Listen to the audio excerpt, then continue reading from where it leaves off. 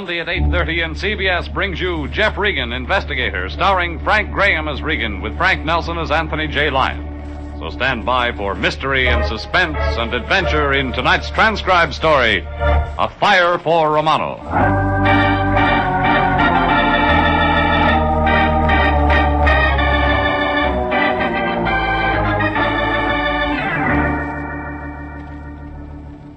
It started with a little man with deep wrinkles in his forehead and troubles on his mind. Then there was a kid traveling fast in a hot rod. And then there were two women. One who didn't deserve to die, but did. And another one who did deserve to die, but didn't. It was a sunny, healthy Chamber of Commerce Tuesday that I wandered into my boss, the Lyon's office. Got a surprise. No Anthony J. Lyon. Then I remembered he was on vacation. Yeah, this made it look like an even sunnier, healthier Tuesday. See, the beach or the track or... That was before the door opened right behind me. And the aforementioned little man with wrinkles walked in. Mr. Regan? Huh? You are Mr. Regan, the detective? Yeah, I am. Please, Mr. Regan, I need your help. Could you help me? I'm afraid I didn't get your name. I am Romano. Elio Romano. Well, sit down, Mr. Romano. Thank you.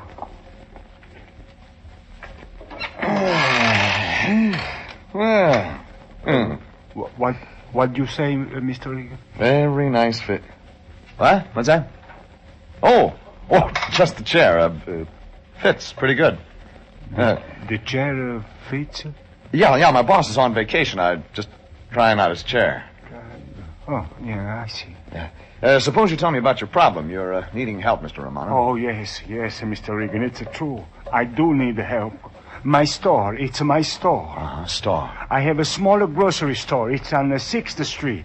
It's my own little store, and I'm very Romano, proud. What about the store? Oh, such a nice little place where people may buy food. We got everything, my Maria and I. We are the proprietors of this store.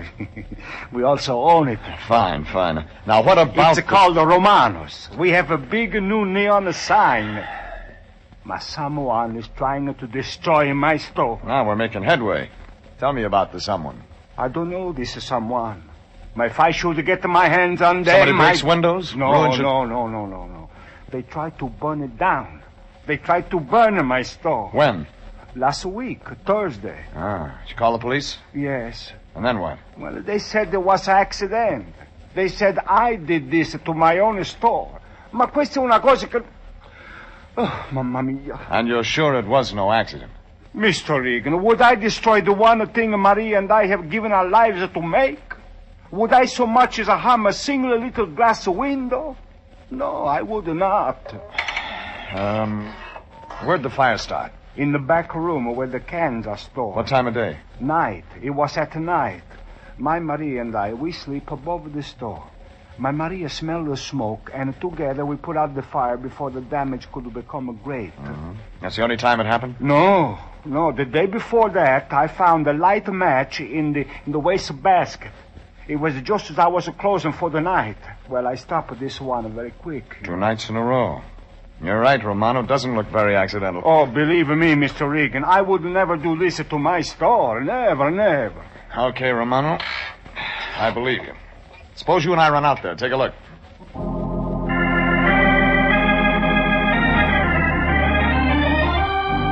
The little man with the wrinkled brow got in the car beside me, and we drove out 6th Street, past Alvarado, past Union. We parked in front of a small grocery store with a big neon sign over the door. The sign said very proudly, Romano's. And my client, Romano, glanced at it, nodded approvingly, and we walked in. Elio, you back safely. That foolish woman. Of course I'm back safely. And this is Mr. Regan, the detective. See. Mr. Regan, my wife, Maria. A very foolish woman. Elio, twice said is too much. How do you do, Miss Romano? What a pig of a husband. If you worry about him and he says so, he call you foolish. If you do not worry about him, he say you don't care. Maria, Mr. Regan is going to help us. He promised he will help us. You told him everything, Elio. Maria, please. Everything, Elio. You promised me you would tell Mr. Regan everything. See. Well? Suppose you tell me, Mrs. Romano. See, Maria. Suppose you tell me. Elio, Mr. Regan, in the first place, you must know that we do not have much money. See, very little, Mr. Regan. In the second place, you must know we do not have many friends. See, very few. Now, we'll work out the money later, Miss Romano. Tell me about the friends now. Maria, tell me. We believe certain things, Mr. Regan. We run our business our own way, and no one can tell us otherwise. We believe in being our own boss. Mm-hmm. That's why you have very few friends? See, that is why. Mr. Regan, please, come with me. Right away, I'll show you where the fires start. Please, come with me. Romano led me into a small back room behind the counter. There were shelves filled with canned goods and paper cartons. He showed me the wastepaper basket near the door. Easy to toss a match in through the window above it that opened onto the alley. There were a few charred pieces of wood here and there, but very little damage had been done. Still, if everything Romano said were true, it didn't look like an accident. It was while he was pointing out the burnt wood that a customer came in the front door. I moved over toward the doorway and listened. Well, we'll see about that when I tell my neighbors. It was then that things began to get interesting. I looked out. Plump, smug-looking woman, carrying a heavy purse, her eyes glaring behind rimless glasses. That's your idea, eh? To force as many people in here as you can?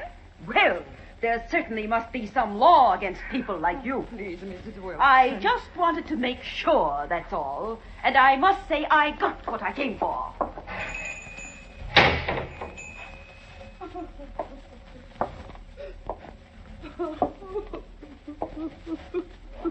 What was that all about, Mrs. Romano?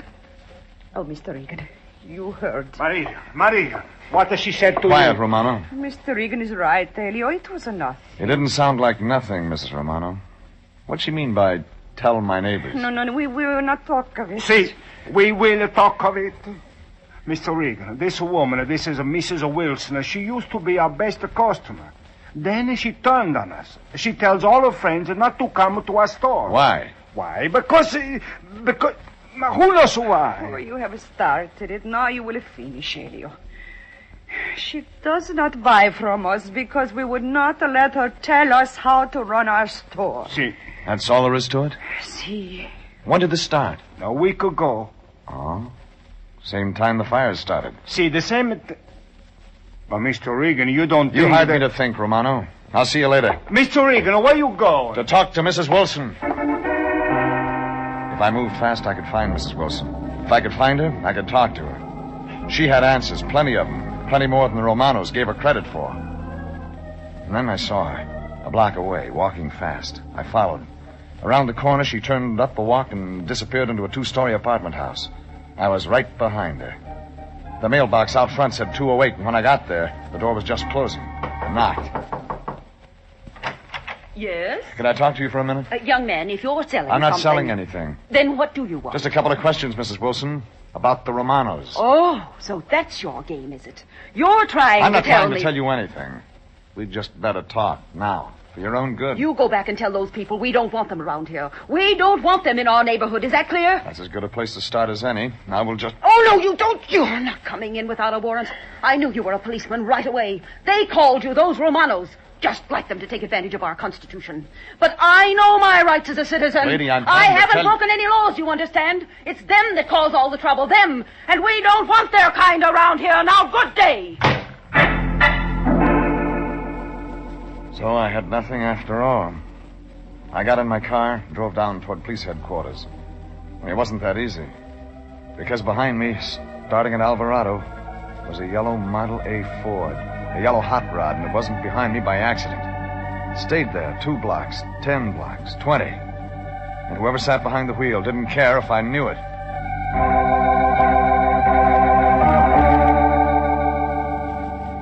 He stayed that way until we reached a block without traffic, and then suddenly the yellow car gunned up in the rearview mirror. And I could see a young kid hunched angrily over the steering wheel, and there wasn't any doubt about what a kid like that had on his mind or what he was going to do. He moved the car up close, next to mine, and yelled something angry kids yell, and suddenly his yellow coupe shot out ahead and cut into me.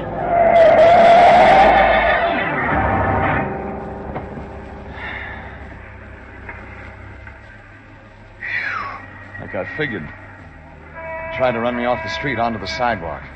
And now the yellow coupe was just a blur in the distance. I pulled out from the curb, eased into gear, and took my time driving to the police station.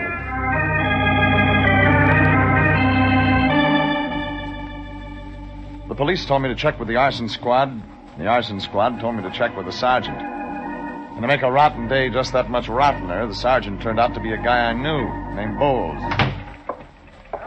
All right, what do you want, Regan? Transferred from homicide, Bowles? I don't need any of your lip today, Regan. I'm busy. What do you want? You handle the Romano investigation? Romano? Who's that? Just a poor guy who happens to own a grocery store. Romano. Yeah, I checked it out last week. Find anything? Sure. Scared little guy ought to watch where he tosses his matches. That's all you could find. When I want your advice, I'll ask for it. Give, Bowles. I'm busy today myself. Times must be tough, Regan? You're taking a fee from a poor... Answer me, Bowles. Okay. The guy had a fire. Know what caused it? Matches. Know the total damage? $10. Now, Regan, if you think we got enough men to stake out a two-bit... Ever hear of putting out a fire before it starts, Bowles? You wouldn't have heard that. I told you we haven't got enough men, Regan. Sure, we'd like to prevent it. Okay. But you need men, Regan. We haven't got them. Okay, Bowles. What have you got? There's no evidence of outside work. Meaning what?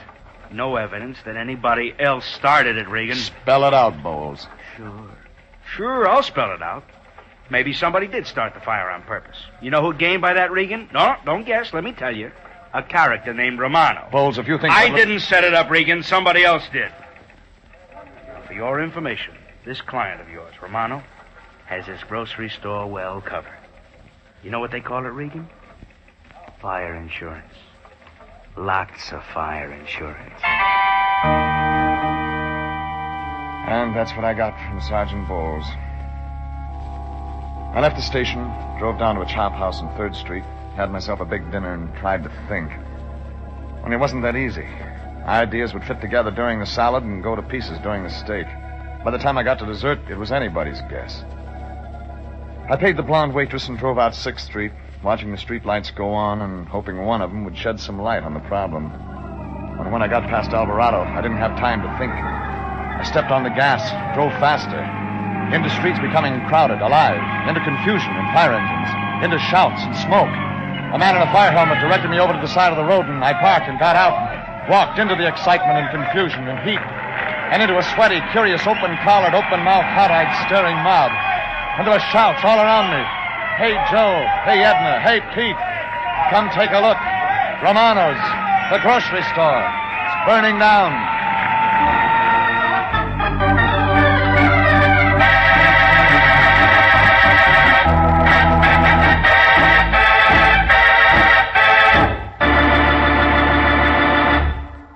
This is CBS, and you are listening to tonight's adventure with Jeff Regan, investigator, entitled A Fire for Romano.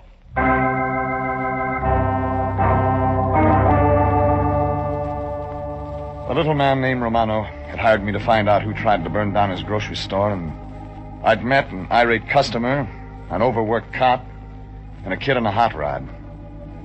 Now I was back on 6th Street, back at Romano's little store.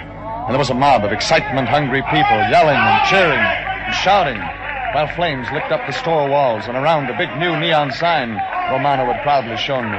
And I was moving into the mob, trying to get closer, when a big burly man covered with soot and sweat shoved me aside. Here, stand back, will you please, mister? Have you seen the owner? Too many people to see anything, mister. Out of my way.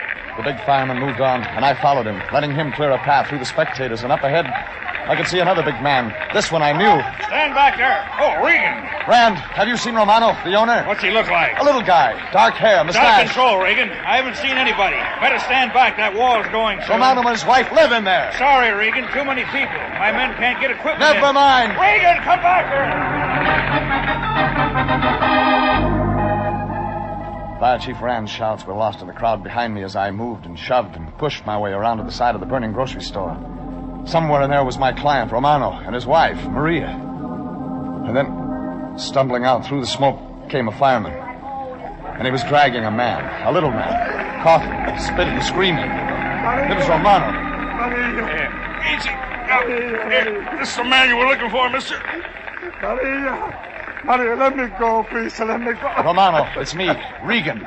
Let me go in the name of God. Please let me go, Maria. I must get to my Maria. You take him, mister. I'll go back for her. Right, I got him. Mr. Regan, where is she? They left my Maria. Take it easy, Romano. They'll get Maria. They must have saved her. I'm going to get to Maria. I'm going to get...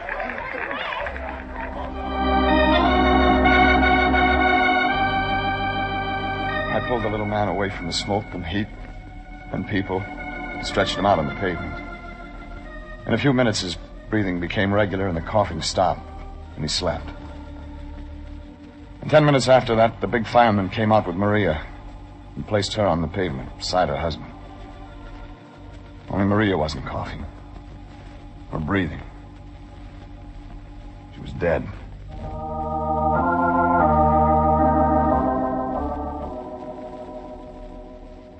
The ambulance took Maria and Romano away. The fire hissed steam where the firemen's hoses poured gallons of water. And soon even the crowd had lost interest. And only the hissing steam and smoke filled the cavity that had been Romano's grocery store. Fire Chief Rand came over to me. Did you find him, Regan, that man you were looking for? Yeah, Rand. I found him. He okay? Yeah. Yeah, he'll be all right. Not his wife. Oh, sorry to hear that, Regan.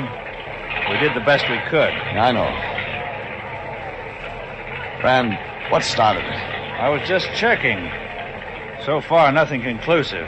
You think it was an accident? No. Went too fast. This one was planned, Regan. Pyromaniac, huh? I'm not too sure. The nuts usually stick around. Watch it. They get their kicks that way. Check the crowds? We always check the crowd. Nothing certain yet. Okay, Rand. Thanks. Regan, when you see Romano, tell him we did our best.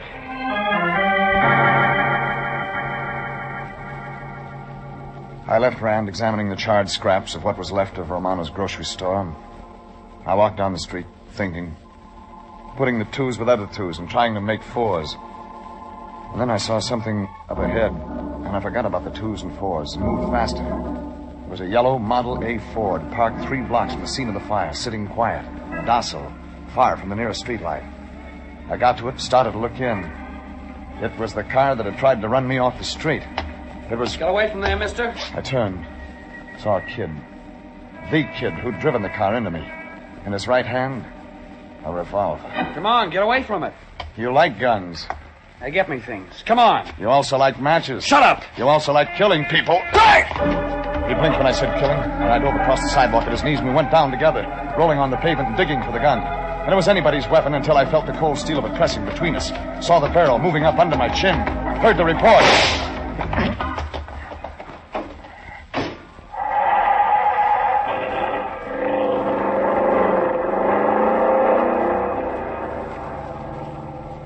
Kid was gone.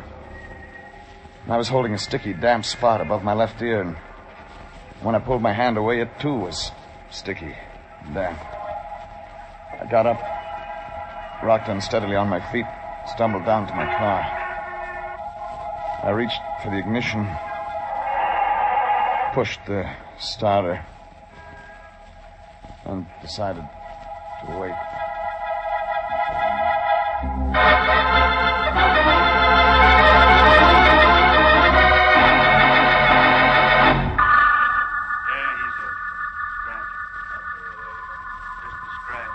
Voices and faces, and voices and lights, and a big blank wall to stare at. I waited, not being sure, and then I opened my eyes, and the blank wall was the ceiling, and the face was Sergeant Bowles. Who said it was just a scratch? Lay down. What's going on around here? Said lay down. You want to hurt something or something? Bowles, your humor stinks. Where are we? Georgia Street receiving. Huh? Only why Rand had bothered. Rand brought me here. He found you in your car. You were out. Way out. Romano.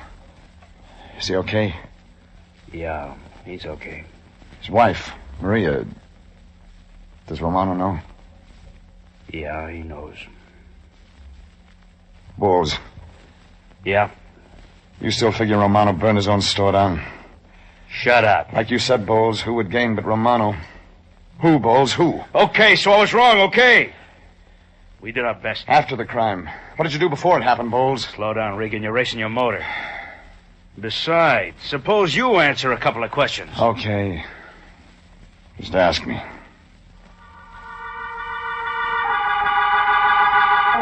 Bowles asked me, and I told him. And he folded his notebook and he walked out.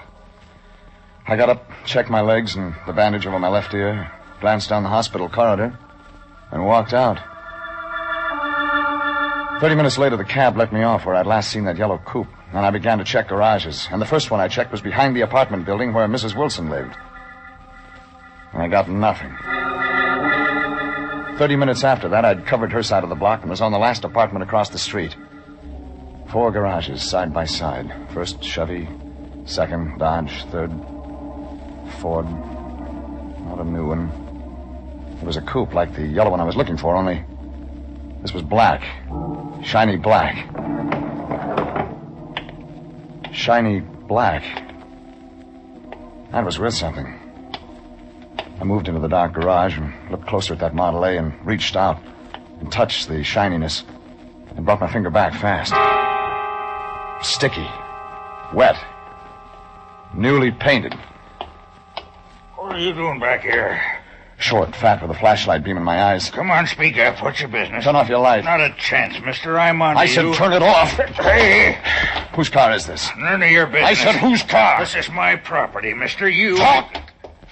It ain't my place to give out information on my tenants. Oh, the owner lives in your apartment? Well, Does he? Well, I rent that garage, mister. $5 a month. But the guy who owns the car doesn't live here? It ain't no guy, mister.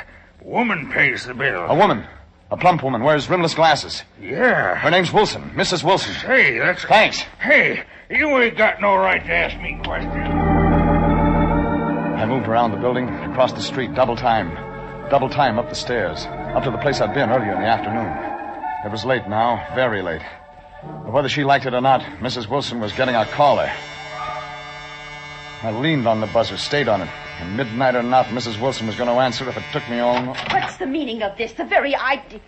Oh, it's you. Well, see here. I'm coming in, Mrs. Wilson. I won't have this, you. I'm calling the manager. That's what I'm going to do. I'm coming in, Mrs. Wilson. You policemen have no right to disturb peace-loving citizens. I'm not the police, Mrs. Wilson. You're not the police? Well, in that case, Not this time. Get out of my house, do you hear? Get out of Shut my... up.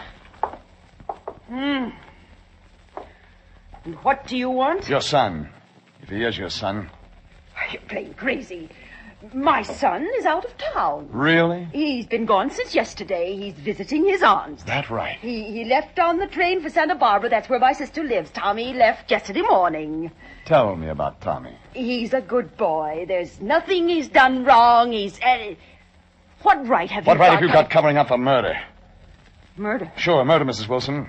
When your kid set fire to Romano's store, somebody was killed. The law can call that manslaughter, Mrs. Wilson, but you and I know it's murder. You're lying. You're making Why, up. Mrs. Wilson? That's all I want to know. Why? Why did you knowingly let your kid set fire to that store? What kind of a distorted brain... You shut up! What those people got, they deserved. We don't want their kind in this neighborhood. We've got our rights. Who's we? Citizens. Real American citizens. Oh, Romano's not, is that it? There's no place here I for think such... I'll just look around, Mrs. Wilson. Where are you going? Look around. Something brought this business to a boil. You stay out of there! Ah, I wasn't going in. But since you made a point of it... Kitchen. You get out of here. Now, why would you care if I looked in your kitchen, Mrs. Wilson? Interesting. Very interesting. You've got no right to come in here and... Sugar, soap, lots of it. Let's see. Say about 24 cans of coffee. A couple of cases of soap. And there's a sugar there. I paid for it. It's my right to buy what I want. Romano can't tell me what I'm supposed... Romano tried to tell you how much you could buy. No dirty, filthy foreigner is going to tell me what I That's can... right. You're an American. A real patriotic American. Right. The Constitution says you've got a right to buy as much as you want any time you want. You've got your rights. Remember you telling me that. So I'll thank you to keep your nose Your out of kind my belongs business. behind bars, Mrs. Wilson. What? Your kind can't eat off the same table with the Romanos. Your kind belongs out back in the pig pen, where you can wallow in your soap and coffee and sugar and greed. How dare you? Get back with the pigs, Mrs. Wilson. Somebody left a loophole in the Constitution. Why? Stand right where you are, mister. Well, that makes it complete. Oh, Tommy. Oh, my Tommy. I thought I stopped you once, mister. Oh, he said such horrible things, Tommy. He said such terrible Now, things. I won't be saying much when I get through with him. When you get through with what? Oh. Haven't you killed enough for one night? Killed? Mrs. Romano's dead. Dead from the smoke and flames and hate your mother cooked up. Oh, no. I wasn't going to kill her. Sure, just a little fire. Burn them out of the neighborhood. It's your mother's idea. Oh, Tommy, don't let him talk to me that Sure, way. they always start that way. Just a little hate. But it builds, doesn't it, kid? Starts with a fist, ends up with guns, lots of them. Tommy. I didn't mean... Go on, shoot, kid. Make the neighborhood safe for Americans. Your mother's kind of Americans. Kind that breeds hate and greed and gets fat doing it. Tommy, make him stop. Shoot, kid. Go ahead, prove she's right. That you can kill because you're special like she is. Tommy! Give me that gun.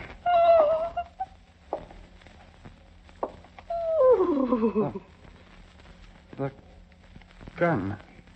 The gun. Thanks. There must be something in the Constitution that fits you, Mrs. Wilson.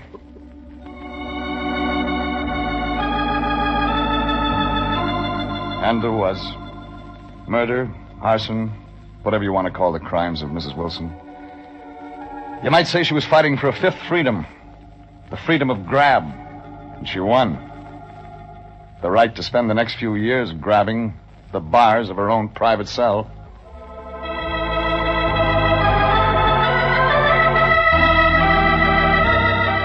The next morning, I checked in down at the office of my boss, Anthony J. Lyon. Empty. Anthony J. on vacation. Way up in the mountains, breathing fresh air, living the hard, rugged life. Fishing, hunting, getting next to nature. And doing good. Thought about that as I sat down in his big swivel chair. Anthony J. Lyon, Detective Bureau. Regan speaking. I have a long-distance call for a Mr. Jeffrey Regan from Mr. Lyon in Mammoth Lakes, California. Okay, I'm Regan. The call is collect. Will you accept the charges? What else? Okay, operator. Jeffrey! Is that you, Jeffrey? Ah, Lyon, how's the fishing? What's that? Oh, terrible connection. I can't hear a thing. I said, how's the fishing? Fishing? Oh, yes, fine, wonderful. Spend every minute out on the lake, open air, exercise. Just a minute, Jeffrey. Certainly I'm in for $5. Deal, Charlie. Yes, really roughing it, Jeffrey. Yeah, I can tell. Yes, generally fine weather. Just what I needed. All this outdoor exercise. Pardon me, Jeffrey. These fishermen keep asking advice. I've got aces over queens. Sorry, gentlemen. My part again. That's why I called you, Jeffrey. Fish biting that good, huh? Biting? I've never seen so many suckers, fish in my life. You practically have to fight them off. Jeffrey, this exercise is doing me so much good. Yeah, Lyon. Do you mind if I stay another week?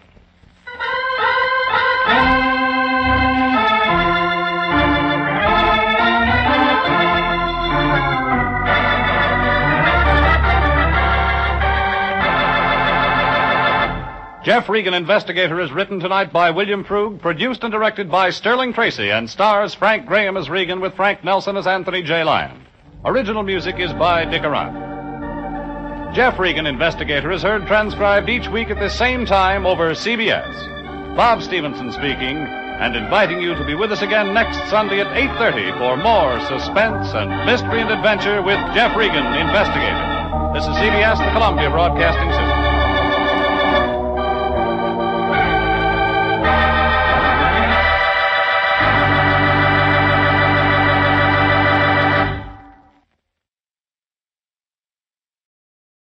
The Adventures of Michael Shayne, Private Detective.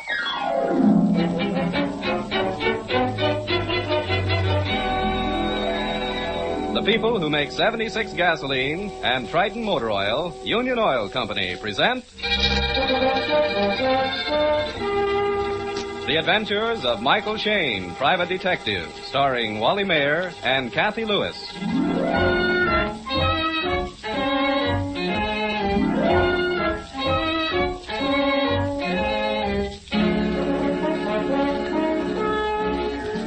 Anything can happen in San Francisco. Well, almost anything. And when it happens, you usually find Michael Shayne, private detective, somewhere around. That's why Mike and Phyllis Knight, his observant and easy-on-the-eye assistant, are locking the office at 9 a.m. and heading for the nearest corner to join Inspector Faraday on what the inspector describes as a wild goose chase, or, as Phyllis more aptly puts it, a junket on office time. It seems there are pirates in San Francisco Bay.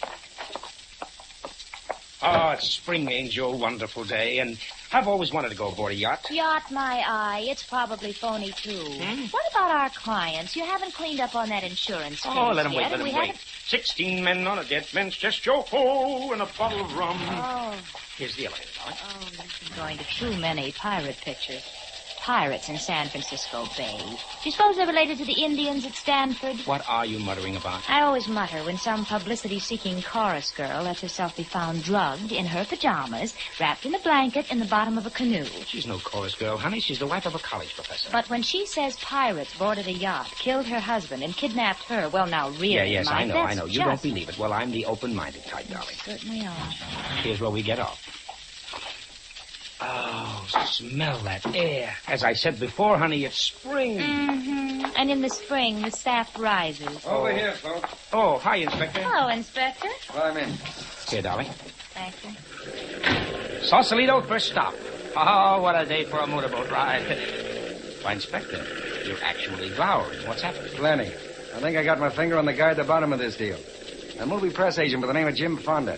And never that guy pulling his Hollywood shenanigans in my town. Why, Inspector, no pirates. Oh, plenty of them, Phil. Too many of them. A whole brig full. There's 200 of them. What? You've already got 200 pirates in jail? Holy smoke. A brigantine is a pirate vessel, Mike. Huh? Right, Inspector? Right, Phyllis. They might as well be in jail. For that anchor doesn't budge until I give the word. Lafitte's men, I suppose, from around the Horn. No, nothing so romantic, my dear. They're Captain Kidd's men from Central Casting in Hollywood. There's a movie company aboard the ship, and they're getting ready to sail down the coast on location when I climb down. Oh, aren't you a bit rough on them, Inspector? After all, press agents have to have their fun. Or do you know something I don't know? No, not a thing, Mike. I guess I lost my sense of humor. Hollywood had its laugh this morning. Now I'm going to have mine. Huh? You know, they have to pay those pirates every day, you know. Yeah, I get it. Investigations, questions, delays. Well, where do we go first, the pirate ship or the yacht? The yacht. Maybe Professor Porter will be there himself, if he isn't still playing dead. Where's the wife? She'll be there, too. And so will Jim Fonda, or I'll fire every detective on my staff. Well, that might not be a bad idea. Save the sarcasm, Mike. Tony fool. Well, there's the yacht. Oh, that's beautiful. Wow. There's nothing phony about this baby. She's big enough to go to sea. Yeah, but she hasn't been away from that dock site since the professor bought her. Hey, this doesn't look like a college professor's layout. A nice, tidy little investment there. Yeah, teaching's a sideline with Professor Porter. They tell me he's got oil wells working for him. If that's Annabelle, his wife, coming out to welcome us, they better be gushers. She looks very expensive. Inspector Faraday? Yes? Oh, and this is Michael Shayne and Phyllis Knight, Mrs. Porter. How do you do? Good morning. How do you do? Please come into the lounge. Thank you. I'm a courteous man, Mrs. Porter, but I haven't time for courtesy this morning. I can't understand why an apparently sane woman would expect us to believe such a story. Do you mind if we stroll around, Mrs. Porter? I've never been on a yacht before. Yes, certainly. And now, Inspector, would you please explain why you docked? Big-hearted Mike. He just can't bear to hear a beautiful redhead bawled out, so he takes the powder. Oh, look, Angel, this doesn't add up. You don't plot publicity gags in a playhouse like this one. Huh? You've seen something, Mike. Or maybe it was just one look at the redhead. I guess this is the master's stateroom. 2 beds. What are you doing? The one bed layouts in the guest cabin. Mike, what did you see? Huh? Oh, just Mrs. Porter. She used to be Annabelle Armstrong in the movies. Well, so what? Hey, now it's my turn. I spy something beginning with the letter P. Give you one guess. Pills in a blue bottle by the bed. Oh, think I'll have a look. Mike, this entire bottle wouldn't put a child to sleep. Let me see it, honey. Oh, it doesn't spell anything backwards. It spells something for me. These pills prove Annabelle went canoe riding with her eyes open. Ow! What'd you expect to find in the closet, pirates? Oh, that bag that hit my foot felt like it was packed. Hey, it is. And so's this one. Everything for a nice long trip. You know, I could take a honeymoon with this bag. Say, the professor's a snappy dresser. Oh, Just fine. look at this sport coat. Come on, Mike. Let's quit playing house. I want to watch Annabelle act. Okay. I might have known how it would turn out when I brought you along, Mike. Why, what's up, Inspector? It's murder, my boy. While we're playing houseboat. So her story stood up. I'm buying it up to here. Well, I haven't heard it, but I think I'll shop around. Well, Fonda's the guy, all right. I just telephoned a general alarm. Ought to pick him up any minute. You telephone? Yeah, there's a phone. The yacht's permanently tied up to the pier. I also sent for Porter's secretary. He may have some information. Inspector, do you mind bringing us up to date? We've been sightseeing. Well, Mike, here's the story. Jim Fonda is Porter's nephew. Yeah? Sort of a family black sheep. He's been causing trouble. Everything from forgery to some sort of blackmail. Uh-huh. Well, it seems Fonda headed for the professor's home as soon as he hit town. The professor's secretary sent him to the yacht. That'd be yesterday afternoon. There was a row. Porter threatened to send Fonda to jail and shoved him off the boat. Yeah? Fonda yelled he'd be back and told Porter he'd better have it ready. Mrs. Porter thinks he meant a sum of money. Maybe the Secretary Taylor can clear that point. Uh-huh. But where do the pirates come in? Well, I'm coming to that. I'll tell you, Mike. After Fonda left, Mrs. Porter developed a headache. That night she couldn't sleep. The professor went into the lounge to read, and Mrs. Porter took 2 sleeping pills. 3, my dear. Mrs. Porter took 3 sleeping pills. Later, she was aroused by loud voices, and then a big, burly pirate with a red beard leaned over the bunk. I believe his beard was black this night. Oh, yes. The light was on. No, the cabin was dark. This man, dressed like a pirate, seized me, threw a blanket over me, and carried me to the canoe. It was one we kept tied to the yacht. There was a body wrapped in a blanket on the bottom.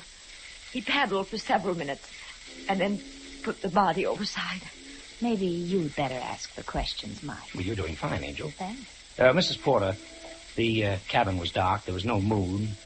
How did you know the man was dressed like a pirate? He struck several matches. Oh? Yes, he was smoking a pipe. I see. And why are you so sure that this man dressed as a pirate was Jim Fonda? I knew Jim. He was publicity man on one of my pictures. Oh, maybe I should explain. I'm Annabelle... Oh, not at all. I recognized Annabelle Armstrong the moment I came aboard. Thank you. Well, Jim Fonda had 2 peculiarities. His eyebrows were highly arched, and his left eye twitched. I recognized him despite his disguise the first time he lighted a match. Did he know you had recognized him? I'm not sure. He might have worn the pirate costume as a prank. Jim had an odd sense of humor. I believe he intended taking me with him. He tried to arouse me when he landed the canoe. I was too heavy to carry far. Those sleeping tablets must have been pretty powerful. Mr. Shayne, those tablets are a mild, harmless sort. I was wide awake. Limp from fright at first, and then I acted. Don't forget, I used to be an actress. Why did you stay in the canoe after he left you? Well, I yelled my head off, and nobody came. It was dark, and, well, I was afraid I'd fall into the water. I can't swim. Well, that's sensible. Do you think you could locate the spot where your husband's body was dropped into the water? I pointed out the spot when the police brought me to the yacht this morning. That's right, Mike. We've had men grappling for the body all morning. There's no current and the water's quiet, so we ought to bring it up. Oh, that's the police launch. We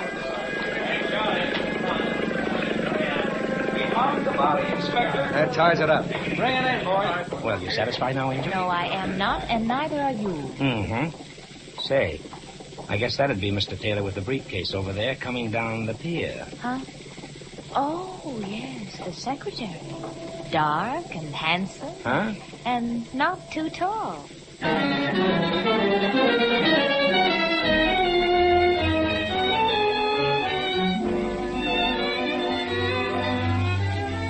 In just a moment, we'll rejoin Mike Shayne and Phyllis Knight in their adventures. Probably no other possession you may have requires the attention and constant care that your automobile does. The hundreds of bearings and precision gears in a car need continual protection against rust, friction, heat, and abrasion. That is why regular stop-wear lubrication is so vital to the condition of your car.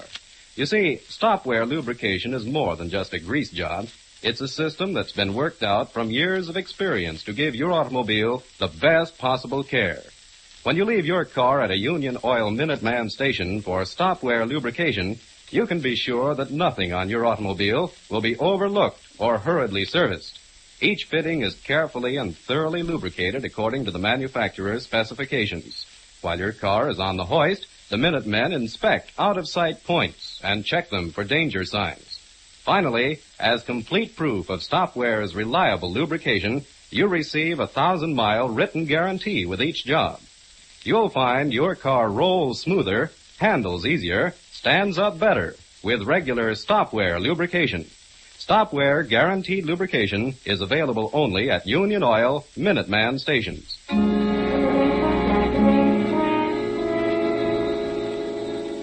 Professor Porter's body has been recovered from the bay, and Inspector Faraday is hurrying to meet the launch at the end of the pier.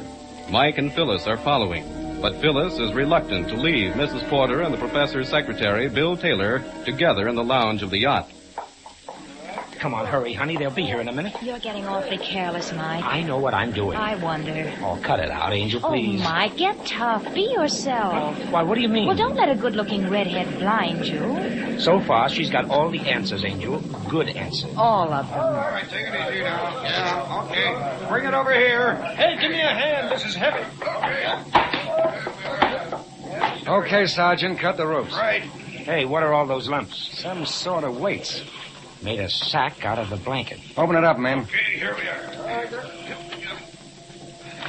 Holy jumping catfish. Well, I'll be... I knew they were heavy reading, but I never thought of them as weights.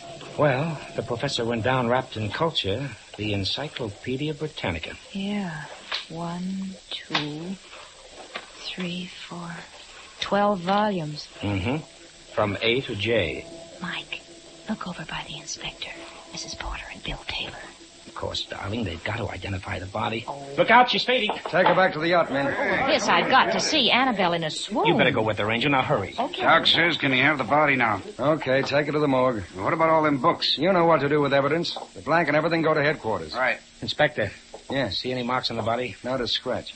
Hey, where's Porter's secretary? Right here, Inspector. Bill Taylor. Does Jim Fonda strike you as the sort of fellow who'd pull a job like this?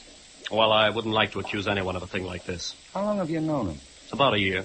Ever since I've been with Professor Porter. Shall we return to the yacht? I'm afraid Mrs. Porter's ill. We can talk here. Miss Knight will look after her.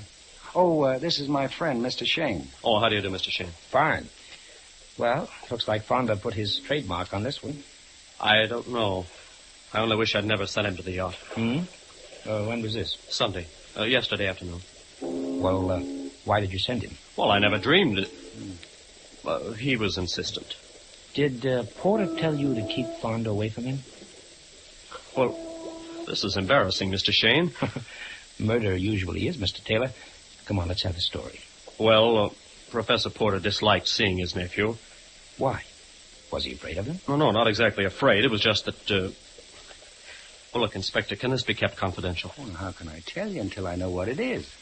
Well, a good many years ago, Professor Porter was involved in a rather nasty divorce case. Well, nothing like that stand up. His past is clean. Maybe he took on a new identity, Inspector. It's been done, you know. Yes. Professor Porter did take a new name and arranged an entirely different past. You see, Professor Porter was William Steele. Hey, wait a minute. I remember that case. Back on Long Island. I don't know a great deal about it, however. But Fonda did, huh? And made the most of it. Well, I'm not sure, Mr. Shayne. But you see, I took care of Professor Porter's bank account, and he gave his nephew large sums of money. How much does Mrs. Porter know about this? I don't believe she knows anything about the divorce. But she knew Fonda had something on her husband? I suspect she did. She knew about the money because she spoke to me about it. Mm-hmm. How often has Fonda been tapping the professor? Almost every month. This was his second trip this month. Speaking of trips, where were you going on your vacation? My vacation? Oh, you found my bag. What's this about a bag, Mike? I found 2 bags fully packed in a closet. One belonged to you, Mr. Taylor, I believe. And the other one? To Mrs. Porter. Oh, well, that's easy to explain. You see, the professor sold the yacht, and I was moving my personal possessions. I presume that Mrs. Porter had the same thing in mind. What about Professor Porter? Well, he always put things off until the last moment. Meaning? Well, the moving van isn't due until tonight. All right, Mike, that explains the bags. Now, let's get back to my office. I want Fonda. And I'd like to see how Mrs. Porter's feeling. All right, go ahead. The coroner's inquest hasn't been set, but I want to see you and Mrs. Porter tomorrow morning. Okay, we'll be at Mrs. Porter's home. Come Huh? Michael. Yes, Angel? Now I've seen everything. How is Mrs. Porter? Oh, she's beautiful, but bereaved. She's repairing her makeup. Come on, I want to get to my office. Mike, did you ask Mr. Taylor about the bags? Yes, Angel, yes. But he knows the answer.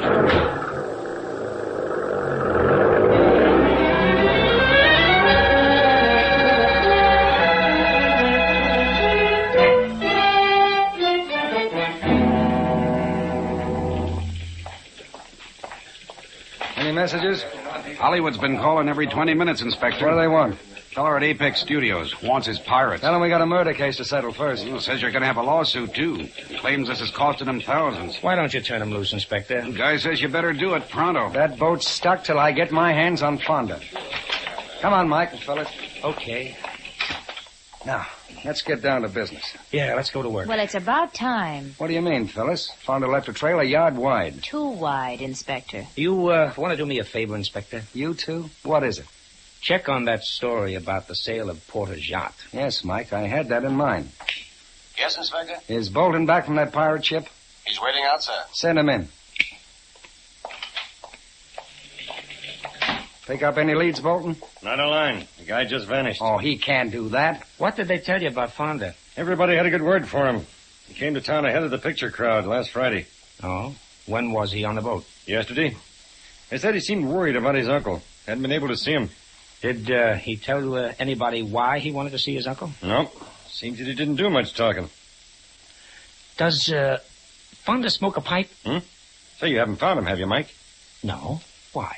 The pipe's a part of the description they gave me. Mm-hmm. Left eye twitches, too. You must know the guy. No, just the woman he kidnapped. Well, he can't get out of town. Must be holed up somewhere. You searched the boat? Yeah. Even turned up some girl pirates. Any pirate costumes missing? Wardrobe man says they're all there. Well, how about the odd parts? Wigs, scarves? I thought of that. Could be. But it'd take a week to check. Okay, take a week, but check it. Okay. Hello? That Hollywood guy's on the wire, crying. Tell him I got a murder in my hands. The boat stays here. Fonda's not on that boat, Inspector. His friends are. Get back to that boat. Yeah, if I stay out there any longer, I'll turn pirate myself. Got any ideas, Mike? Well, I'd like to know about, About that Porter yacht, Inspector. Yes? Professor sold it all right. That satisfy you, Mike? Well, that cooks one idea, anyhow. I've got an idea, Inspector. Let's have it, Phil. Remember when lovely Annabelle was giving us Act 2? Oh, let's don't be catty, Angel. You be quiet. I know when you're getting ready to spring something. I wish I knew as much. All right, Smarty. Well, Mrs. Porter spoke of Jim Fonda in the past tense. A natural reaction. Probably glad to have him out of her life. Oh, you don't. Just heard from the coroner's office, Inspector. When's the inquest? Tomorrow. Funny thing, What's that? Doc says Porter's been in the water 2 or 3 days. Did you hear that, Mike? Well, that knocks the whole case into a cocked hat. But Mrs. Porter said it happened last night. Well, maybe she'll know the answer to this one. Maybe I know the answers. What? Remember when we went through the staterooms on the yacht? Yeah, you admired the beds. Uh-huh. There were 2 in the stateroom and 1 in the guest cabin. Yeah, they'd all been slept in. Maybe yes, maybe no. But there was something missing. Hey, I remember. The blankets. Now you're cooking. Look, this is no time for guessing games, Mike. Let him alone. I thought he never would wake up. 1 blanket to wrap the professor in, 1 for his wife for a canoe ride. Yeah. That makes 2 blankets. Where's the third one? Maybe it was for Fonda. You're wrong, Mike. And about encyclopedias? 20 volumes to the set, covering everything from A to Z. Right, Angel, right. Where's the other 8 volumes? Porter was dumped overboard with A to J. And you think K to Z are with Fonda? Say, anybody on the yacht with that dame? Oh, Taylor's where the she'll keep. Well, Fonda didn't keep very well. Well, maybe I left her uncovered so she'd lead us to Fonda. I've got a different slant, Inspector. The only place Annabelle will lead you is astray. I guess we better get back to the yacht. If you're still looking for Fonda, we'd better go. I doubt if there's anyone else there. All right, let's go. Fonda's the lad I'm still looking for. Then you better take along the boys with the long-handled rakes, Inspector.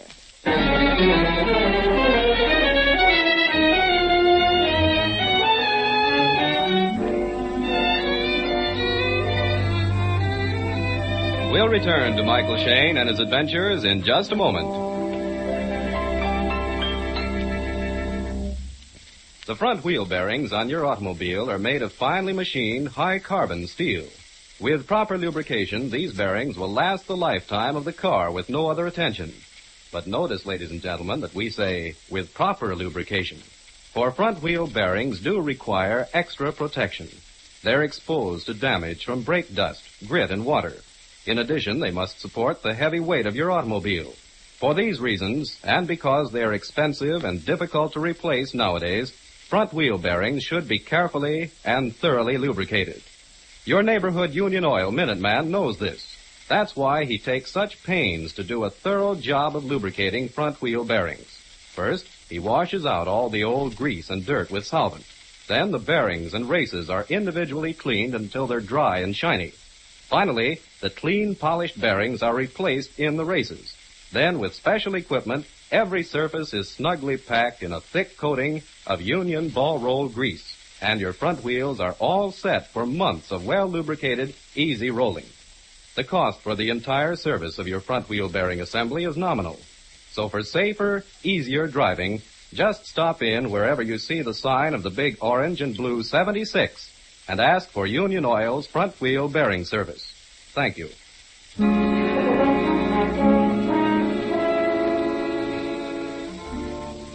Mike, Phyllis, and Inspector Faraday are back at the yacht. A crew with grappling hooks is just arriving.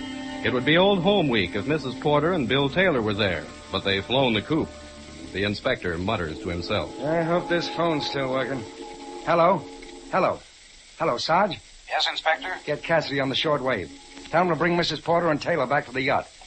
So, you did have them tailed. How do you think I keep my job, Mike? Mike, you were right about the blankets, and the bags are gone, too. Sure they're gone. Taylor told us they were moving into town. And here's where the encyclopedia set came from. Where is it? An empty shelf, and I never even noticed. Say, let's go out on deck and see if they fished up anything, huh? All right. Hey, fellas, have you found anything? 2 tire cases and a couple of pairs of old shoes. Well, keep on raking. Try up forward. Okay. It's beginning to add up, all right. Yeah, sure it adds up. Fonda gets into town, goes to see Uncle Porter. And tries to pick up $5,000. No. I'm not buying the blackmail scenario. Why, Mike? Too well planted like the rest of the deal. Anyhow, a crook working a blackmail racket doesn't have to work as a press agent. Okay, so Fonda goes to see Porter. And Porter isn't in sight. Annabelle and Taylor give Fonda a cock and bull story. He gets suspicious and starts checking. Yeah, but where? Around the neighborhood, at the university. And then? Annabelle and Taylor get ideas. Maybe Fonda is the answer to a little job they've already done. You mean Porter's murder? You're on the beam, Inspector. My guess is Fonda stood to get a slice of the professor's estate, a big slice. I'm beginning to like your story. Well, wait a minute. Let me finish it. They decide to knock off Fonda, hang the Porter murder on him, and live happily ever after. Take the whole part, huh?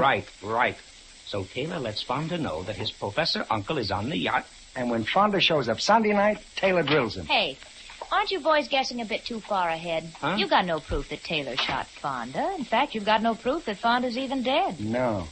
But do you see what I see on that ledge? You mean the lamp? Yes, darling, a lamp. Where it couldn't do anybody any good. No, it's not very ornamental. Okay. Quit being clever. Move it. All right. A bullet hole. Yes, honey, a bullet hole. Not very old either. And since no bullets were used to put the professor out of the way, and Taylor and the professor's wife are still alive... What is it, Sarge? Another bundle, Inspector. Well, Inspector, blanket number 3. Yeah, and the same kind of bulges as the other bundle. Yes, Angel. Encyclopedia Britannica, volumes K to Z.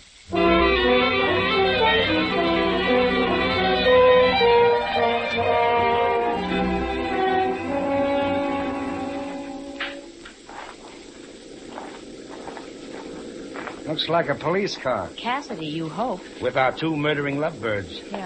Yeah, it's Cassidy, all right.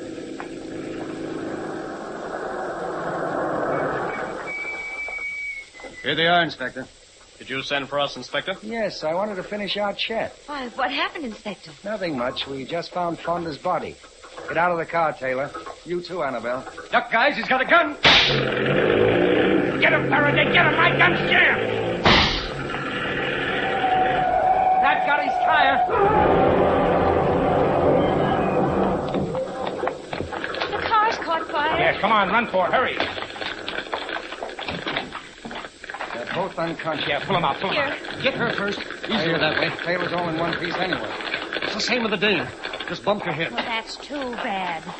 Mike, where are you To going? get the robe out of the car before it's burned. Have you gone crazy? No. Now, here, let's throw this robe over Annabelle. Pull it up over her face. Hey, Taylor's stirring. He's coming out of it. Good. But I can't have Annabelle awake. Maybe I better conquer her. Let me. Wake him up, Inspector. Come on, you get up. Wake him up. Come on. Where am I? You're at the end of the road, fella. Oh, where's Annabelle? Mrs. Porter.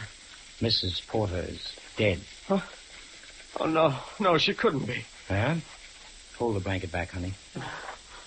Was she dead? I mean... I know exactly what you mean, boy. No, she talked. Talked plenty before she went. You've been out cold for 10 minutes, fella. Come on, you'd better talk fast. I had nothing to do with it. Oh, I helped dispose of the bodies, yes, but she made me. She threatened my life. She acted like a madwoman. I didn't do it. I didn't. Then who did? Annabelle. She poisoned the professor and she shot Fonda. He's lying. Don't believe him. Oh, so you came too, huh? But you said she was dead. You tricked me. Which is nothing compared to what we're going to do to you, both of you. Yes, we tricked you. And you accused her of murder. Now it's her turn. Where did he hide the gun? At my apartment. Oh, you fool. If you'd kept your mouth shut. If you both kept your mouths shut, we'd still have caught you. Every clue that you planted, every clue that you thought would point to Fonda was a signpost leading us right to you. I don't want to talk to them anymore, Inspector. How about you? Not me. I've had all I want. Take him away, Cassidy.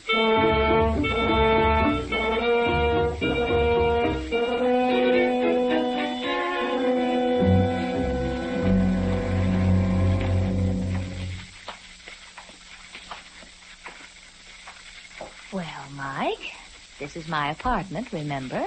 Huh? Oh, yes, Angel, yeah. What are you thinking of, Mike? The redhead? Redhead? Oh, her, no. Oh, no. She did sort of go for it. In a mild sort of way. Not me, honey. I knew she was a phony. Don't give me that. No, look, Angel, look. What do you think I am, a fool? Yes, where blondes and redheads are concerned, yes. Angel, from the word go, I had her tagged. She tried to identify Fonda as the guy who kidnapped her. Well, I know it. Well, could you picture Fonda picking her up, wrapping her in a blanket, carrying her to a canoe, and all the time striking matches to light a pipe he was smoking? Tut, Angel. Well, then why didn't you say so before? Just because you look so cute when you're jealous? Jealous? What? Angel, please, Angel, not here. The neighbors are watching.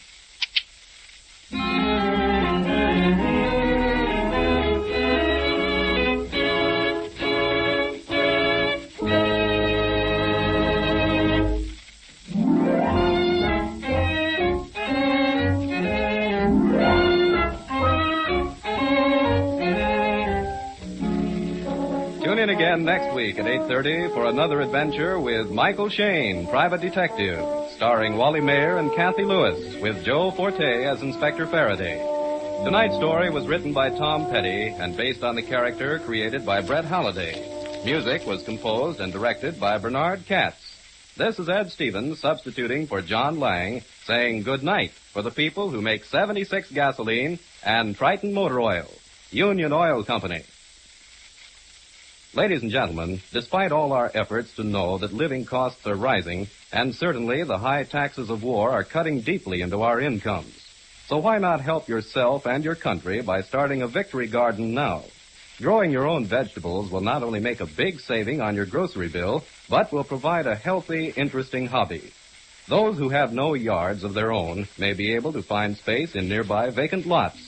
So wherever you live, whatever you do, serve yourself and the nation with a victory garden in 45. This is the Mutual Don Lee Broadcasting System.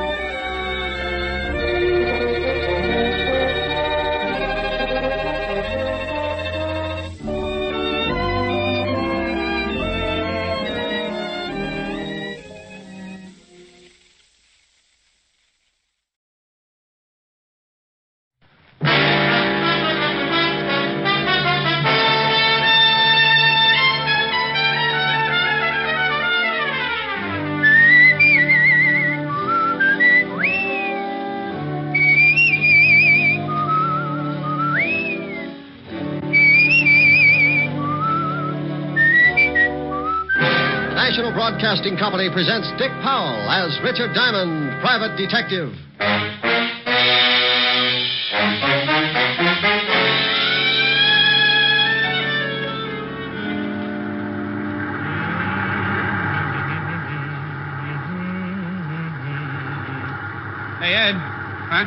Stop the car a second, will you? What for? I thought I saw something lying back there by the road.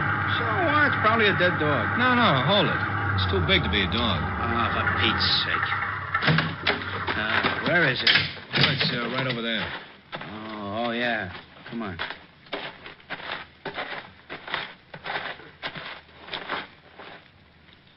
Holy cow. Yeah. She dead? Oh, I think I'm gonna be sick. Me too. Let's go call the cops. Here's another exciting half hour with Richard Diamond, Private Detective, starring Dick Powell.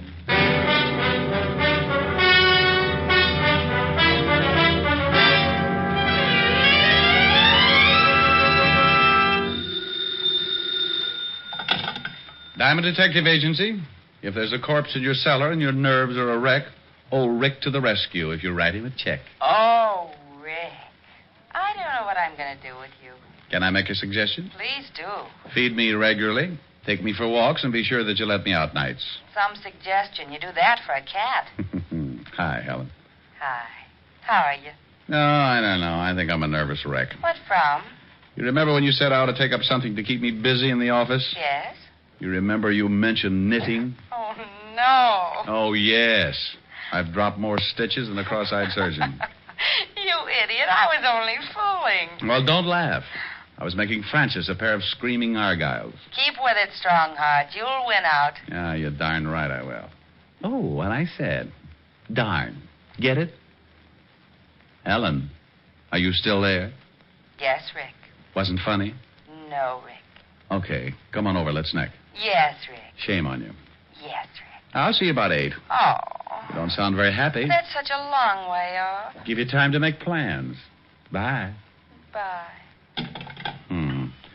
Now, let's see. I gotta take out 1, 2, 3, 5 rows. Yeah, what is it? Rick? Oh, how are you, Walt? Very unhappy. You should see me. I've got to take out 5 whole rows just to pick up one lousy stitch. What? Now, forget it.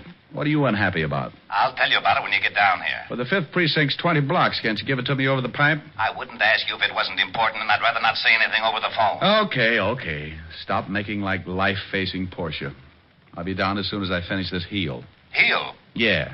If you must know, I've taken up knitting. Coming from you, I am unmoved. I don't care if you're building Sergeant Otis a fur-lined money belt. Get down here as fast as you can. All right, Walt. But you'll be sorry when it starts getting cold again, and I won't knit you a sweater to cover your rural blue bravery. Oh, now you get over here. Bye, Walt. Getting Walt's goat was a sport with me. Whether he'd admit it or not, he got a kick out of it, too.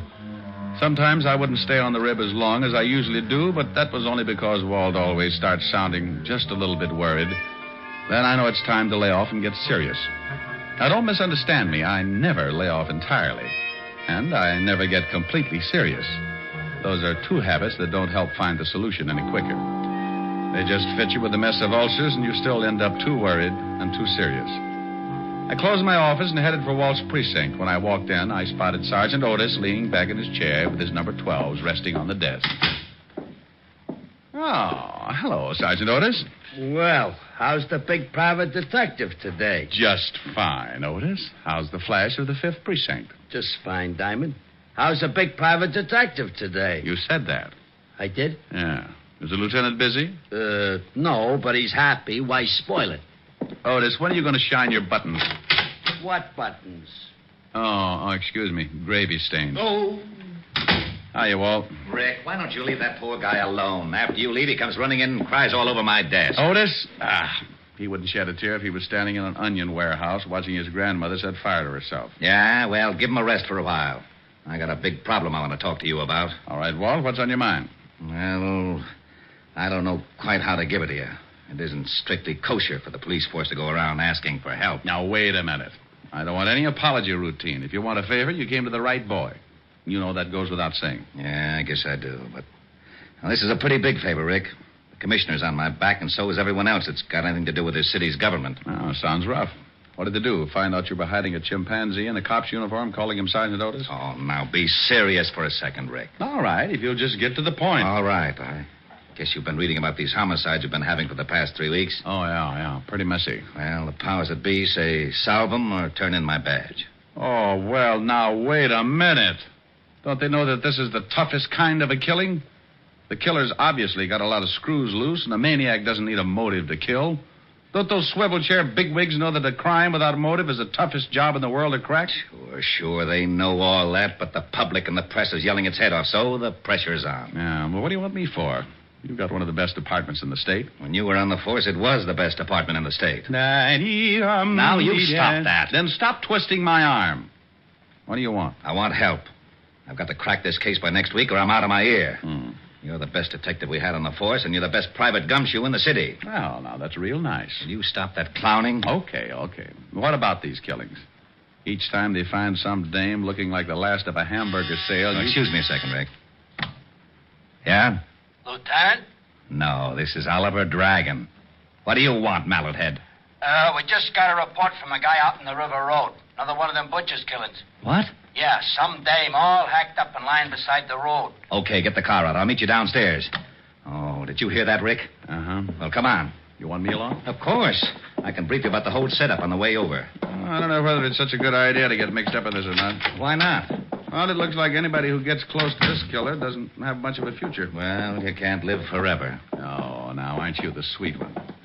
No, that's not what's worrying me. Well, what is that? So when I go out, I want a nice, comfortable place to lie down in.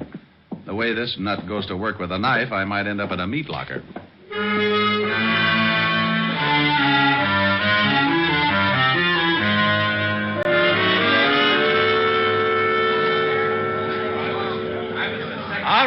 All right, everybody back. Go on through, Lieutenant. Show him your biceps, Otis. You comic. How did all these people get out here? This is 10 miles from anything. Someone must have heard me call the police. When I left the phone booth, the whole crowd followed me out here. Who are you? My name is Ed Cody. Me and my friend here found the body. Where is it? Right over here, Walter. How does it look? The way you thought it would. Now you see what I'm up against, Rick. This is the third killing like this in 3 weeks. Yeah. Oh, I don't feel too good. Let's walk over this way. Yeah. Cody, you and your friend come along. We'll want to ask some questions. Okay, Lieutenant. Well, whoever the guy is that's pulling these murders, he's a complete lunatic. Are they all like that, Walt? You should have seen the last one. Hey, how'd you guys happen to spot the body? Well, I saw it first, and I told Ed here. Yeah. We were just driving along when Mac spotted something lying beside the road. I stopped the car and we got out. When I saw what it was, I left Mac here and went back to town to call you. What's your full name, Mac? McCarthy. John McCarthy. Okay. What are you doing, Rick? Oh, looking at the road. That's your car up there, Cody? It's Max. I was just driving. Now, you went ahead how far before you stopped? Well, about 20 yards. You won't find much, Rick, even if the road is soft. Their car and then the other one would have blocked out the killer's tracks. Hey, maybe he didn't use a car. Maybe he walked her out this way and then killed her. No, this place is 10 miles from anything. He drove all right. And this crowd has ruined any footprints for sure. Oh, here come the boys. Come on, Rick. As soon as they start examining things, we can get back to the station. Yeah, I want to go through the whole file in the last 2 killings. You won't find much. A change of reading never hurt anyone.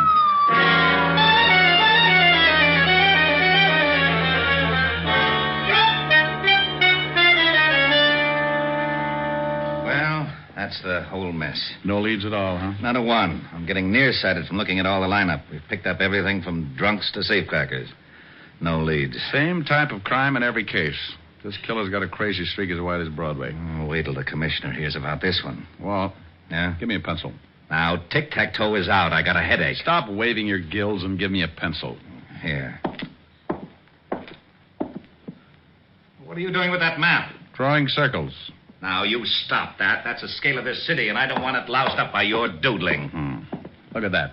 So you make a dandy circle. Well, thanks. What's it for? How should I know? You drew it. Drew what? The circle. Wasn't that a little foolish? Of course it was. That's what I'm yelling about. Well, that's bad for you. What is? Yelling. I know it. I thought you said you didn't know. Know what? About the circle I just drew. What circle? The one on the map. That's what I was yelling about. Well, why? You didn't draw it. I know I didn't. You did. What for? How should I know? You're a policeman. What in blazes has that got to do with it? You were a rookie, weren't you? Of course I was. You worked your way up to sergeant and then head of homicide, didn't you? You know very good and well I did. Wasn't it a little tough? You bet it was. I pounded a beat for 4 long years. I did it by the sweat of my brow. Now, wait a minute. How did we get into this? You asked me about this circle I drew. I did? Yes, Walt, but you didn't know what it was for. Oh, yeah. Well, what is it for? For you. You like it? It's not bad.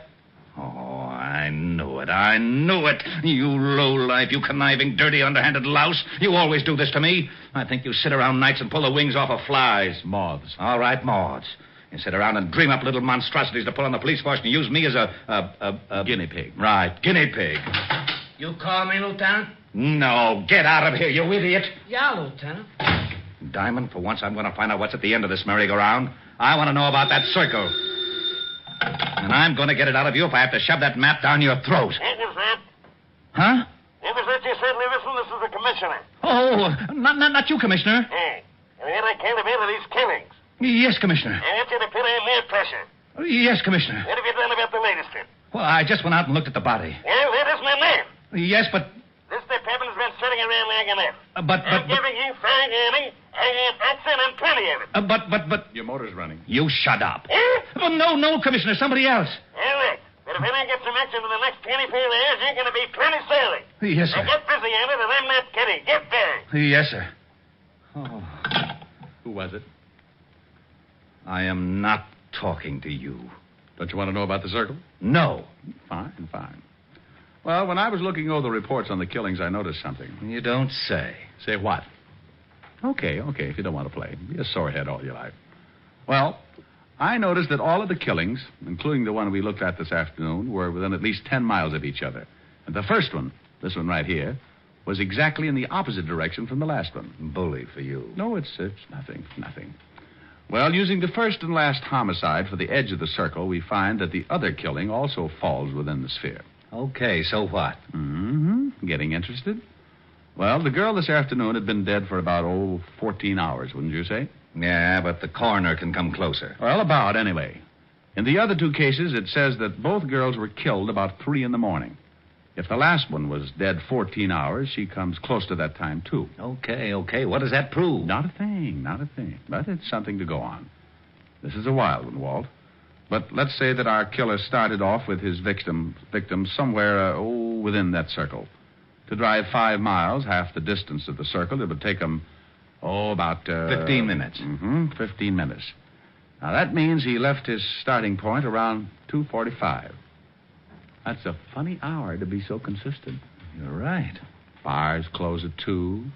45 minutes to talk a dame into a ride. Might be. Well, I'll be darned. I may be all wet. The killer probably started from somewhere outside the circle. But we can start by eliminating the idea of the night spots anyway. Yeah, Lieutenant. Send out a 508 and get everybody in here. I want to check on all the night spots from... 45th Street and Broadway at the center of the circle. From 45th Street and Broadway for 10 miles in every direction. Yeah, Lieutenant. Now, that means cafes, bars, bowling alleys, anything that stays open until 2 or after, and step on it. I hope we're right. So do I. I don't like walking on eggs. Let's sit down. Who knows? You might hatch something.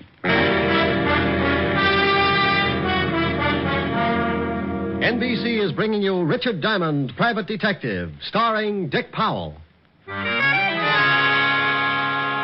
Walt found out the name of the last victim, and the family supplied us with a picture.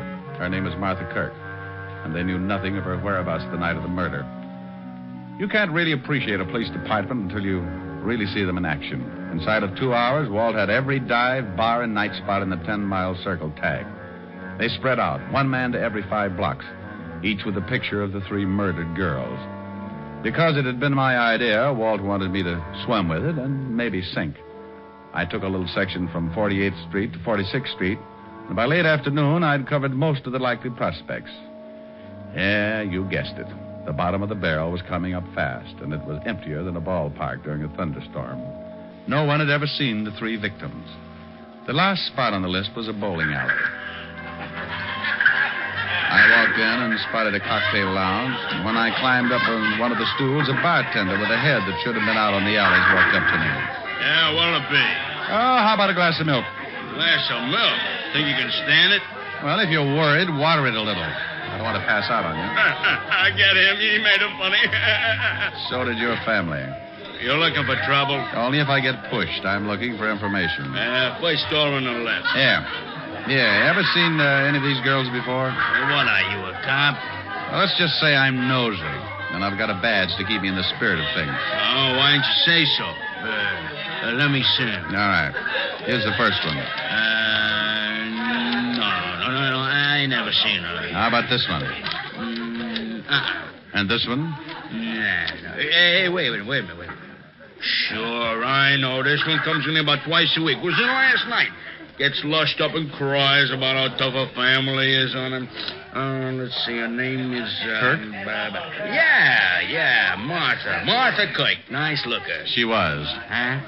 Did she ever come in here with a man? No, but sometimes she leaves with one. Same guy every time? Nah. Do you remember her leaving with a man last night? Hey, yeah. Come to think of it, she did. What time? About 2:15. We stopped serving at 2. Right on the dot, that we do. Oh, that you do, yeah. Okay. Think you'd know the guy if you saw him again? Sure, he comes in a couple times a week, too. I seen him pick up a couple of strays. I guess you call him a wolf. Yeah, with a hatchet. Huh? Forget it. Where's your phone? Right over there. Hey, here, use a slug. It's on the house officer. Thanks.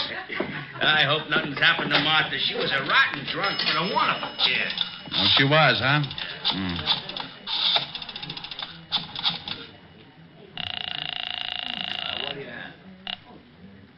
Sergeant notice at your service. If you're in trouble, you probably deserve us. Oh, that's awful. Okay, Diamond, you don't have to get nasty. Shut up and get me the lieutenant. One moment, please. Lieutenant Levinson. You can forget about retiring, Walt. You got something? Yeah, looks like. What did your boys turn up? Nothing yet. What is it, Rick? Don't play games now. Get over to the 47th and 9th. You know the bowling alley in the middle of the block? I'm in the bar. Want me to bring the boys? No. This is one we've got to play quietly. I don't want to scare our ghoul off. I'll be right down. Hey, bartender, what about that milk? Oh, yeah, coming up.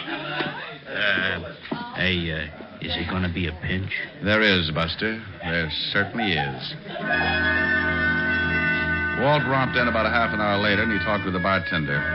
He finally looked satisfied. He had to, because it was the only lead that had turned up. We told the bartender to tip us if the guy showed again, and we sat down to wait. Maybe my rabbit's foot started thinking it was back with the quartet, because around 1 o'clock it started kicking. The bartender gave us a nod just as a big guy wandered in and sat down at the bar. He weighed in at about 220, and his clothes were sloppy. He ordered a drink and started eyeing a cute little number sitting at the other end of the bar. Let's take him. Now, hold it, Walt. He's making a pitch. What? The dame at the end of the bar. So he's making a pitch. What do you want him to do? Wait around till he takes her out of here? Maybe you'd like to help him sharpen his axe. Look, you haul him in now, you'll have to beat it out of him. You want him to pick the dame up? Is that against the law? Arrest me. Stop your clowning. You'd rather catch him with the goods, wouldn't you? Yeah, but... Now, don't start that again. You butted the commissioner to death. Just relax. Maybe you can pick up a few pointers. Our big boy moved all right up to the seat next to the cute little girl. She was under full sail and didn't seem to mind at all. He landed at 1:15. At 1:30, he'd established a firm beachhead, and by 2 o'clock, there was a flag raising.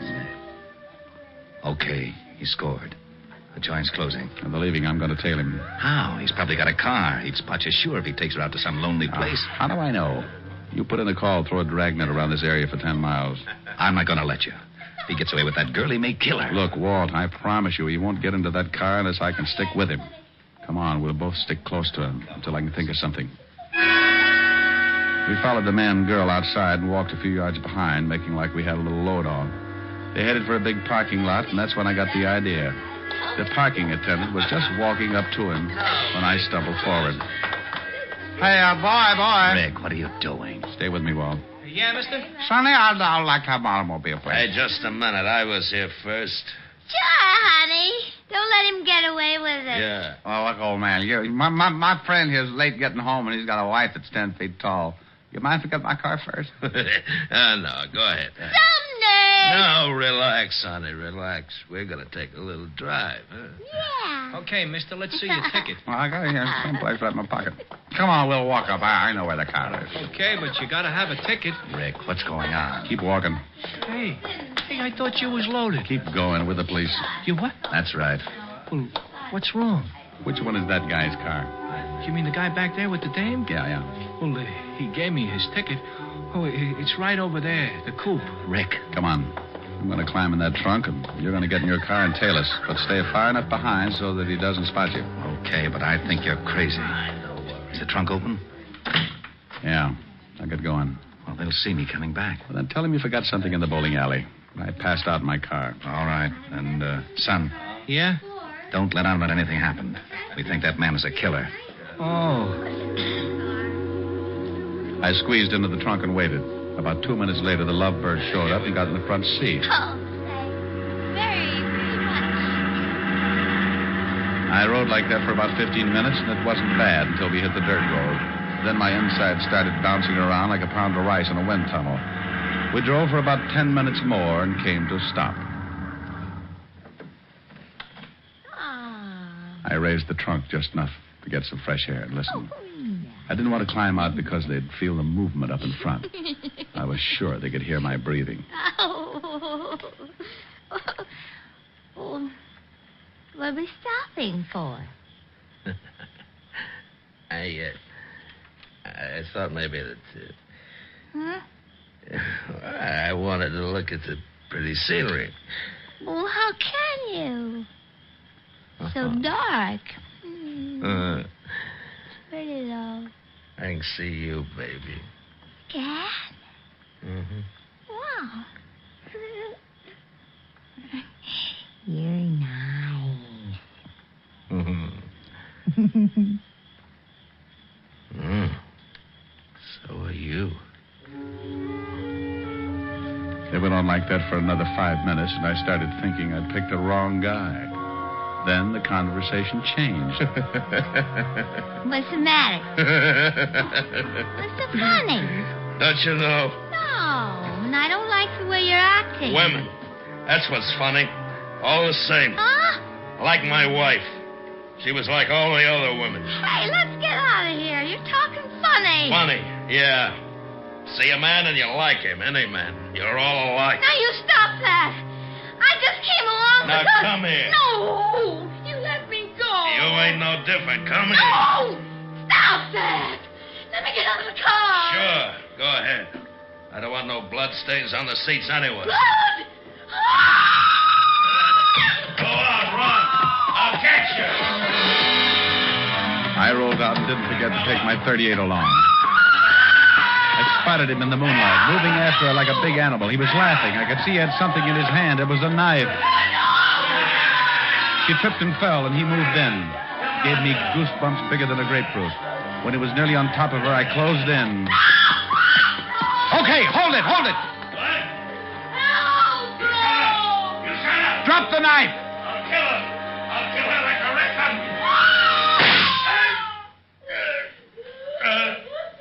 Kill her, too.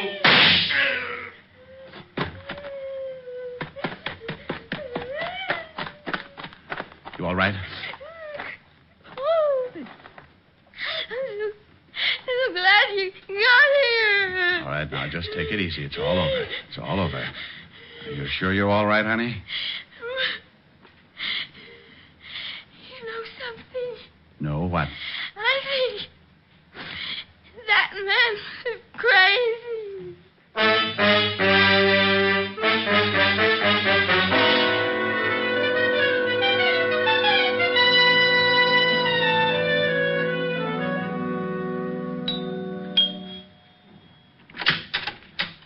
Oh, good evening, Mr. Diamond. Good evening, Francis. Is Miss Asher in? Yes, sir. She's in the study, knitting. Knitting? Knitting? Thank you, Francis. Knit 1, purl 2. Knit 1, purl 2. Knit 1, purl 2. Drop 3. That's the way I do it. Rick. Hello, baby. Oh, look what I've gotten into. I'm a nervous wreck. Well, that'll teach you. What are you building? It was going to be a surprise for you. Oh, a whole suit. Silly. Rick, I'll get it. Hello? Helen, is Rick there? Oh, just a minute. It's Walt, Rick. Oh, well, give me that phone. Where are you? Why didn't you follow me like I told you to? Well, something happened. Well, what happened, you big ox? I could have been killed out there. I'm sorry, but... Why didn't you follow me? I got caught in the Triborough Bridge, and I didn't have a quarter. Why didn't you use your police badge? Holy smoke. Now you tell me.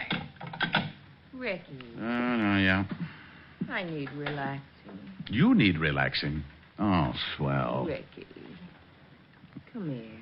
I know just the thing. No, come over here.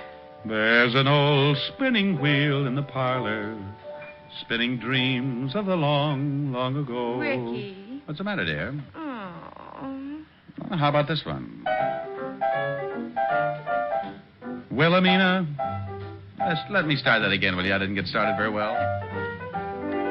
Wilhelmina, she's the cutest little girl in Copenhagen. Wilhelmina, she has all the fellas crazy in the noggin. In Copenhagen, all the roses on her cheeks, and the music when she speaks, and how sweet her kisses taste. Sugar canies like my mama's Danish pastry. Wilhelmina, maybe soon we'll elope in Copenhagen. Wilhelmina, we'll share everything, including my toboggan. In Copenhagen, all the other girls say no, but Wilhelmina, she says nine. All the boys call Wilhelmina Willie, but I call Wilhelmina mine. Well, now, how did you like that, huh? Well, it was wonderful, but where did the orchestra come from? Oh, the orchestra? Did you like it? Mm-hmm. No, don't knock it. Rick, I told you I needed relaxing. Oh, well, how's this? Rag mop. Rick! Rag mop. Oh, no, Rick! Rag mop. I started that one right. I got to like that one, too. You can sing later. Oh, all right. Now, what is it, little baby? Come here.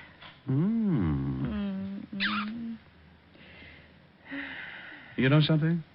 What? I may never sing again.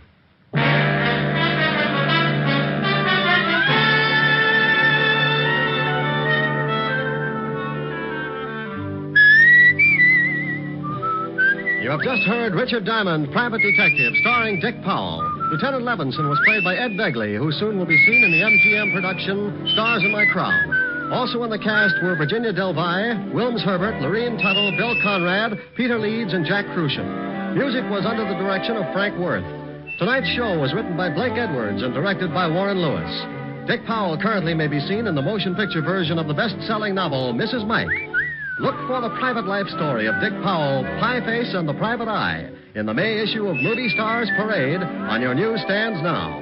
This is Eddie King inviting you to be with us next Wednesday at this same time, when we will again bring you Dick Powell as Richard Diamond, Private Detective.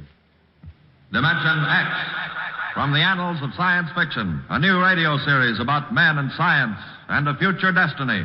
Saturday on NBC. Here, Dimension X.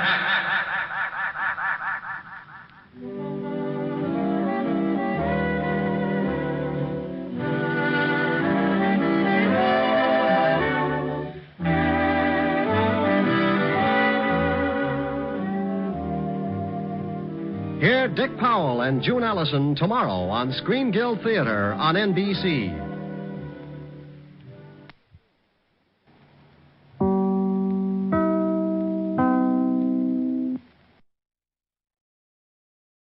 Buy wisely. Buy for flavor. Buy Del Monte. Del Monte, the brand you trust for flavor in so many good foods. Time now for Rocky Jordan, brought to you by Del Monte Foods, the brand preferred by more women than any other line of canned fruits and vegetables in the world.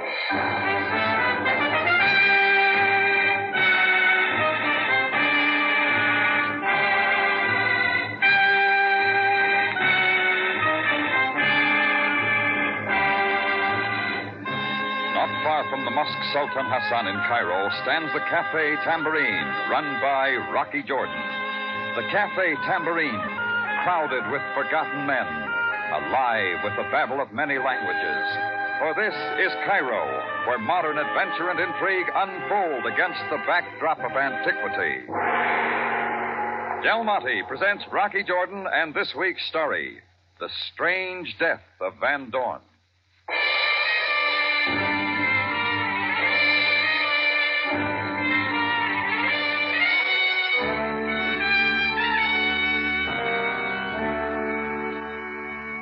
We'd handled a big crowd at the Tambourine the night before. All I wanted that morning was peace and quiet. That's what I wanted. I wasn't opening till noon, but the place was already stifling from the heat of the day. So I went to the front door to let in some fresh air. First thing I saw after that was a big shiny police badge, followed by Sergeant Greco. Good morning, Mr. Jordan. Sorry, Greco, we're not open yet. Do not be offensive. I have no desire for the nectar of the infidel. Then you're in the wrong place, aren't you? Most certainly not. You will please accompany me now. Some other time, Greco. I'm busy. Mr. Jordan, it will interest you to know that I act under orders of the Captain Sabaya, who awaits you outside. He does, huh? Oh, yeah. Now, Mr. Jordan, shall we go? As long as Sam's asking. A most pleasant day, Jordan. Oh, why'd you trade your limousine in for a Jeep, Sam? The nature of the journey demands it. You will drive, Greco. Your command, Captain. What's it about, Sam? You would enjoy a ride into the hot desert, would you not? Sorry, it doesn't fit with my plans. But unfortunately, it will be necessary. That an order? Get in, Jordan. So I got in and we started out. Sam wasn't talking yet, and I couldn't figure it. Greco drove rapidly across town and north out the Heliopolis Road, then turned east through the hills and on into the sand dunes of the desert. Finally, up ahead, I made out several men standing in a group, all in police uniforms, their figures wavering in the desert heat. Greco steered the Jeep up beside them to a stop, and we got out. They stepped respectfully back as Sam led me through to the center of the group, where the dead figure of a man lay sprawled in the burning sand. Jordan, you will look at him carefully. I've already seen enough. You know him, then? Not his name. He's been in the Tambourine a few times. When last? As a matter of fact, just last night. Came in with a girl. You would recognize her if you saw her again? Yeah, I think so. Real blonde, round face, attractive. I didn't get her name either. She hadn't been in before. And you know absolutely nothing more of this man? Only that he was Dutch, judging from his accent, that's all. Very well. Oh, it's hot. How do I fit in, Sam? The investigating officers found only a pack of tambourine matches in his pocket, so I decided to drive you out for possible identification. Why to this forsaken place? Look here, I am not enjoying the heat any more than you. Could have waited till you got him back to Cairo. I prefer to act quickly in these matters. How did it happen? Well, we are not yet sure. Small bruise on his forehead, that's all I see. Captain Sabaya. Yes, Greco. For the Bay wishes a word with you about his passport. Pardon me, Jordan. Please wait here a moment with Greco. You appear most ill at ease, Mr. Jordan. There's nothing a cold beer wouldn't cure. Join me? So carefully your eyes avoid the man who lies in the sand. You, want the truth, Greco? I could hardly expect it from such as you. I dragged him out here with my own hands and shot him. What is that you... God, you insolent tongue, Mr. Jordan. All right, supposing we both break it off, huh? You will soon learn how to speak with respect to the police. Greco, enough of this. Assist the men with the body. At once, Captain. Oh, this is most unusual, Sam, you better find some shade. It is not the heat this time, Jordan. For the Bay, the medical examiner has just informed me how the man died. Yeah? How? He froze to death. Sam said it with a straight face, and 40 Bay stuck to his report. There wasn't any argument. The man found in the burning sand had died by freezing.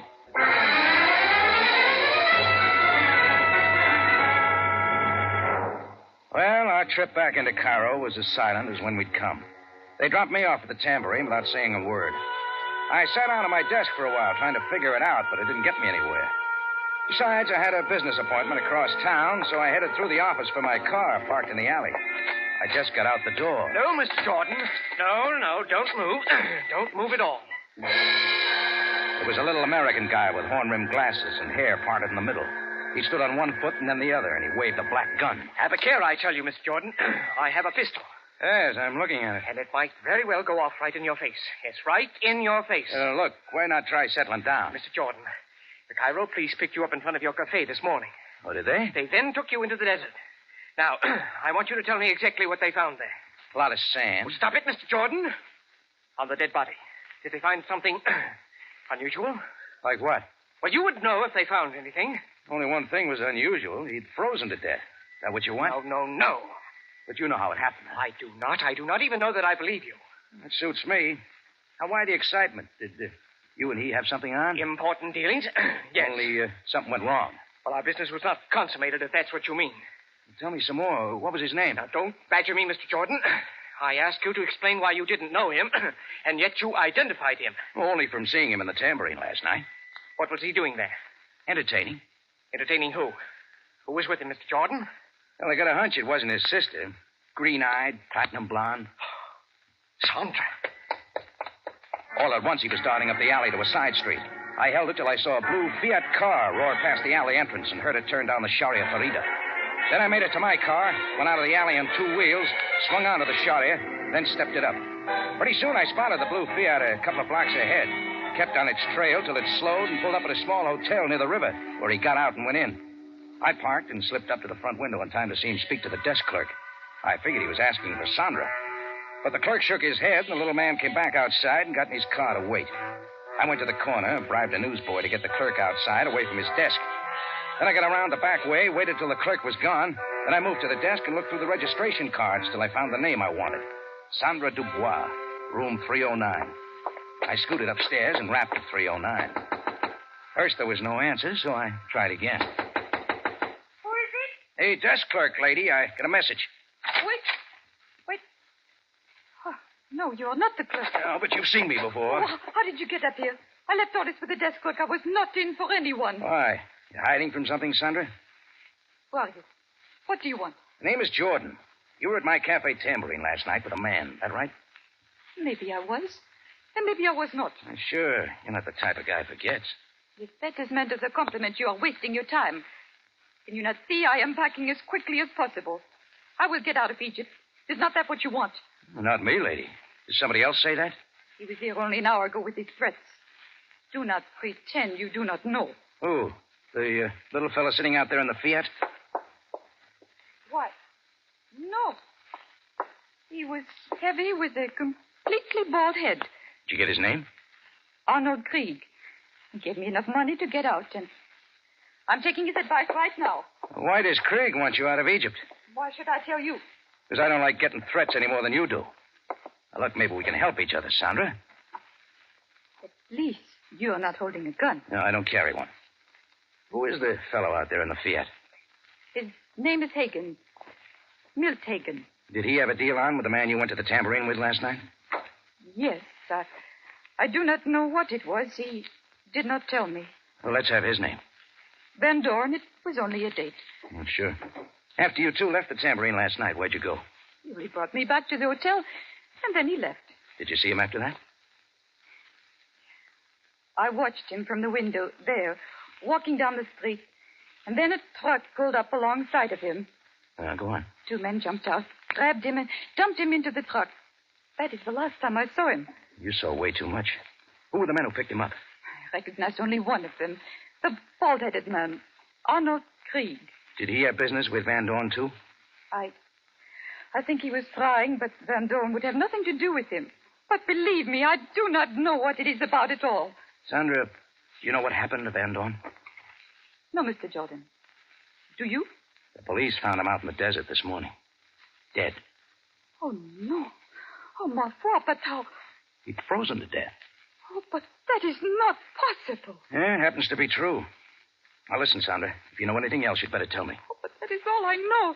I saw Krieg dump him into a truck. A yellow truck with a red triangle on the side. That is everything. Come on, Sandra. We're going to tell this to the police. Oh, no, I'm not getting out of town right now. Before something happens to me. No, you're not. You're coming with me to Captain Sabaya. Please, Mr. Jordan, let me go. You are taking her no place. Krieg! We hadn't seen him come in the open door, and he was standing right behind us. It was the man who had threatened Sandra earlier. He was built like a wrestler, and there wasn't a hair on his head. The girl will do only what I told her to do. I was going to. Please, you can see. I was packing. I see everything quite clearly. Mr. Jordan takes untimely interest, but he alters nothing. It must have been quite a deal you had with Van Dorn. Enough to kill him. A very big deal, Mr. Jordan, and I don't want it upset by anyone. That's why the gun, huh? No. I am a generous man. I give everyone a break, but only once. So what's your plan? There's a chartered plane warmed up and waiting for this girl. Fortunately, there is space for another passenger. You, Jordan. Now, let me get this straight. You quite understand me. I am having you both flown out of Egypt.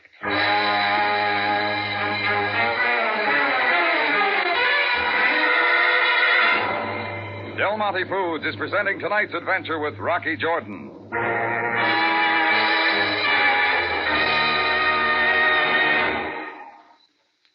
Fresh tasting, natural tasting, and refreshing. Fresh tasting, natural tasting, and refreshing. There, in just 6 words, is the whole story of Del Monte tomato juice. Fresh tasting, natural tasting, and refreshing. That is just what tomato juice should be. And that is just exactly what Del Monte tomato juice is.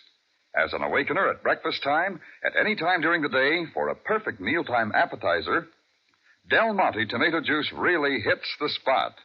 Yes, there's real satisfaction in a tall, chilled glass of Del Monte tomato juice. Try it. Del Monte tomato juice is fresh tasting. Right. All the sunny, good flavor of fully vine-ripened tomatoes. Del Monte tomato juice is natural tasting. In tomato juice, just as in all Del Monte tomato products, only the very best tomatoes are used. Del Monte tomato juice is refreshing. Yes, indeed. Downright satisfying. That's Del Monte tomato juice. Buy several cans at a time. They'll come in mighty handy.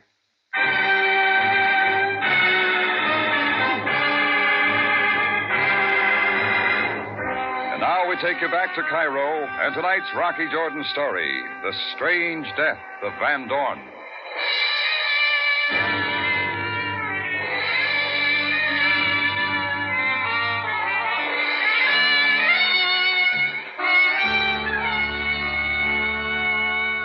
Well, Arnold Krieg held the gun, so he was calling the turns.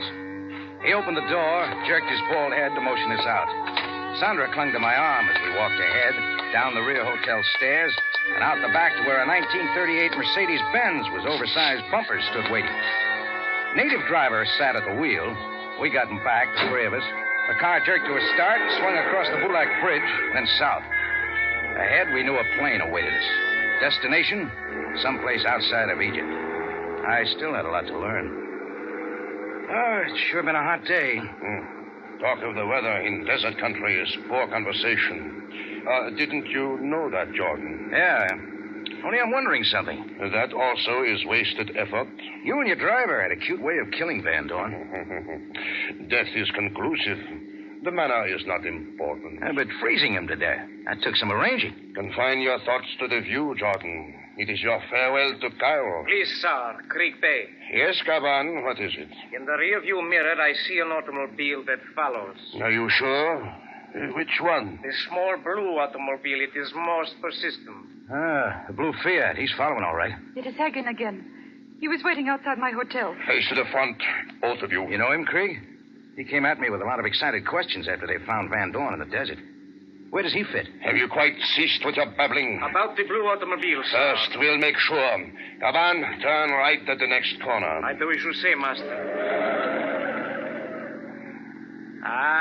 The blue automobile also turns. Uh-huh. We'll put a stop to that. Faster now. Faster. Still he comes. Good. Now this next corner now. To the left. But, master... Turn, Gavan, turn. You see, sir, a dead-end street. As I thought. Now, swing into the alley. Quick now before he sees us. Now, stop there. Hold on, please. This is good. Now, hold it here. It works, sir. The man in the blue automobile did not see us. He will not get far. Come on. Back out now and head toward him. He has stopped, master. At the blank wall, he has stopped. So much now for our Hagen. He has indeed reached the dead end. Ahead now, Gaban, and make it good. Mr. Jordan, what are they doing? Craig, are you crazy? You can't expect... Shut up, Jordan. Now, Gaban, ram his car to the wall. Craig's eyes were directly ahead, and that was my chance to grab Sandra and push her to the floor. I found the door handle and had it open as we hit. The Fiat had been crushed like an eggshell, and I was on my feet pulling Sandra with me. She was shaken but game, and we made it to a narrow passageway that led between 2 buildings. About then, Craig realized we were gone. Jordan! Stop at once! We stepped it up along the passageway till I spotted an open door, and we ducked in. It turned out to be the back end of a little vegetable mart. I I slammed the door, bolted it, dragged Sandra past the jabbering proprietor, out the open front, down the street to look like we were safe. I found a phone booth outside a tobacco store. While Sandra caught her breath, I made a phone call.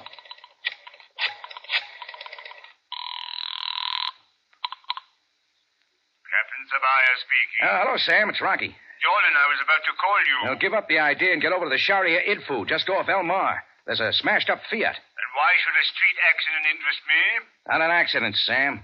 Murder. Continue, Jordan. Now, you'll find him in the smashed car. An American named Milt Hagen. He was deliberately run down. By whom? Guy with an egghead named Arnold Krieg.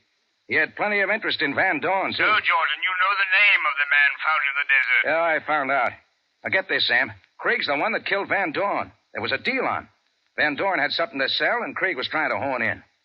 What was it, Sam? Why kill 2 men for it? I can only tell you who Van Dorn was, Jordan. Yeah? He was a criminal wanted by the British. A confidence man, smuggler, counterfeiter. Dutch, yes, from South Africa. But tell me, how do you know that Krieg killed Van Dorn? Because I have the girl who was with Van Dorn last night. She saw Krieg and a helper dump Van Dorn into a truck and take him away. Jordan, I think you had better come to headquarters now and complete your report. Sit tight, Sam. We'll be right there. All right, let's go, Sandra. No, Mr. Jordan. You must let me go now. Nothing doing. Sam's waiting for us. You only want to turn me over to the police. It's for your own good. They want to clear it up for you. Please. I only want to get away before that terrible man finds me again. And just where do you think you'll go? To the plane. Away from Egypt, any place. Try thinking straight, Sandra. You actually suppose that plane's waiting for you now? That is what Krieg said. That is all he wanted. You still don't know the man we're up against, do you? You saw what he did to Hagen? Of course I saw. Remember what he told us? He gives everybody just one chance. Our chance is just played out, unless we get to the police quick. How do you know we will ever get there? Well, we've got to take that chance. Now, listen, Sandra, supposing you did get out of Egypt. Krieg wouldn't let it go at that, not after what we know. You'd never get back here, and you'd never be safe. Rocky, do not let that man find me again. All right, Sandra. We got to learn why he killed Van Dorn, and see to it that he never kills anybody again. Sandra finally saw it my way. I flagged down a taxi that took us to my car, still parked near Sandra's hotel. Then we started for headquarters. It was well after sundown by now. Seemed like a long time since I'd looked down at Van Dorn's body in the desert that morning and found out how he died. We were spinning along one of the residential streets when suddenly my foot hit the brake pedal. Why are you stopping? Sandra, look at that card there in the window of that house. Does it mean anything to you? Why, the red triangle. It is just like the sign I saw on Krieg's truck. You know what the card is? An ice card. Then it was an ice truck. Of course. Why didn't I think of that before? Well, Sam's going to have to wait. We're paying a visit to the Delta Ice Company. I made a U-turn, bumped the opposite curve, and headed back the other way. And not 10 minutes later, we'd found the Delta Ice plant and were driving slowly past. By now, Sandra was almost enjoying it. Those trucks lined up along the side, Rocky. Yellow with red triangle signs, including the one parked there at the dock. Yes. Someone is there. 2 men. Yeah, and they're loading something on the truck fast from inside the building. You still with me, Sandra? Yes, Rocky, of course. There's a filling station at the corner. Get down there and call Sabaya. Tell him to get here with some men the quickest way he can. Sandra hurried away, and I went back to watch. I kept close to the building. Somewhere inside, I knew Van Dorn had died the night before. I got as close to the dock as I could, hiding in the shadows. From there, I made out the 2 men busy at work. The guy with the bald head, Arnold Krieg, and his helper. Step on it, Gavan. Keep moving. Only a few more blocks of ice cream. Yes, there's no time left. We're getting out of here. They were bringing blocks of ice from the building and loading them into the metal-covered truck. I figured they were trying to get away. Well, when you're in a big hurry to skip town, you don't load yourself down with 1,500 pounds of that stuff unless it's real important. So I knew those cakes of ice held the answer. They both went back inside the building. I moved in closer. In a few seconds, they were back, each dragging in a big cake of ice. Don't lag, Gavan. There are the last. This block of ice must... Careful with it. It is heavier than the others. Yeah, much heavier, yes, but only we know that. Yeah, hurry now. I held it till they both got well into the truck to complete the load. Then I was silently moving up onto the dock to the back of the truck. I had one side of the metal door and swung it shut. And before they could move, the other one. The bar dropped in place, and they were both locked inside. Come on. Come on, open those doors. It was not I, Master, but someone outside. Who is there? Who is out there? What's the difference, Krieg? You're all through. Jordan. Jordan, I warn you.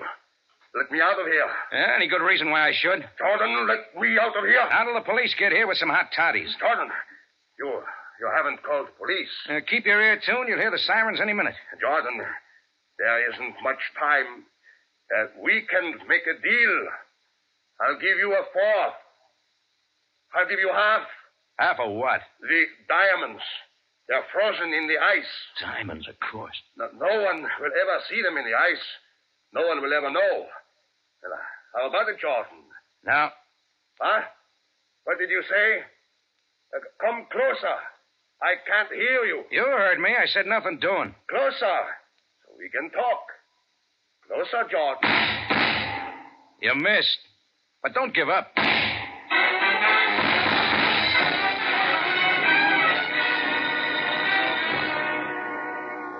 Well, Krieg kept firing into the metal door till his clip was empty. Then I walked over and sat down on a step to wait for Sam Sabaya. I was kind of sorry I hadn't sent word for him to bring an ice pick.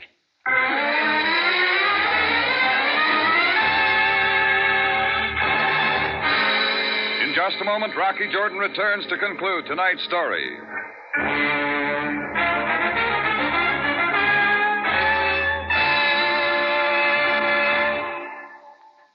When the gang gets together for a steak fry, chances are you'll hear a lot of opinions on how it should be done. But when it comes to catsup, they'll all agree. I want a catsup with plenty of zip. Real snappy tomato flavor. And that's just what you get in Del Monte catsup.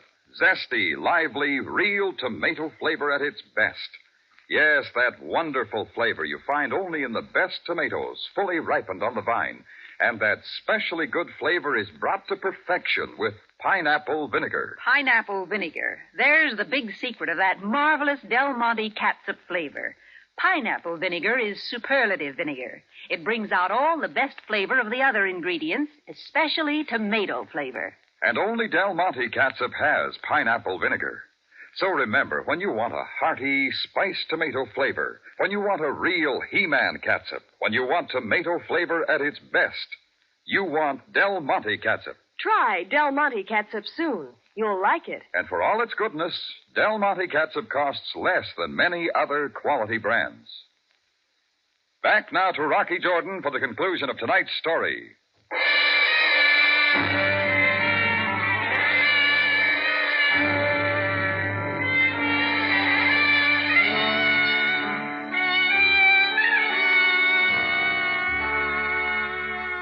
Well, Sandra's phone call brought Sabaya and his men to the ice house in a hurry. We opened the doors of the truck then, and my two captives came out as meek as kittens. We all went down to headquarters, bringing the truck along, still loaded with the ice. Krieg and Gaban were booked on a charge of double murder. After questioning, Sandra went back to her hotel to unpack. And Sergeant Greco, with a couple of others, set to work chipping up the blocks of ice and melting them. Sam and I waited in his office till Greco finally came in. Captain Sabaya, I am now most happy to make my report. Proceed, Greco. You assigned me to chop up and melt certain blocks of ice taken from the truck of the Delta Ice Works relative to the... Yes, Greco. What did you find? In the first 3 blocks of ice, I found nothing. But in the 4th, I made a most remarkable discovery. In the ice, they could not be detected, but through the process of melting, I discovered this. Place them on the desk. Let me see. Diamonds, Capitan. Surely of great value. That is my discovery. Yeah, there they are, Sam, just like Krieg said. Yes, and all genuine. There is little doubt. I trust then, Capitan, that you are pleased? Just keep chopping the rest of the ice, Greco. You may find some more. Mr. Jordan, it may interest you to know that I take orders only from Captain Sabaya. Yes, and you take them very well, Greco. Now, when you have finished with the ice, please report to me again. Your command, Capitan.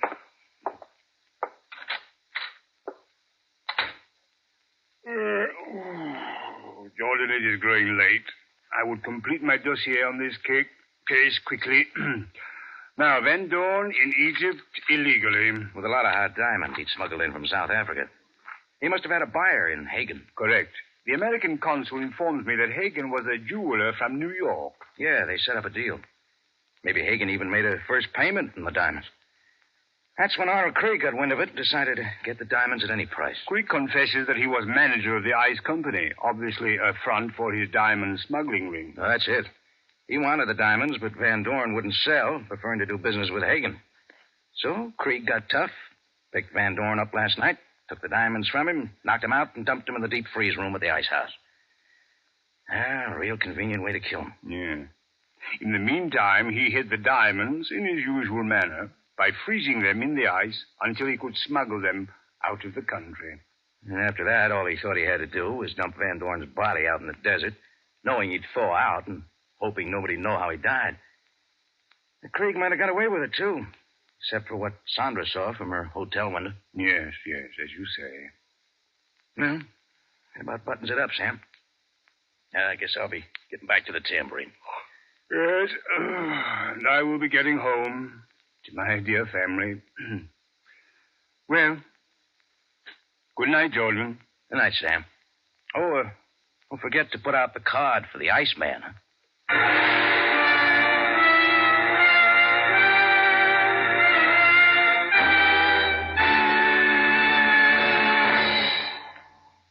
For the finest in tomato flavor, enjoy the whole family of Del Monte tomato products. Del Monte catsup and chili sauce. Del Monte tomato sauce and canned tomatoes. And Del Monte tomato juice. Remember, buy wisely.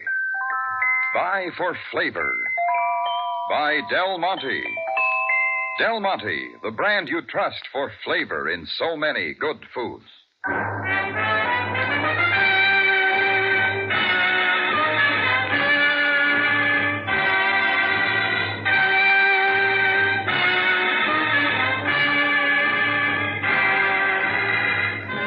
Jordan, written by Gomer Cool and Larry Roman, stars Jack Moyles in the title role with Jane Avello as Sam Sabaya, and is produced and directed by Cliff Howell, with original music composed and conducted by Richard Arant.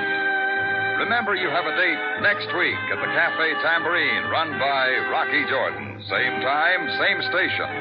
And the story is The Big Heist.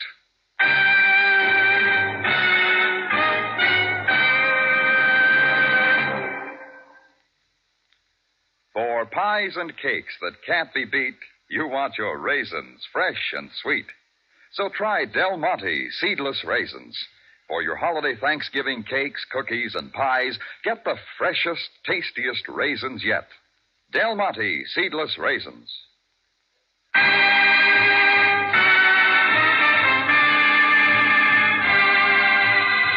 Larry Thor speaking. Rocky Jordan is presented over CBS, the Columbia Broadcasting System.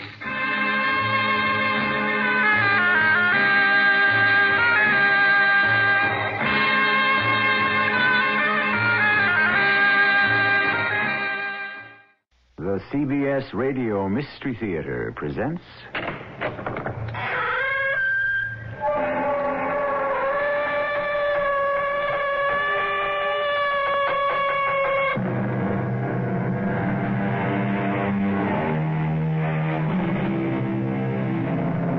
Come in. Welcome. I'm E.G. Marshall. Above our heads, a myriad of airplanes trace their contrail patterns in the sky. Beyond them and the stratosphere, countless satellites ride their fixed orbits. We have conquered the air. We are reaching towards space. But on a globe, 4/5 of which is covered by water, beneath the surface of the restless sea lies the real unknown. This story will take us there. I've made up my mind, Steve. It's up to you to decide. What's to decide? Count me in, Mr. Hunter. That's what I need to hear. Oh, one more thing. The name is J.C. Partners. Can't be strangers. We live through this one, we won't be. Anything this big, one way or another, none of us will ever be quite the same.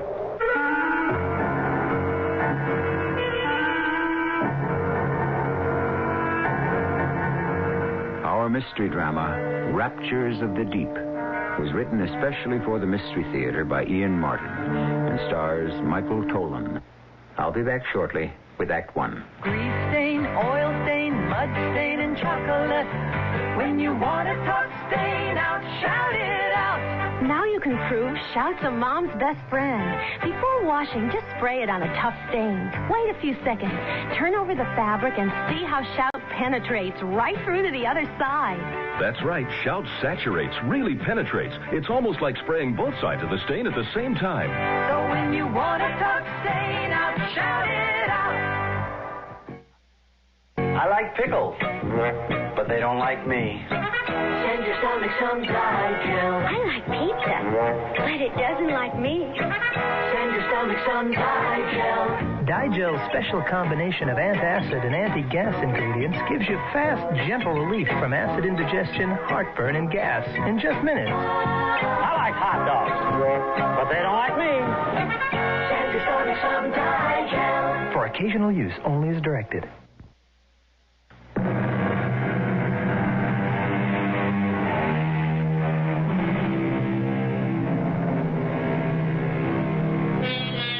There is a vast difference between the mysteries of the sea and those of the infinite space beyond the envelope of air that surrounds us. In space, man must cover vast distances by machine to delve into the unknown. Under the sea, machines can travel and observe, but there is so much terrain, so much life, and movement is so limited that eventually only man himself, unencumbered, is the ultimate explorer. The diver, and in particular, that special breed of men, the scuba divers. Hey, Cobb, you old son of a gun, the Marines have landed. Get your butt off that helicopter and report for duty. Where's your gear? Johnny, the pilot's going to dig it out for me. It's stowed in the tail. There's no time. This is a big one. You can dig out your own gear. I'll help you with it. I got a car waiting, and I'm driving you straight to the Pandora. The what? Pandora. That's the name of J. Calvin Hunter's ship. Ship? You can decide if you want to call her a boat when you see her. By me, the Pandora's a ship. The dame who opened up the box and let all hell loose. That's her. Well, why would he want to call his yacht that? Better ask him. I don't know. It smells like trouble. When have you and me ever got into anything else? This one, we'll never forget. The name is Steve Carr, but it didn't start out that way. The real name, the ethnic one, is Stefanos Karalis. Both my mom and dad are from Greece, and I still speak Greek as well as I do English. Me and Cobb Straker were in the Navy together, frogmen, and after we got out, we went into the salvage business. What I mean is, we handled a lot of jobs, but only on the number one jobs did we work together. Matter of fact, we hadn't seen each other in 6 months. I'd been working on some offshore oil rigs around Galveston, while Cobb had been keeping a finger on the pulse of what we really care about. Buried treasure. He stayed with the firm's base in Freeport, Bahamas. We had a lot to catch up on in the car. So Galveston worked out? Yeah, finally. What happened to your cake? Oh, we found the Estrelita okay, in about 40 fathoms. And? Just the ribs, and pretty well broken up. The keel was still there, and enough of a stern to identify her. 2 cannons, one eaten away so badly it was scarcely worth raising. The other in fair condition. But the treasure? Who knows, buddy boy? You fish around the Bahamas, the Caribbean. A lot of folks might have been there first. Or storms, drifting tides, or maybe she didn't have gold aboard in the first place. Well, the hazards of our business. So tell me about this prize pigeon. J. Calvin Hunter? No. Why not? Because I want you to set up and listen to him yourself. This could be big, Steve. Really big. Or just so much hogwash. I want to let you judge that for yourself. We hadn't far to go to the wharf where the Pandora was moored. Cobb was right. This was a ship in every sense of the word. She was almost 200 feet overall, beamy, and for sure well over 2,000 tons. One glance at her silhouette told me she had every kind of device to handle deep diving, and the equipment to go with it. I felt a tingling anticipation. I could sniff an explosive future. We parked the wagon and unloaded my gear. Mr. Hunter was waiting for us on the fantail. He was taller even than Cobb, but thin, all whipcord and steel. He had eyes like bullets that shot out from under heavy, dark eyebrows.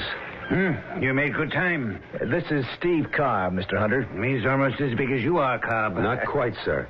How do you do? Welcome aboard the Pandora, sir. Sit down. Well, now, did Cobb brief you on what all this is about? No, sir. He wanted to let you tell me yourself. So you could make up your mind whether or not I was a nut or not, I didn't say that, sir. No, I did. And I'll lay you 100 to 1. Cobb did also. It's a beautiful ship, Mr. Hunter. Well, it ought to be. Cost enough. But it's going to pay for itself one of these days.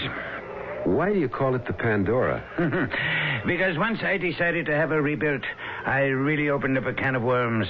Cost me 10 times the original estimate before it was finished. A regular Pandora's box of troubles let loose. I was beginning to think she was jinxed. Then why saddle her with the name? It suited my whim. Besides, after Pandora opened the box, all the evils and bad luck were let loose on the world. Do you know the one thing that was left? No, sir. Hope, according to some versions of the legend. So, that's good enough for me. We're going to need a lot of it where we're going. Just where is that, sir? I'll make it short and sweet. In 1663, April of that year, the Spanish sent out a convoy guarded by their heavier ships of war bound for Spain. While it was carrying some valuable cargo, it was merely a decoy, as all the supposed merchant ships were heavily armed. To decoy the British into attacking? Right. A decoy for what, sir? First off, to try to lure enough British and French privateers into destruction and clear the seas. And second, to draw away attention from a real prize. Right, Steve. The Alhambra. A colossus of a merchant ship that they had built, which was loaded to the waterline with gold, silver, and precious jewels. The value even then was in the millions. Today, it could at least run to $500 million, perhaps more. They sent her out alone? No. She was convoyed by 2 smaller men of war, and she took a different route. But either the British and French weren't fooled, or enough of them were smart enough to smell a rat. No, they were fooled. Most of them. But not 3 heavily gunned British privateers who were lying in wait for them. The weather was lucky for the British. They came out of a fog bank and sank the first man of war without taking a broadside in return. Then they turned their attention to the second, and with a bit more trouble, sank her. But when they turned to take their prize, they had a blow. She'd slipped away in the fog? No. She was too big and lumbering to elude them. So instead, the captain, following his sealed orders, commanded everyone into the boats and lit a fuse to gunpowder charges that had been set for just such an eventuality. He blew his ship out of the water? Not quite. He blew the keel and half the bottom out of her, and she foundered and sank like a stone. Right off the coast here somewhere. That's my secret. I have a lot of them, because I have to be careful, gentlemen. My captain, for example, has his coordinates. He knows where to sail, but not why. You boys know why, but not where. And nobody but us 3 knows what I'm after. How do you know all this, Mr. Hunter? Money. Beg pardon? It buys a lot of information. A little here, a little there. Till finally, I could put it all together. But how can you be sure the information is legit? The captain of one of the British ships was one of my more colorful ancestors. He kept a very full and detailed log, which has been preserved as a family curiosity for the 10 generations since it was written. You know where the ship went down? Exactly. 300 years ago. And at what depth? That I don't know. With luck, it could be one side or the other of the trough. Which trough? That would be the start of telling, wouldn't it? Until I know you're committed. Well, what do you say, buddy? Heard enough? No. How do we split? And that's simple. Since I'm paying you your regular salvage rates, I carry all the financial risks. But I'm not greedy. 60% for me. You split the other 40 as you will. If there's anything to split. That's very generous, Mr. Hunter. Well, it's worth it for the very best. The tide is turning. We should sail with it, if we can. Have you heard enough to decide? Well, I've made up my mind. Up to you, Steve. What's to decide? Count me in, Mr. Hunter. That's all I need to hear. Oh, one more thing. The name is J.C. Partners can't be strangers.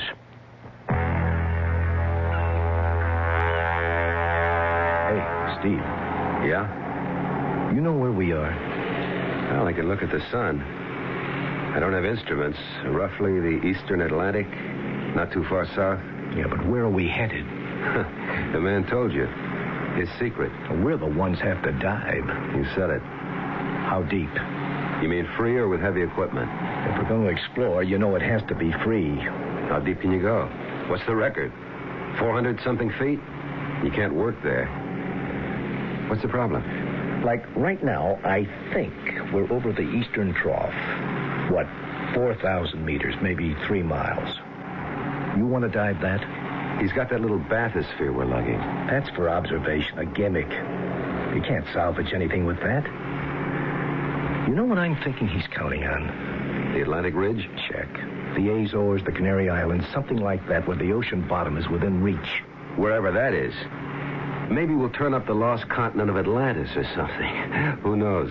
Well, it's worth a whirl. At these prices, any day. What have we got to lose? Hold it. What's that? They cut the engines.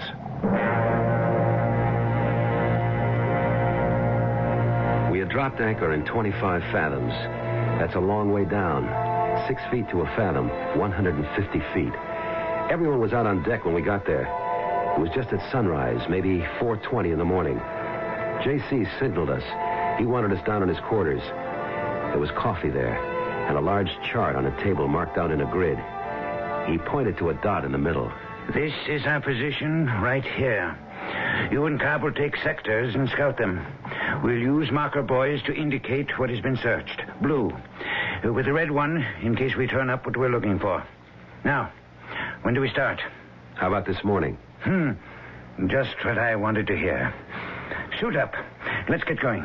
You going over with us, J.C.? No. I'm a little old for these depths. Well, maybe we all are. Now, look. We have a decompression chamber. I want you to take the least amount of time on the bottom that's safe. If it's too deep, we'll helmet you and put you on the air compressors. It's deep, all right. How long will you be down?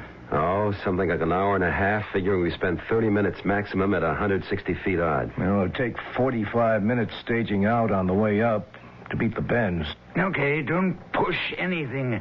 We've got all the time and most of the money in the world. I have a syndicate backing me. Now, be careful. Our middle names. Ready to go, Cobb?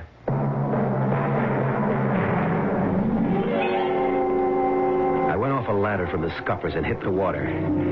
I went down fast because I was heavily weighted. And going this deep, you don't want to waste time.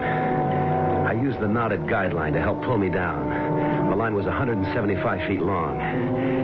It didn't reach all the way to the bottom. I stopped to consider what to do now. And then I saw her for the first time. The damnedest sight I ever saw. The sight that was to change my whole life.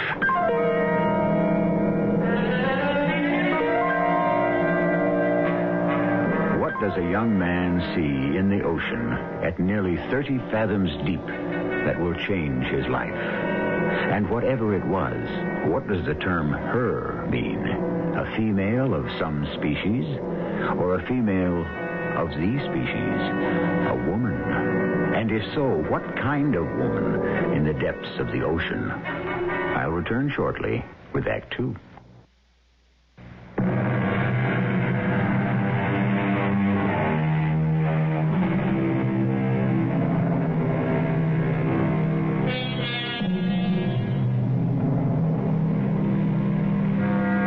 While Steve Carr has encountered whatever strange phenomenon has swum into his view far beneath the surface, his partner Cobb Straker has surfaced unexpectedly and now is being helped back aboard the ship. His relatively sudden reappearance has been a surprise to everyone aboard, and J.C. Hunter is the first to lend him a helping hand, reaching to take his fins as he shucks them in order to climb the ladder back aboard. You all right? Sure. I came up because there's no point to the dive. What do you mean? Adams, take Mr. Straker's equipment. Help him out of the tanks. I don't know what your anchor hook snagged, but it must be some kind of a hill or mountain. What do you mean? Well, we've got 175 feet out of weighted guidelines, but mine at least still don't reach bottom. Once I got to the end of the line, I chickened out. I wasn't going any deeper on my own. And what about Steve? He's still down there. Well, maybe he's lucky. He hit a slope or something. I'll catch my second wind till he comes up. Maybe we can replot this whole dive better. How long will he be? Well, any minute now, unless he narked out. He what? Nitrogen narcosis. Raptures of the deep. A sort of deep-sea drunk. Complete euphoria, and you lose all track of time. Hey, he went down before me. Where the devil is he? Maybe we'd better go down after him. Well, if he doesn't break water in the next couple of minutes, I sure as shooting will. Oh, there he is. Well, where you been, jerkola? What do you want to do? Give us all the hives? You all right? Just cutting it. You want to gas me aboard, Cobb?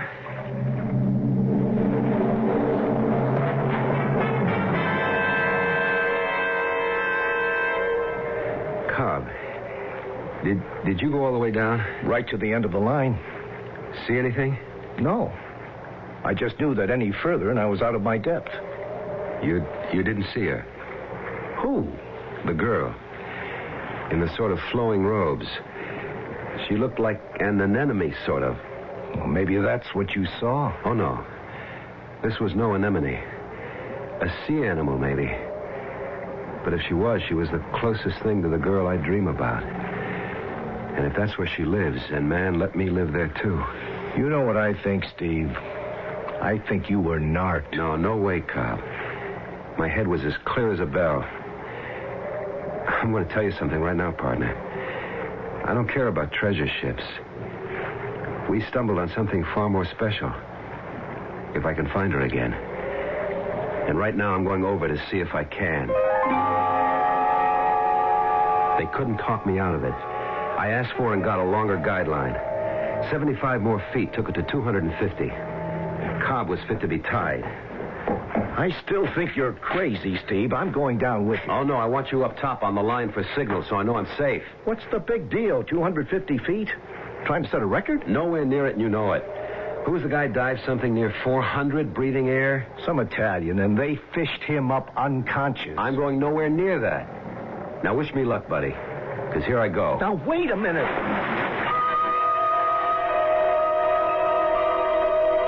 I went down the guideline, hand over hand, like a circus flyer climbs to the trapeze platform. I wanted every minute I could have on the bottom, if I ever got there, or wherever I ran into her again, if I ever did. But outside of the beam from my torch, everything was as black as being locked in a closet. Where is he, Cobb? Last signal he gave me was at 225. Fruithead, it's too deep for free diving. Signal him to come up. Well, what do you think I've been doing? Hold it. He just reached the end of the line. Well, at least he ain't going no further. I don't know how long I hung there, but at last I gave up. It was too dark to think of leaving the line, not without some ground underneath to read. I signaled I was on my way up. But before I could even start, they swam into the range of my light. I never saw anything like that. Man-shaped. Only they were scaled all over like fish. Not only did they wear foot fins, but their hands were the same. Their heads looked something like birds, with a sort of beak and the face scaly, too. There were too many to count, and they swam as swiftly as dolphins. And in back of them was the girl I'd seen before. in the flowing robe and the swirling hair. I had time only to send an urgent signal up the line before they swarmed over me. What is it, Cobb? I don't know. Alarm signal. Something's wrong. I'm going over and down there. Stand by the line. Keep your hand on it. One jerk means everything's Jake. 2 steady jerks, repeated, means we're on our way up by stages. 3 sharp jerks, repeated or not, means you better have the decompression tank ready when we pop out like corks. You got it? I have it. What do you suppose he's run into down there? JC, there are so many mysteries in the black beneath that green cover. Who could even attempt to guess? 2 of the scaly porpoise things grabbed me by the arms and tore me away from the line. They were incredibly powerful, and I was helpless to resist. They started on a plunge deeper into the ocean on the command of one of them who seemed to be in charge. It was then my guardian angel acted, stopping them imperiously. Suddenly, in my confused state, I realized they were speaking to each other quite freely. I could hear the sound of their voices and the words. But even more unbelievable, I could half understand them. They were speaking a strange, old-fashioned kind of Greek. No, Stanislaus, you cannot take him deeper. He has invaded our territory. He must be brought to mine, Nucleus. These are my orders. Not as he is. He cannot stand the pressures. We must have an air tank. It will meet us on the way. I hope it's not too late. I don't think he has much air left. He'll manage. He'll have to. Couldn't we wait for the tank? I tell you, he may die. Let him. He is the enemy. If we can take them alive, very well. If dead, what's the difference? At least let me escort him. I order you, let him go. He is my prisoner. I was in a daze. My mind suspended in shock as my body tried to take these huge depths. How was it possible these strange entities could speak to each other freely? Then I thought of fish. And more than that, dolphins and whales who communicate without problem. I wanted to pull the mouthpiece out and try to speak myself, but I knew I was not adapted for that. But most of all, I was amazed that by the accident of birth, I had the ability to understand these creatures and the arcane Greek that they spoke. The only terror was that I could tell the air in my tanks was running out. What happened, Cobb? Search me. He's gone. There's no sign of him. Gone where? I don't know. Narked, I guess. Raptures of the deep. We've got to fight it all the time we go deep enough. Oh, you think we've lost him? No, not in my book. I wouldn't have come up except I ran out of air. Get me in the tank. Decompress me. I came up too fast, but I'm going down again first chance I get. I don't want to lose you too, Cobb. We haven't lost anyone. My buddy Steve is down there. All he needs is help. We were going deeper and deeper, and I could feel the terrible pressure of the water. I wanted to scream out my protest to the lovely woman who swam, if that's what we were doing, beside me. But to relinquish my mouthpiece would have meant instant drowning, which suddenly I faced. With the slightest of gurgles, my tanks were exhausted, and I spat out the mouthpiece and tried to say help. It was as if my word had been articulated, for in a moment her mouth was on mine, and she was breathing pure oxygen into my lungs. And in that moment, I saw some of the fish people swimming up towards me with a cylindrical tank just before I blacked out.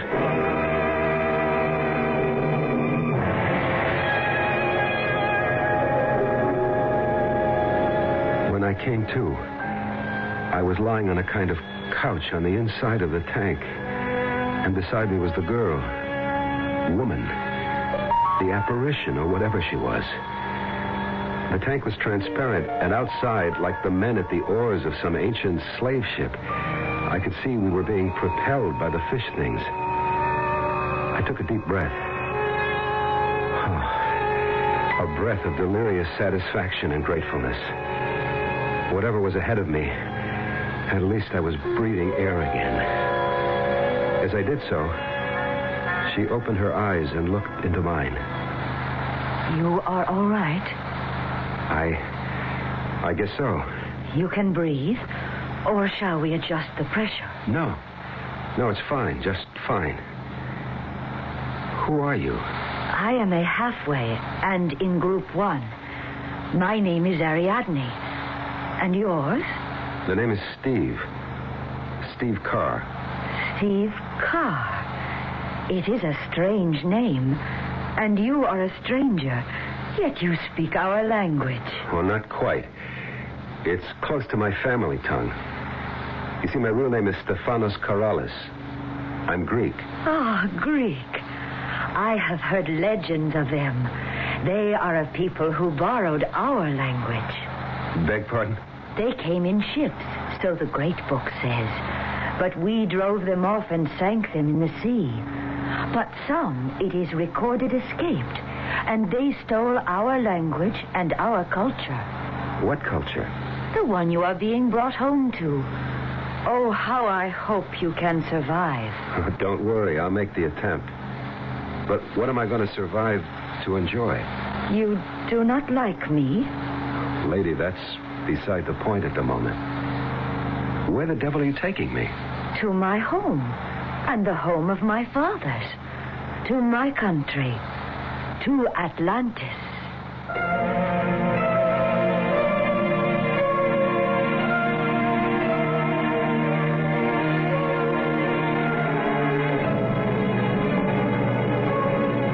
One of the world's prime mysteries. Is it possible that here is the answer to that mythical island of Atlantis that was, in ancient times, believed to have existed in the Atlantic Ocean? Could someone in our modern times actually have found his way to that fabled land? I shall return shortly with Act 3.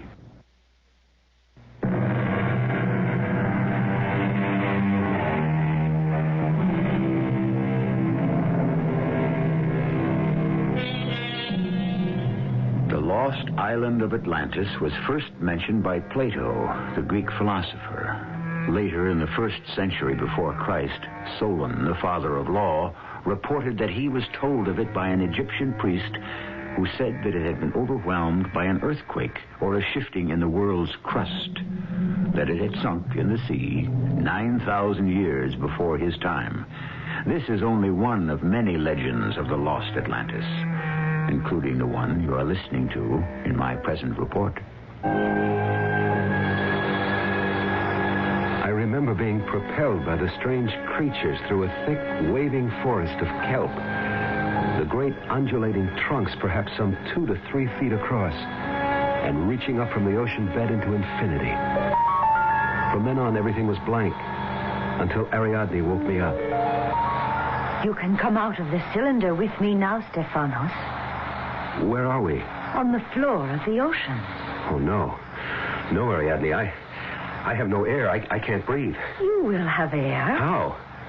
Did you fill my tanks? No need of that. You will be able to breathe now. No, you don't understand. I can't breathe underwater like you people. Oh, but halfways like me can only breathe for a limited time. Only the androcytes are adapted fully to breathe underwater. The androcytes? The men fish? You see, they are no longer here. Where is here? In the home place. The island under the sea.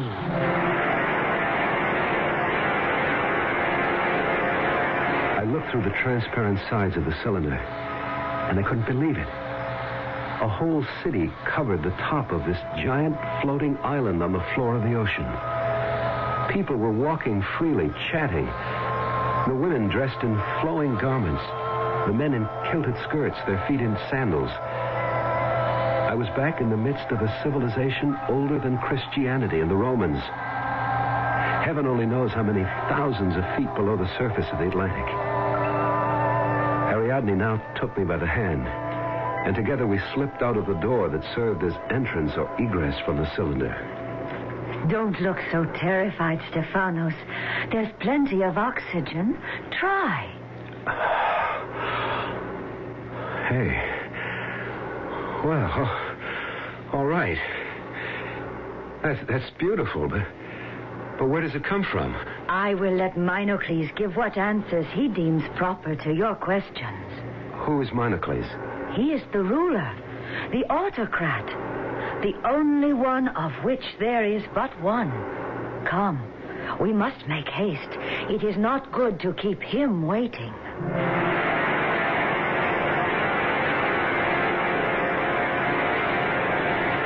I have brought the outsider, Minocles, as you commanded. Bring him forward, that we may talk.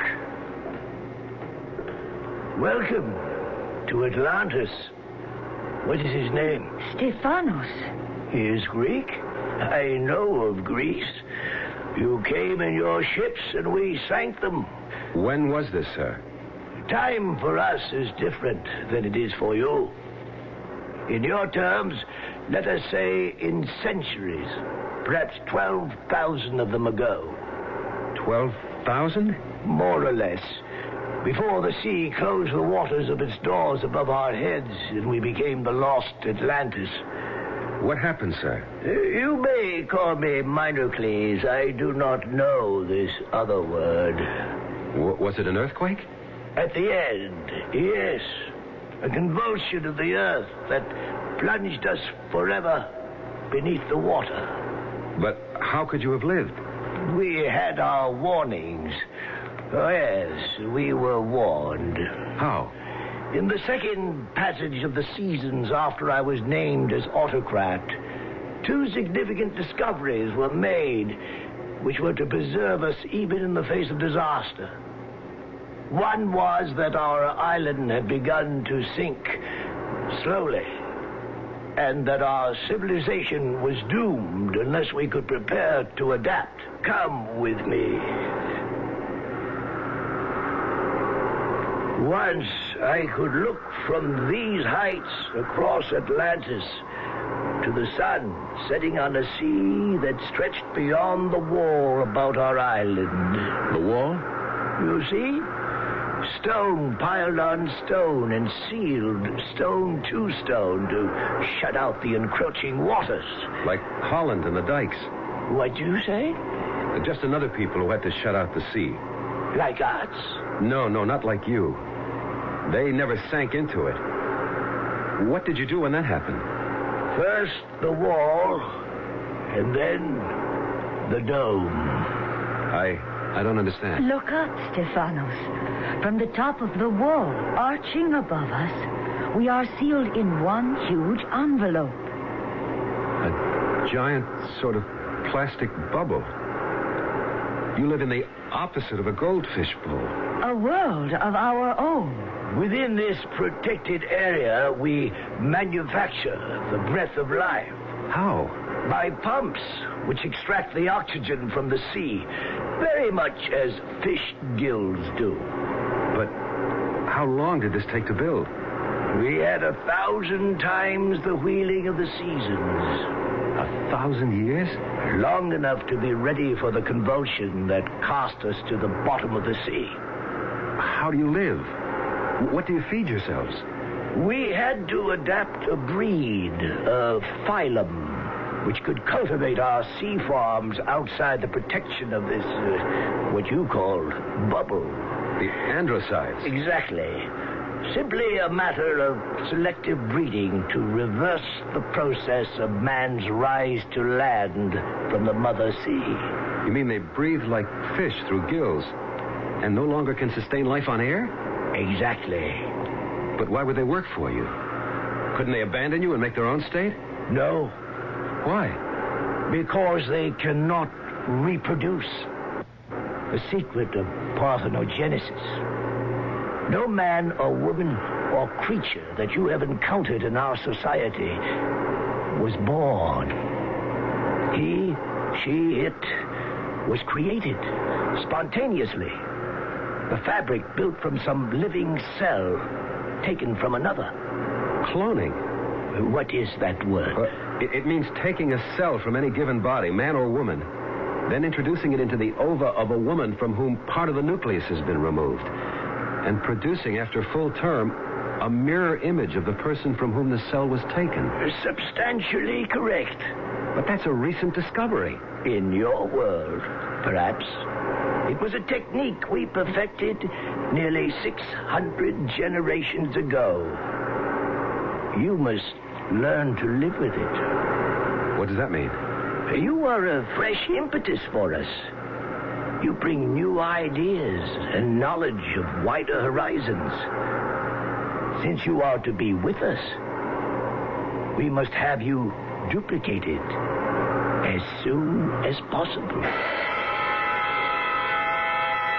My protests were waved away by the imperious Monocles, and in spite of Ariadne's attempts to calm me down, I was finally dragged away by a swarm of guards. The prison room in which I was confined was classic, and its dampness worried me because it brought back too vividly the immense pressure of the sea all about this relatively tiny bubble of air in the midst of the vast oceans of the sea. I don't know how she managed it, but Ariadne came to me. Ariadne. Shh. Not so loud. How did you get here? I have privileges. I am a halfway, but there is royal blood in my veins. What are we going to do? Do? I can't fit in here. How can I? You can. After the operation tomorrow, you will go to adaptation training and become a halfway like me. And you will be reproduced. What operation? To sterilize you. To what? I won't let them. But why not? If you are to be among us, we cannot have someone who can reproduce at will. It would tear apart the whole fabric of our lives. I don't want to do that. I can't be part of what you are, Ariadne. What else can you do? I can go back. Back where I came from. The autocrat would never allow you to do that. Then you must help me escape. How? It is impossible. You are not adapted. How could you breathe long enough out there? Fill my tanks with enough air. But you could not stand the pressures. Then we'll have to steal a cylinder like the one you brought me here in. Impossible. Even if I did, the androcytes would capture it, and we have no way to move it. You say you are adapted. You could move us up high enough so that I could come out safely. There is only one chance. I must help you escape.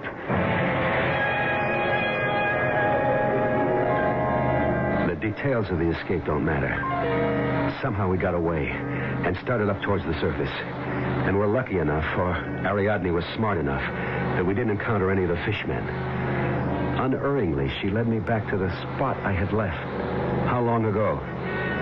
And there was my weighted rope, its knots climbing towards the surface and my world. I had my arm about her waist, but suddenly she squirmed free, and she spoke to me, while I was helpless to answer. Goodbye, Stephanos. I wish I had been born as you were. But we are from different worlds, and there is no bridge between them. Only let me say one thing. I have something to take away with me which makes me different. Makes me an individual in a world where such a thing does not exist. I am glad I knew that, even if only briefly. Goodbye, Stephanos. She darted away from me so fast I couldn't follow. Her loose robes billowing like a flower. I couldn't have followed her anyway, because suddenly the androcytes were all about seizing her and dragging her down. Some of them came for me, and I had no choice but to drop my heavily weighted belt and shoot to the surface in a haze of bubbles. Exploded out of the ocean as if I'd been a champagne cork. Cobb, there he is. It's Steve. He came up without being decompressed. Get that chamber ready.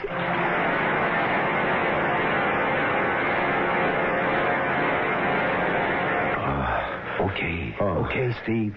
Take it easy. No, I've got to follow her. To save... Where am I? You're in the hospital, Steve. And I'm your buddy, Cobb Straker. And you just about copped it, friend. I've got to get back.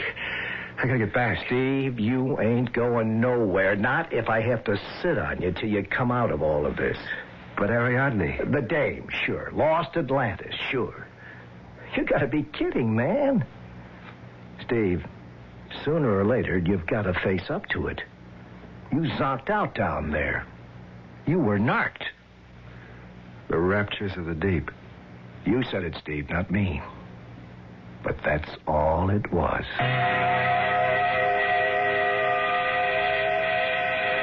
It's what I've had to settle for. Leave it at that or end in a funny farm. But the memory of it, and of a girl named Ariadne, her hair and her loose garments stirred by the water as if they were the petals of a sea flower, will haunt me all my life. We never did find J. Calvin Hunter's treasure, but I found my own. I only wish I could have kept it.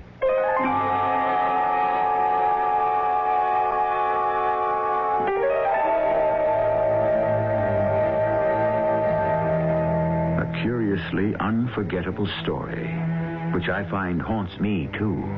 Not only the girl, but that strange and beautiful city-state that Steve also imagined, or visited, briefly. The legend of Atlantis dies hard. Could one imagine that it still does exist, buried somewhere so deep in the Atlantic East Trough that man has as yet no way to find the way there?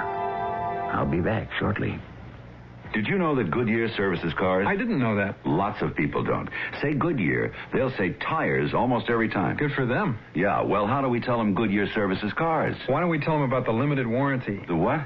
Tell everyone that if you get your car serviced at Goodyear, the service and parts are backed by Goodyear with a warranty good for 90 days or 3,000 miles. Oh, which? Whichever comes first. Oh. And if the work isn't done right, and you're more than 50 miles from where you got it serviced, you can take your car to any of over 1,500 Goodyear service stores, and they'll redo it at no charge. Say, that's a great deal. Yep. Look, I thought you said you didn't know Goodyear services cars. I didn't. I must have read it somewhere. Well, where would you read that? Probably in my warranty. Oh, yeah. Smooth out your rough-running engine with a tune-up at your Goodyear service store for just $39.88 for six-cylinder cars. Includes new points, plugs, rotor, and condenser. No extra charge for air conditioning or labor. Call for an appointment now. Price is slightly higher in California.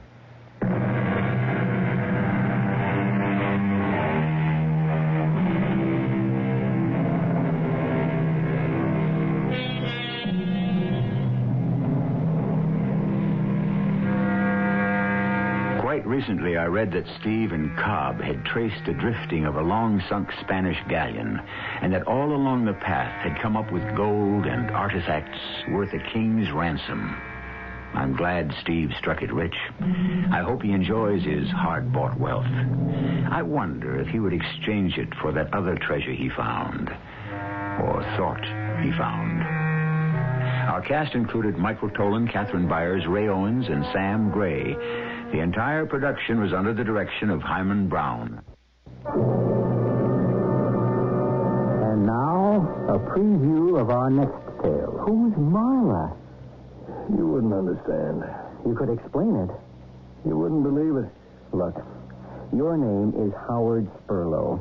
I know my name. You are about to be tried for murder. I know that, too. I'm the attorney appointed to defend you. We've been through all this. Why don't you let me alone? You have to have a defense. Why? Why did you kill him? It doesn't matter. It does matter. Premeditated murder, first degree, puts you in jail for life. I don't care. You don't care now. Wait. This state of shock you're in will wear off. You'll care. I wish you'd let me alone. On the other hand, second degree or manslaughter or lesser charges, you could get a maximum of 10 years. Maybe as low as 3 or 4. Tell me, why did you kill him? Why don't you let me alone? This is E.G. Marshall inviting you to return to our Mystery Theater for another adventure in the macabre. Until next time, pleasant dreams.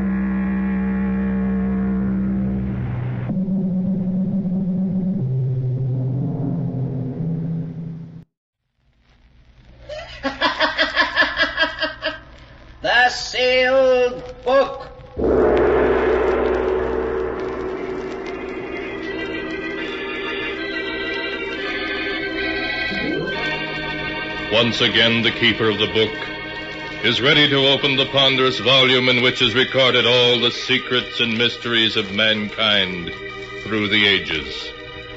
All the strange and mystifying stories of the past, the present, and the future.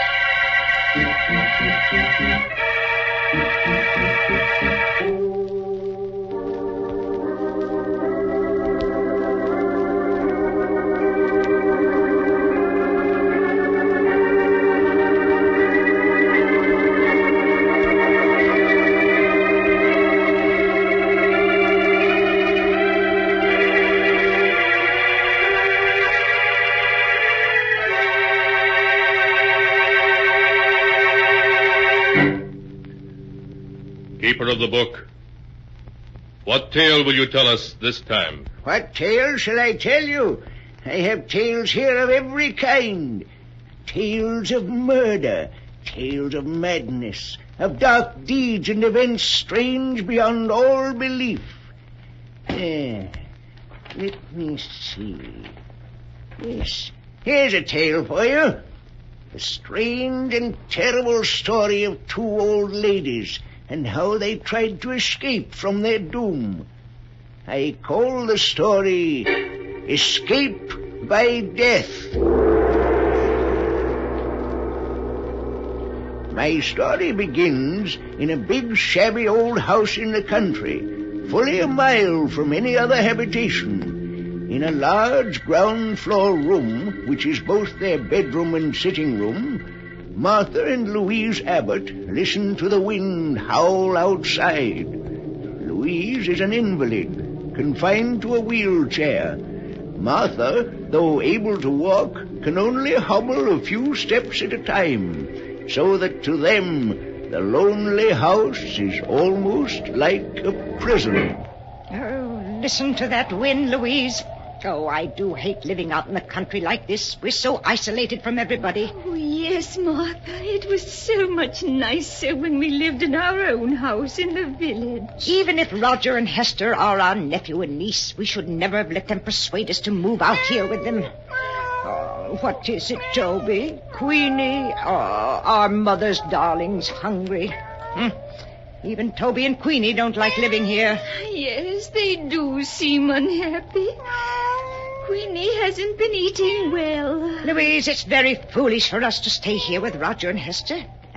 I think I hear Hester coming now.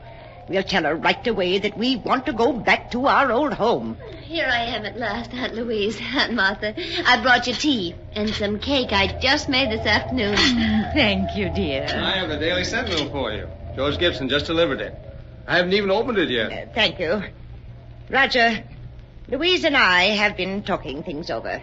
It was very kind of you to invite us to live here with you, but we were much happier living in the village. We want to go back. But, Aunt Martha, it's much better for you here. Really it is. Of course, you're just homesick, both of you. And you'll get over it.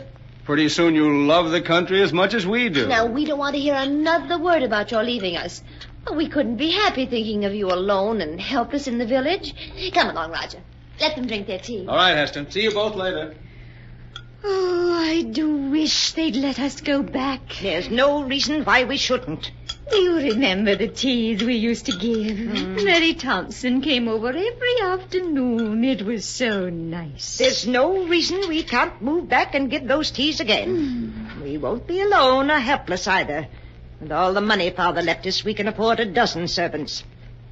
Louise, we are going back. I've made up my mind. Oh, Martha, I'm so glad. Listen to Toby and Queenie. They're glad we're going back too, aren't you, you fat old darlings? Oh, they understand you, Mother. They know we're not going to stay here much longer. Of course they do. Well, now that's settled. Let's see what's in the Sentinel. Let's see now. Oh, Martha, let's look at the obituary notices first. Just what I was turning to, Louise. Poor Amos. He was about your age, wasn't he, Martha? Certainly not. He was a good deal older. Oh, Martha, look at this. Why, it says that Mary Thompson is entering the county home for the infirm. The poorhouse? Oh, no, it can't be. You can read it for yourself. Oh, that dreadful place. I'd rather be dead than in that home. Poor Mary. Martha, after we move back to the village, can't we have Mary come to live with us? Yes, of course. Why, going to the poorhouse would be the death of her. No, it can't be. What can't be? Read what it says there in the real estate column. The old Abbott mansion, owned by the Mrs. Martha and Louise Abbott, has been put up for sale by their nephew, Roger Clark. What? Why, that must be a mistake. We never told Rogers to sell our house. Roger! Now, Martha, we mustn't get excited. But why should he want to sell our house? I don't permit it. You calling me, Aunt Martha? Yes, Roger. What's this in the Sentinel about our house being up for sale? Oh, is it in the Sentinel? Oh, I'm so sorry. It is a mistake, isn't it, Roger? Well, no, Aunt Louise. But since the house isn't being used, I thought it would be a good idea to sell it. But you had no right to put the house up for sale without telling me. Now, don't get yourself excited, Aunt Martha. You don't want the house sold, I'll remove it from the market. You must, Roger. We couldn't live if the house was sold. All right. Now I'll take care of everything. Don't you worry. Everything's going to be all right.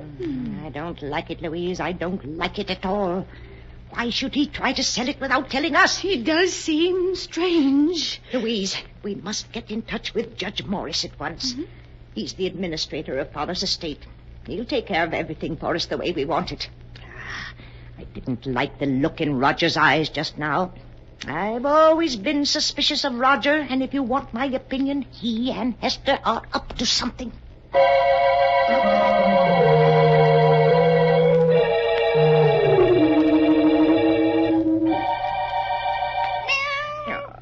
Is Mother's beautiful Queenie hungry? Well, here's a nice piece of meat from the lovely supper Hester just brought us. Oh, Queenie is hungry, Martha. She's got her appetite back since she learned we intend going back to the village. Yes, she has, but where's Toby? I don't see him around any place. He's probably in the kitchen. Martha, when are you going to speak to Roger and Hester again about our leaving? I'm waiting until we can get in touch with Judge Morris. He'll come get us whether Roger wants us to go or not. There's been something very strange about Roger's manner ever since we told him yesterday we didn't want to stay. Martha, look. Queenie's ill. That meat you gave her, it's made her sick. Queenie, what's the matter with Mother's darling? Oh, Martha, there's something terribly wrong with her. Queenie, what is it? Oh, Louise, what can we do? Give her some water, maybe that'll help. Martha, she's fallen down.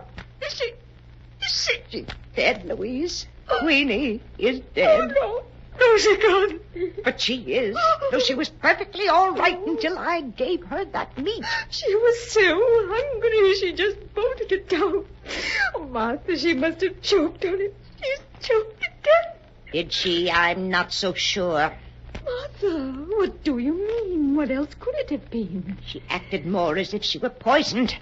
Poisoned? Yes, I'm sure of it. The meat was poisoned. That's why Queenie died. But how's that possible? It was poisoned because that meat was meant for us. Martha, you don't mean that Roger and Hester. Yes, Louise. Oh, I see it now. That's why they brought us out here. Why they won't let us leave. They're planning to kill us. They're after our money. Oh, Martha, what are we going to do? We've got to get in touch with Judge Morris right away. He'll save us. But, Martha, how can we? The telephone is upstairs in Hester's room, and neither of us can climb stairs. I know that. We've got to figure another way to reach him. Louise, our lives depend upon it.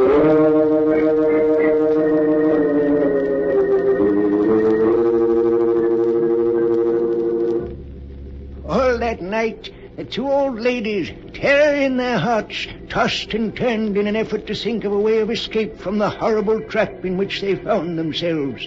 In the morning, they thought they had discovered how to do it. When George Gibson, the rural mail carrier, came by, Louise called to him and gave him a frantic message to Judge Morris, which he promised to deliver. However, a few minutes later, encountering Roger, their nephew, George Gibson told him what had happened, and Roger managed to persuade him not to deliver the message. Then Roger hurried home to consult with Hester. Roger, you say that while Martha was out here in the kitchen with me, Louise was giving George Gibson a message for Judge Morris? Yes.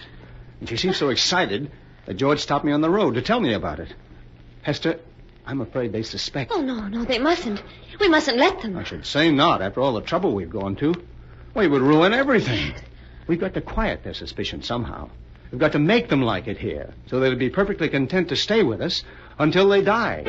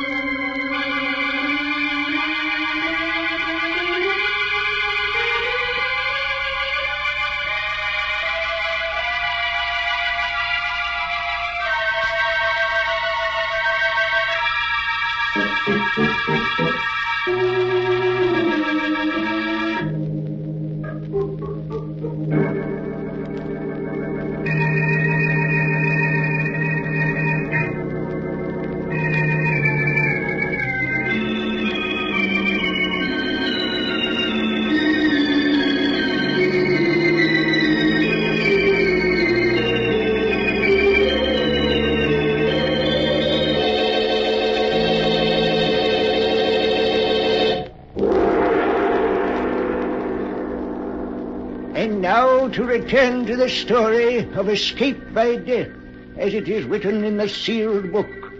For 24 hours, Martha and Louise have waited in trembling impatience for George Gibson to bring word that Judge Morris has received their frantic appeal for help. Oh, Martha, where can George be? He's more than an hour late. Well, he's probably just been delayed. Maybe the car broke down. He'll be here soon. Yes, here he comes now. He's turning up the drive. Oh, Martha, I was so worried. I told you he wouldn't fail us. But there's Roger taking the mail from him. Suppose Roger doesn't let him see us. He might... Louise. What is it, Martha? What's wrong? That isn't a much younger man. Now he's leaving. Roger's coming back in the house. Martha, where do you suppose George is? I don't know. I don't understand. Perhaps he's sick today. Here comes Roger. Hello, Aunt Martha. Aunt Louise. Here's a magazine that came in the mail. I thought you might like to see it. Thank you, Roger. Why didn't George Gibson deliver the mail today? Oh, you saw that there was a new driver. Well, I'm sorry to have to tell you this, but yesterday afternoon, poor George was killed. Killed? Oh, no. He had a bad accident as he was returning to the village. An accident? Yes. I'd rather not talk about it anymore now. It'll just upset you. Hester will bring you some supper soon. Poor George. That means Judge Morris didn't get our message. Oh, Martha. Don't you see, Louise? That wasn't any accident. George was killed to keep him from going to Judge Morris. Martha, you can't mean that Roger and Hester... Yes, Louise, they'll stop at nothing to get our money. But what are we going to do? We can't get a message to anyone. And they're poisoning our food. We haven't eaten a thing since poor Queenie died. We can't go on throwing the food away or we'll starve. There's only one thing to do, food. You mean to see if it's poison? Yes. It's dreadful, having to risk poor Toby's life, but it's the only thing we can do.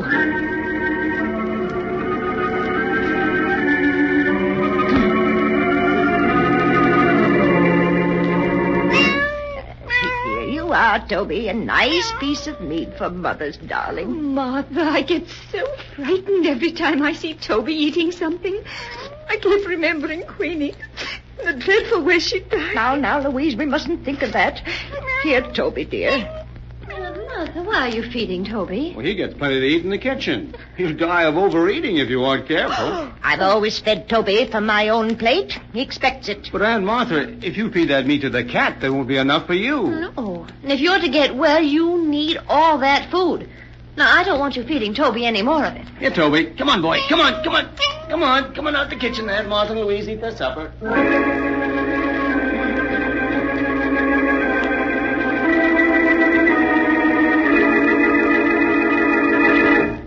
Here you are, Aunt Martha. Aunt Louise, I've bought you your lunch. Doesn't it look good? Yes, Hester. It's very nice. Here, Toby. Here, kitty. Hester, have you seen Toby? No, Aunt Martha, I haven't. Oh, but where could he be? Toby's always on time for meals. Oh, he's probably someplace around the house. Now, eat your lunch before it gets cold. Oh, Martha, where can he be? Toby'll be along in a few minutes. We won't touch a bit of this food until he's eaten some of it. I do wish he were here. I'm so hungry. Louise, don't touch a thing on that tray. It isn't safe. Here, Toby. Here, kitty.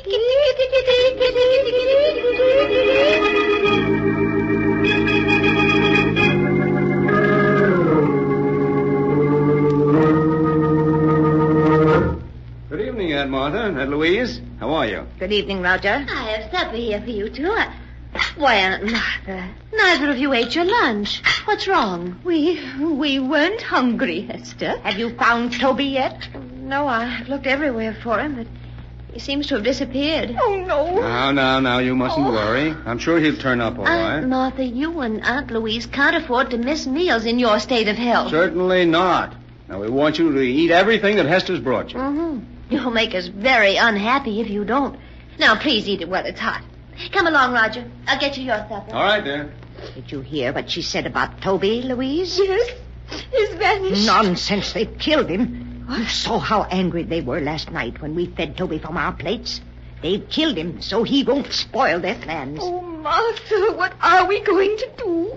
I'm so hungry that my head spins and I'm dizzy. I know, Louise. So am I. Oh, I hate them. I hate them. We're leaving them our money and our wills. They'll get it soon enough. Why must they kill us? Because they're nothing but common murderers. I distrusted Roger from the minute Hester first brought him to our house. Yes, it's his fault. He's changed Hester. She used to be such a sweet girl. Oh, there was only some way to get word to the village or to bring somebody here to help us. Louise, I have an idea. What is it, Martha? There's one way to bring people here. What, Martha? If we were to set fire to the house, somebody would be sure to see the flames. Yes, of course. And then the fire company would come out. Then we'd be able to tell them we'd be saved. Oh, but Martha, Hester and Roger would put out the fire before it could get big enough to be seen. Louise, I know a way we can prevent them from putting out the fire. You do? Yes, we can save ourselves, Louise. We can save ourselves.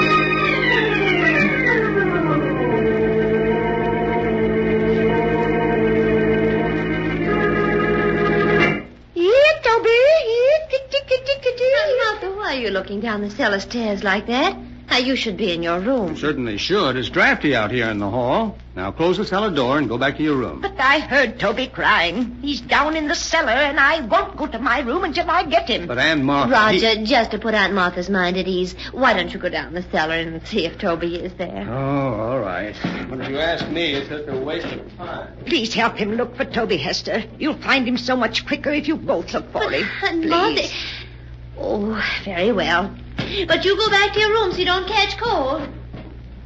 Roger, do you see him? Doesn't seem to be any place here in the cellar. Now we'll see just how smart you are, trying to poison us. You won't stop us from escaping now. Let's get Louise. Louise, it worked. You mean you were able to lock them in the cellar? Yes, and with the door locked, they can't get out.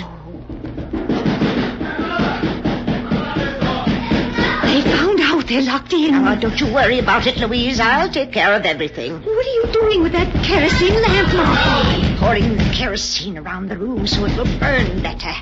There. Are you ready to leave, Louise? Yes, Martha. Yes. Now strike a match and start the fire. How quickly it's starting to spread. Yes, we've got to leave. I'll push your wheelchair, Louise, and you try to help by rolling the wheels. Yes, Martha. We're coming along nicely. Good more, dear. Come on. Just a little bit more. Martha, I do hate to do this. Louise, you mustn't waste any pity on them. Even if they are our niece and nephew, they're nothing but common murderers. Yes, I suppose you're right. Now, I'll just open the front door, and we'll be free. Now, roll the wheels a bit, Louise. And just a few feet more, and we'll be safe. Yes, that's it. There. Now we're far enough away from the house to be perfectly safe. Oh, my. The whole house is on fire. Do you think they can see it in the village by now, Martha? I'm sure they do. Now remember, Louise, when the fire company gets here, we don't know what happened to Roger and Hester. We just managed to get out ourselves. Yes, Martha. If we told them what we were forced to do to escape, we'd have to reveal that our own niece and nephew were poisonous, murderers. We don't want to disgrace the family name, Louise. Oh, no, Martha, of course not. Look, Martha, look! The roof is going! Oh, and here comes the fire engine. Louise, we're saved. We're saved.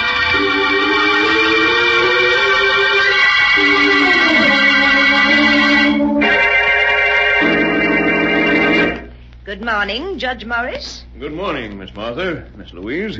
I trust you're well after that terrible ordeal last night. Oh, we're feeling much better. Thank you, Judge Morris. I know it'll be painful for you, but now that your niece and nephew are gone, we must plan for your future. Oh, you don't have to bother, Judge. All we want to do is move back to our old house, hire a few servants, and live as we used to.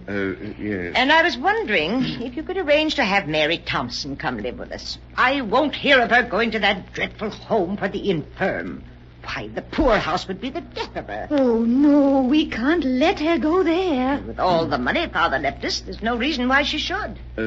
Ladies, I'd hoped I'd never have to reveal the truth to you, but now it appears I must. The truth? I don't understand, Judge. Some weeks ago, the bonds in the trust fund your father left you became utterly worthless. What? Your nephew and niece were afraid the shock of learning you were penniless would be too much for you. So it was decided to keep the news from you. That's why the three of us persuaded you to move in with them. Your house here in the village had to be sold to meet the debts of the estate. But that can't be. Father left us so much. It's all worthless now. Perhaps I should have told you this a month ago. But your niece and nephew wouldn't hear of it. In spite of the fact that they had only Roger's salary to live on, they were determined to prevent you from ever learning of your misfortune. Oh, but the deaths of poor Queenie and Toby, of George Gibson. George Gibson? Yes. I'm afraid I don't understand. Surely you heard that he was killed. A tire blew out and his car turned over. You mean he wasn't murdered? Certainly not. Oh. You feeling well? Has my news been too much for you? No. Well, now that your niece and nephew are gone, there's no one to support you, I'm afraid there's only one thing left.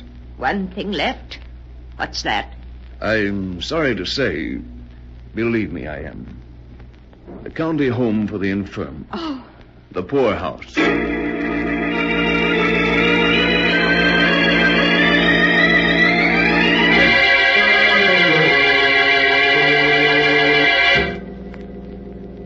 And that is the tale of escape by death, as it is written in the sealed book. Louise and Martha, because they could not believe that the death of their cat was an accident, convinced themselves that they were in danger of being killed, and in their frantic efforts to escape, ruthlessly destroyed their only protectors. Strange are the ways in which fate plays tricks on mere mortals. But the sound of the great gong tells me it's time to close the sealed book once more. One moment, keeper of the book. What story from the sealed book will you tell us next time? Next time? What kind of a tale would you like? A story of ghosts, of vampires, of werewolves howling in the night? A tale of dark plots and evil deeds? Of a strange fate overtaking the guilty? Let me see. I'll find one for you in just a moment.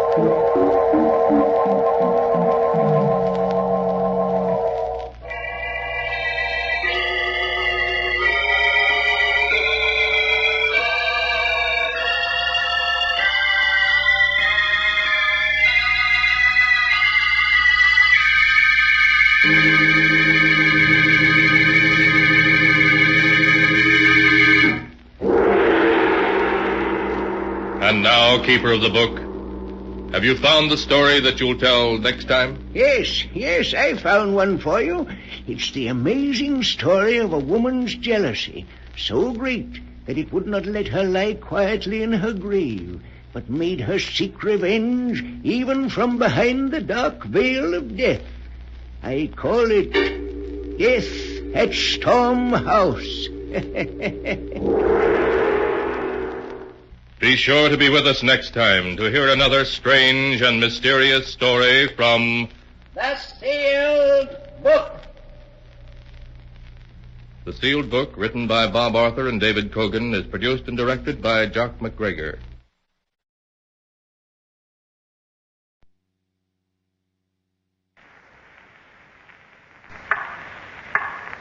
I demand that time cease. The past will return and the stories of yesterday unfold. Listen to the weird circle.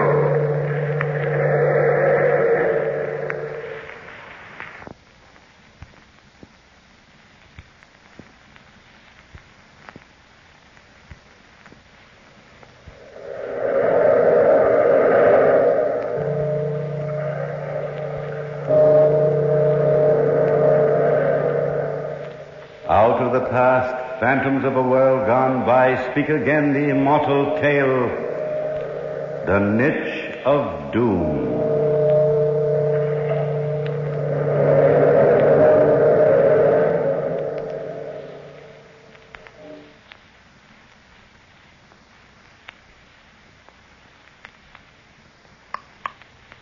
Will it never stop?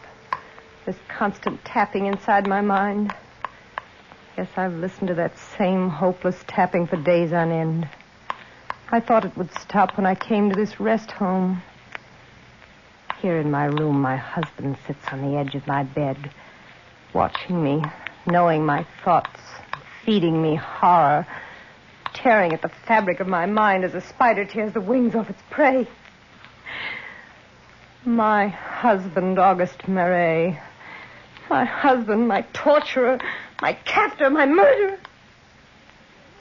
A woman has a right to live, to laugh, to smile and be happy. A right to love and be loved. And I was lonely. I remember the day I was in the patio attending to my tulip bulbs, talking to my maid Rosalie as I spaded the earth. Oh, Madame, the garden looks just beautiful. Yes, it does. I love this garden, Rosalie. It's the one thing in this entire dreary house I can call my own. If the tulip bulbs work as nicely as they did last year, perhaps Monsieur Marais will allow you to enter them in the garden contest. I've meant to ask him. Good day, Josephine. How are you feeling today? Well, I feel fine, August. I didn't expect you so early. You may go, Rosalie. Yes, sir. Anything I can do for you, Madame? No, nothing, my dear. Yes, Madame. You're looking very well, Josephine. Very well. August. You've something on your mind? What is it? August, I was wondering if you'd mind frightfully if I entered my tulip bulbs in the annual country exhibition. Mind?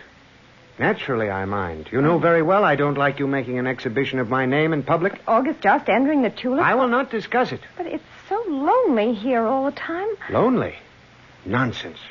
You've the maid for company? Yes, I've Rosalie. And I manage to spend one evening a week with you? Yes, I know you do. My dear, you should be very grateful that you have the position in life which marrying me has given you. I have everything but happiness, August. Happiness is relative.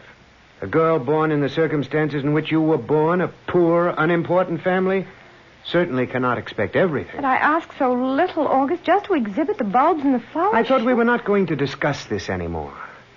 You know very well the doctor told me at my age I'm not to allow myself to become excited. Yes, I remember what the doctor said. I'm glad. Please remember it. And now, my dear, I really must go over to court. Will you be home this evening, August? I'm never home on Tuesdays, Josephine. Enjoy yourself, my dear. Don't wear yourself out in the patio. You country girls are always lovely while you're young, but you age so quickly.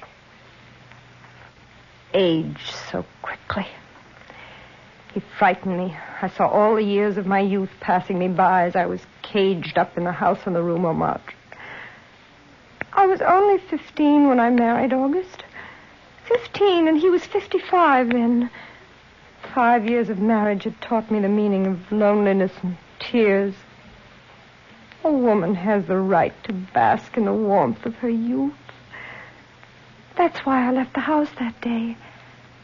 I wandered out into the garden patio outside my room, and I walked down the boulevard to Grenal's Cafe. I sat down at a table on the sidewalk, intending only to watch the others, to watch life pass by. The waiter was very friendly. What will you have, madame? An ice, a raspberry ice? Raspberry ice. Excellent, madame. Excellent for a warm afternoon. How angry this would make August. Sitting all alone, madame? Yes, Well, because I wish to be alone. Oh, no, you don't. Not when you have the opportunity to enjoy my company. Please, sir, I shall call the waiter. No, don't, please. You're lonely and I'm lonely. Certainly there can be no harm in two lonely people sharing a table for one short half hour. Now, can there? But my husband... Even a jealous husband can't object. Really, sir? And you are lonely. You really want me to sit down. You just won't admit it. Oh, I can see the truth in your face. You see things that are not there. May I, madame? Just for one half hour. Well, there really is no harm in it, is there? None at all. Thank you. Of course, madame, You know that I've lied to you. Lied to me? Your ice, madame. Something for you, monsieur? Oh, same as the lady. Oui, monsieur. Nothing like raspberry ice to start a lifelong friendship. What do you mean you've lied to me? Well, I didn't just happen along just now. I didn't just happen to see you sitting here and come up. I planned everything very carefully in advance. Oh? You see, madame, I live across the way from you. I've watched you gardening in the patio of your home many times. But why, monsieur? Why? Why, because you're a beautiful woman. Because I wanted to know you so very much. Because I've seen something in your eyes that I've felt inside myself. You shouldn't, monsieur. You really shouldn't say these things to me. My name's Pierre Planton. Monsieur, for both our sakes, do leave me now. You've no idea how much trouble this innocent little adventure might cause us later on. Oh, I've waited a long time to meet you, dear lady. Not just a day or a week or weeks, but a year. I'm very flattered, Monsieur Planton. Pierre's the name. Pierre? You know, the first day I saw you in the garden, I asked my servant who you were. And when I found out you were married, I resolved never to try to see you again, but... Why did you change your mind? I saw your husband. August is a very fine, upstanding man. He told you so himself, eh? Why, no, I really think so. He's an old, garrulous, stupid bore who's overwhelmed with his own importance. Oh. Frankly, my curiosity's aroused. Why did a lovely young girl like yourself ever marry him? Well, I love him. Oh, madame. Please don't cry, please. If there's one thing that turns my bone to water, it's a beautiful woman's tears. Here. I'm not crying. Here, use my handkerchief for these non-existent tears, then. Thank you. Now, Josephine, smile. Stop ordering me about. I won't have it. Please smile at me and say I'm forgiven. You're forgiven. Oh, that's better. I promise to be nice. You see, Josephine, believe it or not, I'm very fond of you. Against my better judgment. You'd better believe it, because I'll haunt you every day if you don't. And that's the way it started. Just a talk in a sidewalk cafe. My first friend. Perhaps the only friend I had besides Rosalie. At first, Pierre and I thought we were just playing at love. But by the end of the second week, I knew the truth. I loved him. I loved him as deeply and as truly as any woman could. We met in the afternoons in the cafe, and in the evenings when August was out, he stole into the patio and we talked. Talked of him and of me, and then of us. Of our future together. It was Tuesday, 2 weeks ago, that he was supposed to arrive at 9 o'clock. Rosalie was helping me dress. You'd better hurry, madame. He'll be here in half an hour. How do I look, Rosalie? Beautiful. I wish I were as beautiful as you. Oh, madame, put this brooch on the front of the dress. It sparkles so. Yes, I think I will. Rosalie, he's so handsome and so fine. And you really and truly love him? Really and truly. But what will you do, madame? I don't know. If I could only be honest with August, if I could only tell him and break away. Oh, madame, he'll kill Monsieur Pierre. Yes, I know. And he'd be well within his rights. I'm so frightened sometimes. So very frightened. Oh, madame. Listen, footsteps. That's August outside my room. What will you do? I don't know. Perhaps he'll leave before Pierre. But if he doesn't, then what? Then you must pretend that Pierre's your friend. Oh. Well, look at my lovely wife tonight. Dressed up, aren't you, my dear? Good evening, August. I always dress in the evenings, you know that. No, I didn't. I shall hereafter take more advantage of your loveliness. You flatter me, my lord. I didn't expect you to drop in to see me this evening. Were you expecting someone else? Why, how unfair you are, sir. Unfair? No, I'm, shall we say, more curious than unfair. You may leave, Madame Rosalie. Madame, What's the matter with you, girl? Why do you stand there staring like that? Well, it's the... Rosalie's expecting a visitor in my patio shortly, August. A visitor? Yes. Rosalie? Yes. Well, it's different. A lover, eh? I suppose you'll be getting married soon, eh, girl? Well, yes. Yes. More's the pity. Mind if I sit down a little, Josephine? No, do, my lord. I suppose you'll be leaving Madame and myself shortly. You should have told me, girl. Well, I had... You what? But I didn't think, monsieur. If you'd told me, I'd have supplied you with a decent dowry. A girl in your position can scarcely afford a trousseau. It's very kind of you, monsieur, to offer me. Well, my dear, no matter what, I shall be generous to you and offer your future husband a fair dowry anyway. What say you, Josephine? Is that not generous? Very generous, my lord. Ah, yes, it is. My girl, Rosalie, you shall be married in the Marais Chapel at noon Friday. Friday, monsieur? So soon? 3 days? Yes, Friday. The girl in love should be delighted at the prospect. Unless you've lied to me. Lied to you? Oh, never, monsieur, never. I'm delighted. Delighted. Yes, of course you are. Well, Josephine, you might help the young lady plan her wedding while I'm gone. And make a list of all the necessary items which you'll need. Yes, my lord. I shall leave the entire proceedings in your hands. That ought to keep you well occupied. Yes, my lord. Are you leaving me so soon? I have to, my dear. You know these Tuesday nights. You know them very well. Good night, Josephine. Give my best to your suitor, Rosalie, and tell him I'll do my best by you. Oh, madame. Shh. Careful. August can be sly as a fox. Friday, yes, Friday. Rosalie, he's very clever. I don't know how he found out, but he knows. At least he suspects. What will we do, madame? I don't know. There he is. Tell him to come up, Rosalie. Yes, madame. Come up, monsieur. Is old Spiderlegs gone? Yes. But hurry, monsieur. Hurry. I climbed to my love's balcony. Oh, darling, darling, darling. Here. August is clever. He knows. What?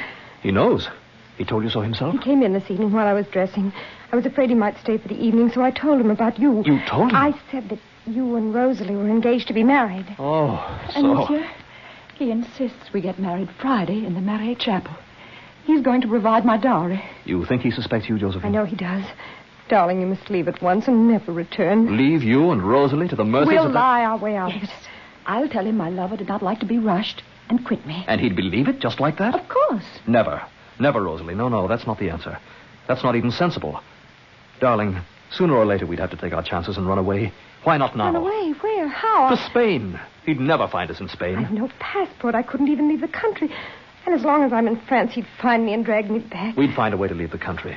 Oh, Spain is lovely at this time of year. Beautiful. The trees are heavy with lilac bloom. And you'd like Madrid, Josephine. It's like another world. Madrid. If only... If only what? If only you've the courage, we'll leave at once.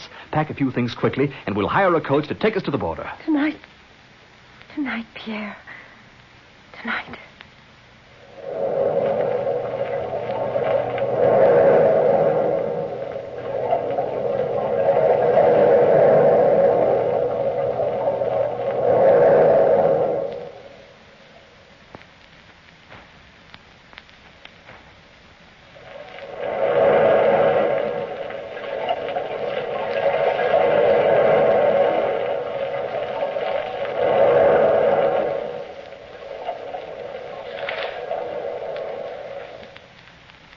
Now the suitcase is closed, my darling. Where's your coat? In this closet. Oh, let's do hurry. Lovely coat, isn't it? Everything looks lovely on you. Listen. What is it? My husband's footsteps in the hall. I waited for him, and he never showed up. That's a pity, Rosalie, and I had such pleasant wedding plans. Here, quickly, hide in the closet. Take my coat and suitcase with you. Of course. Here, take it. Don't be frightened, darling. Madame hasn't been feeling well, and she lay down, monsieur. Well, she's probably lonely. I'll cheer her up. Josephine, I'm glad to see you looking well. Rosalie told me you were ill. I had a bad headache. What's that? Nothing. August, I heard nothing. In your closet. I heard something drop. What could drop in a closet? I don't know. You're better acquainted with your wardrobe than I am. Of course, my lord. You've so many headaches lately. Come, my dear, you'd best lie down and rest. Of course, whatever you say, my lord. You may go, Rosalie. Yes, sir. Of course, sir. I hope I didn't disturb your plans for the evening, but the evening began to pall, so I returned home. Sometimes my friends can prove themselves quite dull. I was thinking of you and your beauty, and I was worried about you. Worried about me? In what way, August? Oh, in the last 2 weeks, 2 of my friends have told me that they've seen you walking down the street alone, unchaperoned. Have they? Not that I listen to idle chatter, my dear. I don't. You know that. People talk. They have so little else to do. Naturally, I understand that. But then, a very close friend of mine was at the Café Grenald a few days ago. He, has told me something that rather puzzled me. You look a little pale, my dear. My headache. Naturally, your headache. He said he was sitting in the cafe and he noticed a woman who looks remarkably like you walk in and sit at a corner table. A woman who looked like me? She sat for a while all alone. Later, a young man, joined her. He sat by her side. He called her Josephine, your name. Remarkable that a woman who looks like you should have the same name as you. Yes, it is remarkable. Quite coincidental. That's what I thought, coincidental. I might even have thought that woman was you if I didn't know better. Know that you're a dutiful wife, my dear. Of course, August. For a little while, believe me, I was rather worried. I began to think about the habits and customs of country women. And putting that together with your temporary restlessness lately... Well, for a while, my dear, I thought perhaps in your moments of weakness you had perhaps acquired an admirer. Please, August. But naturally you haven't? No, I haven't. Then when I walked in your room just now and I saw you looking so nervous, flushed, for a second I thought perhaps your, shall we say, admirer was here in this room with you. Did you? It was just a passing thought. Naturally, knowing you've a headache, I realized that the flushed expression comes from that. Yes, it does. Then again, when I heard that peculiar clatter in the closet, a strange idea was born. I thought perhaps your friend, the friend you met at the cafe, might be hiding in the closet. You look pale, Josephine. Do I? Is someone hiding in the closet? No. I naturally will take your word. If someone is in that closet, my dear, I should be forced to protect your honor and do away with it. Would you swear to me now on the Bible that there is no one hiding in the closet? Please, August, put away that dueling pistol. Then you are prepared to swear before God on the Holy Bible that no one is hiding in that closet? Yes, August. Ring for your maid, my dear. Why? I said ring for her. Yes, my lord. Now, fetch me your Bible. You have your Bible in the room, my dear, haven't you? Yes, my lord. It's right here at my bedside. Put your left hand on it. That's right. And swear on the Holy Bible there is no other man in this room besides myself. I swear there is no other man in this room besides yourself, my lord. My mind is much relieved. Much relieved. You rang for me, madame? I did, Rosalie. Do you know where Monsieur de Gorenflot lives? The mason, monsieur? Yes, the mason, monsieur. I want to write a little note to him, and I want you to deliver it at once. Fetch me paper and a quill, Josephine. Yes, my lord. I have a quill right here. Here's paper. Ah, that's just the thing. You've learned to sharpen quills quite well, my love. Dear Monsieur Gorenflot, I am writing to you because... Yes, that's what happened on that fatal Tuesday night. I perjured my soul, and I've paid for it. How little did I realize how much I had to pay. Rosalie left the room and delivered the note as she was bidden. My lord and I were left alone. He bade me retire to bed as I looked poorly and said that he personally would remain with me until my headache left. I assured him my health was much improved, but he would not have it so. I retired to bed, and he sat by my side until... Monsieur Marais, Monsieur Gorenflot is here. Come in, Gorenflot. I've done as you bid me, monsieur. I've brought the cement and the paving tools. Good work, Gorenflot. Come, bring them in here. In here, monsieur? In Madame's room? Yes, in here. Why, August? Why? Rosalie, go to bed, girl, and get a good night's sleep. You don't have to linger around any longer. Yes, sir. Monsieur Gorenflot, do you see that closet in the corner? Yes, my lord. I wish you to cement it up. The sight of it affects my wife quite strangely. August! Please, my dear. But, August! You swore to me there was no one in it, my dear beloved wife. And I believe you. Surely there's no harm in sealing up such an offensive, ugly closet. I'll have another one built for you. But my clothes... I shall buy you new ones. What are you waiting for, Monsieur Gorenflot? My lord, at this hour of the night... You are sure you want me to do this now, monsieur? Wait till morning, my lord. I am positive, absolutely positive, my poor Gorenflot. Go to work at once. I will not wait. I am a man of whims. Strange, interesting whims. Whim. August knew that my lover hid in there. I didn't think he'd have the heart to go through with what he had intended. So at first I just sat quietly by and watched. Gorenflot laid first one row of bricks, and then another, and then a third, and then a fourth. Pierre was afraid by now. He preferred quick, certain death to slow starvation, and he began knocking on the door and calling out. Please, let me out. Gorenflot, petrified, stopped, and he said... Monsieur Marais. Go ahead, Monsieur Gorenflot. There's no one in that closet. My wife has assured me there's no one there. August! And I'm within my rights, Monsieur Gorenflot. Proceed at once. Proceed. As you say, Monsieur Marais. Yes, as he says, he was within his rights to do exactly as he pleased. The fifth row slowly fell in place, and the sixth. And then I knew that August meant to see that night's work finished. The seventh. I cried, I wept, I tore at his coat, I pleaded, I entreated. It was all no use at all.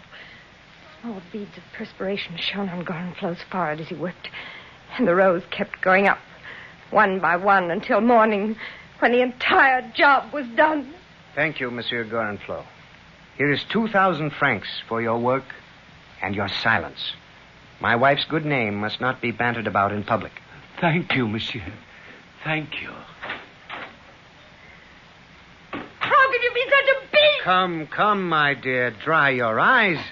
The offending closet is sealed up. August, there's a man inside. There is. How can you deny it? You're lying to me, Josephine.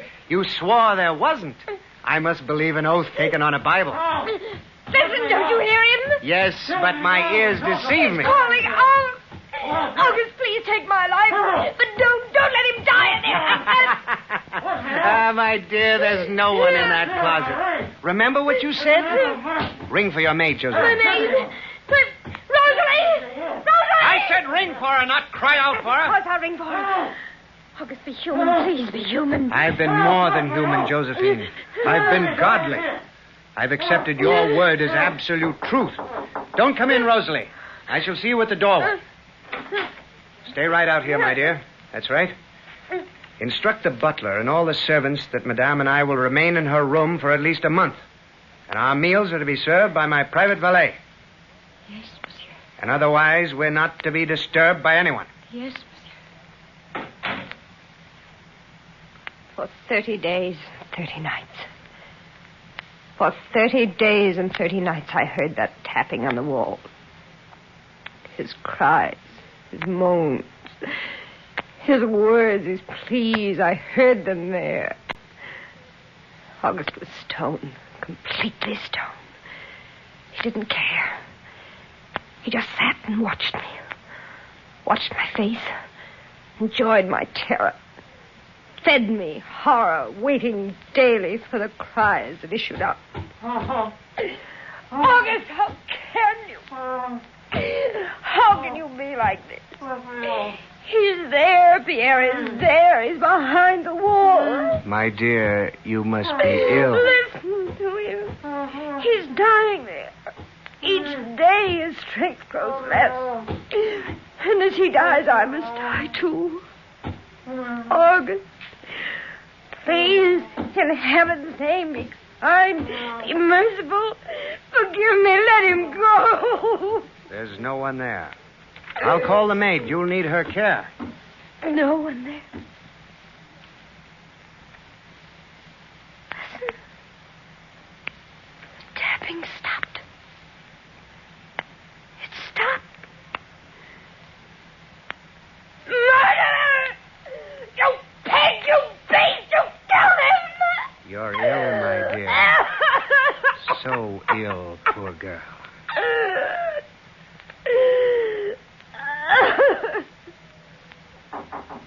Come in. My lord. Please call the doctor, Rosalie. My wife is ill. She's going away for a long rest. A very long rest. So I sit here in this rest home, listening to the feeble tapping inside my head. The same feeble tapping I heard on the closet wall of my bedroom at home. That same feeble tapping. Will it never stop?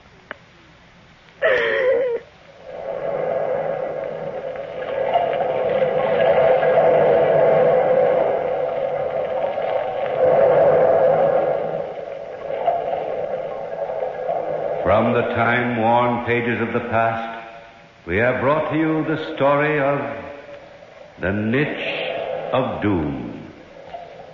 Bellkeeper, toll the bell.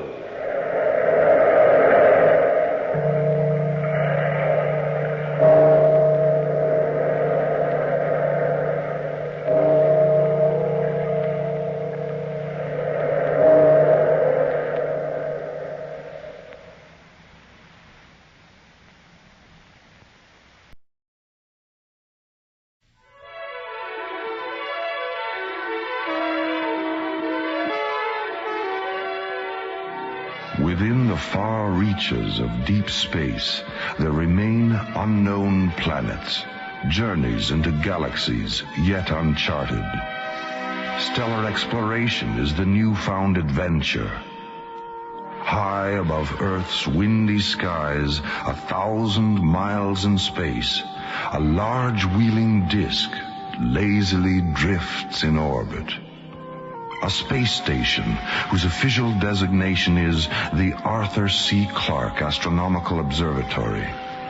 To those living and working aboard, it is simply called Starlab. Their lives and adventures become our story on the threshold of alien worlds.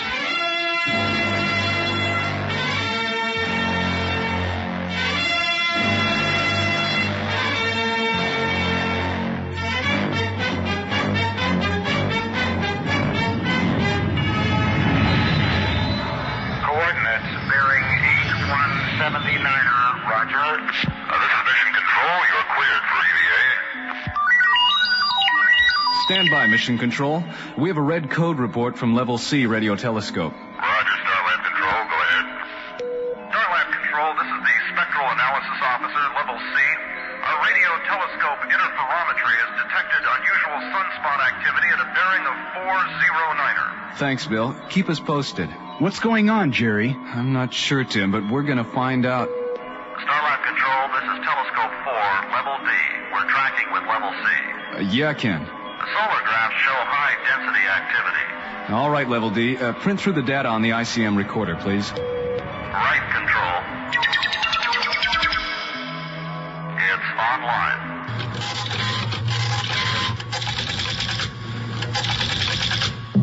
Look at this. What? That's more solar activity in the last 2 minutes than we've seen in 2 years. I'd better call Dr. Cassidy. Meanwhile, on Earth, the effect of the sun's strange activity begins. Kansas City, Missouri, 8:05 p.m. Good evening, Mr. Jennings. Good to see you again. Thanks, Ron. Now, would the two of you care for a bottle of wine? Yes. Yeah. I think that's a good idea. Great. The usual, Ron. All right. Well, I'm certain you'll love the food here, Sully. It's a very special place. It's been a favorite spot of mine for years. I've known the owner a long time, too. What's that? Huh, that's strange. Probably just a heavy truck going by in the street outside. My God, Roger! It's an earthquake!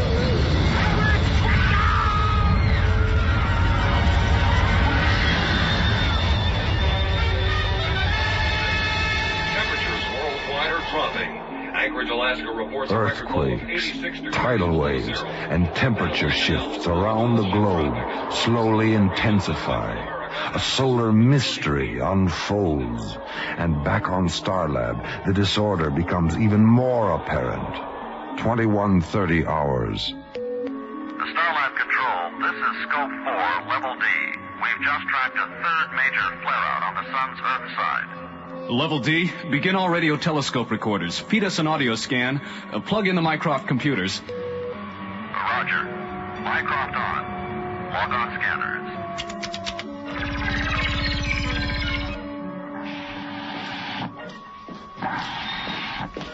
Hi, Dr. Cassidy. Thanks for coming up here. I knew you'd want to know. All right, Tim. Now, what's going on? The 3 of our main telescopes are tracking the sun. Yes, and? Analysis indicates an incredible amount of solar flaring and abnormal sunspot activity. Earth stations are reporting earthquakes, tidal waves, and various other abnormalities. We've begun tracking confirmation through our Mycroft Computer Center. Okay, Tim. This is Spectral Analysis Level C. We have a priority report. This is Control Level C. Go ahead.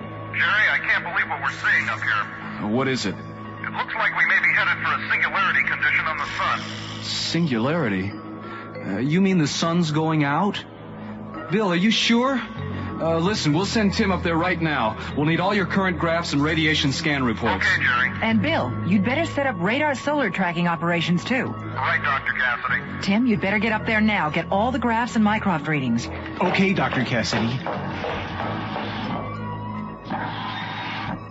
I'm not looking forward to telling the ISA the sun is going dead. Knowledge concerning energy had become an important property to man. But the idea of the sun going out prematurely represents a new and very unusual situation for Dr. Cassidy and Starlab's research people. The beginning of a dark nightmare in the light of alien worlds.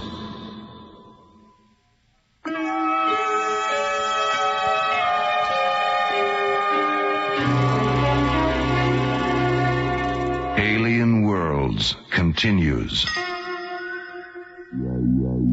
To those aboard Starlab, a shiny rotating observatory high above Earth, the sun seemed to be going dead.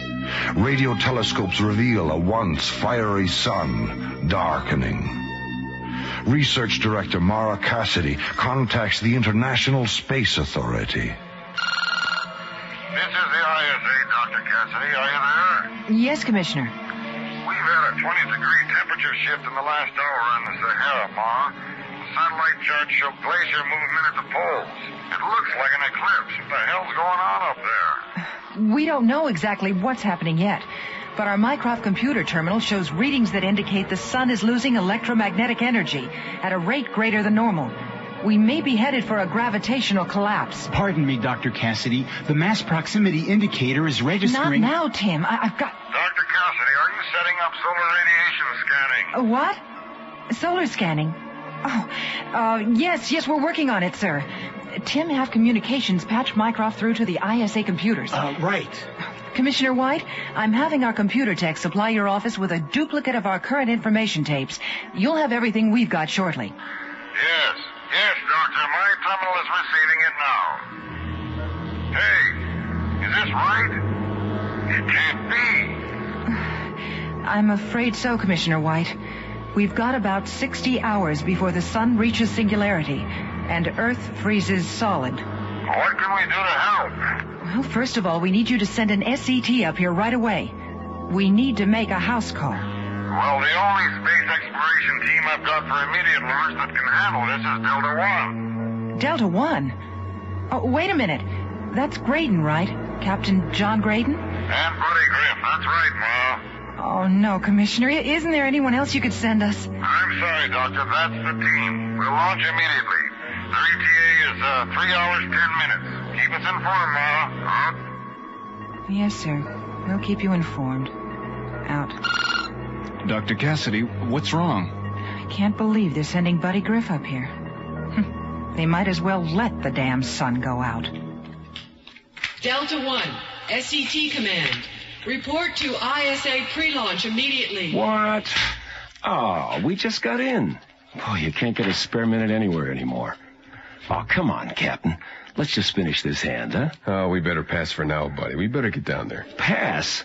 The man's 18 in back of me. I got a hot 21, and he says pass. It's just a game. We can pick it up later. It's just a game. I'll say it's just a game. All right. ISA says jump, and Captain John Graydon jumps. That's how come you're a bloody hero and I'm just a lover. And that's the story of your life, right, buddy?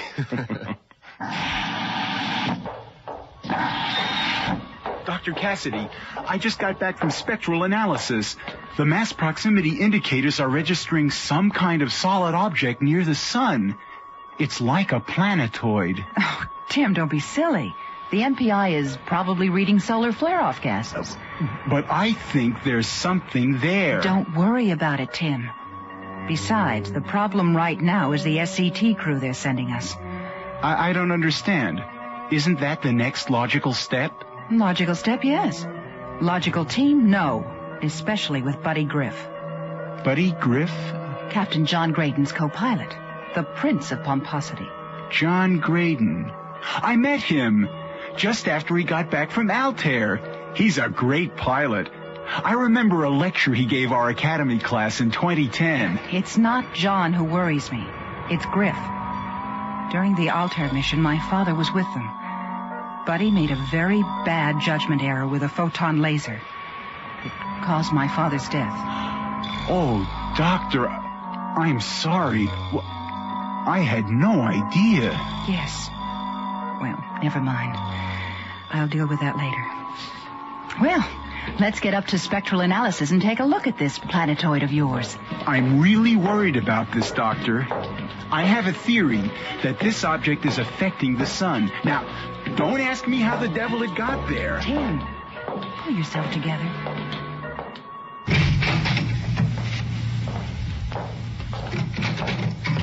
Hi, fellas. Graydon. Commissioner White. Griff. Hey, ¿qué pasa, Chief? Listen, men, we've got problems with the sun. Heavy solar activity that needs some first-hand observation. You'll be briefed on Starlab by Dr. Cassidy. Starlab, huh? That's right. They're expecting you right away.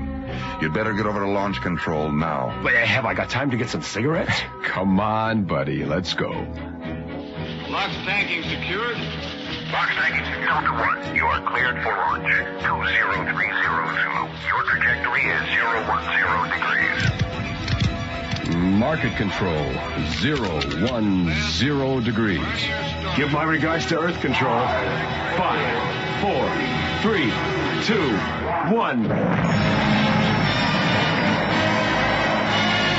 Delta 1, you have liftoff. All systems go. Oh, man, I just love a good rocket ride.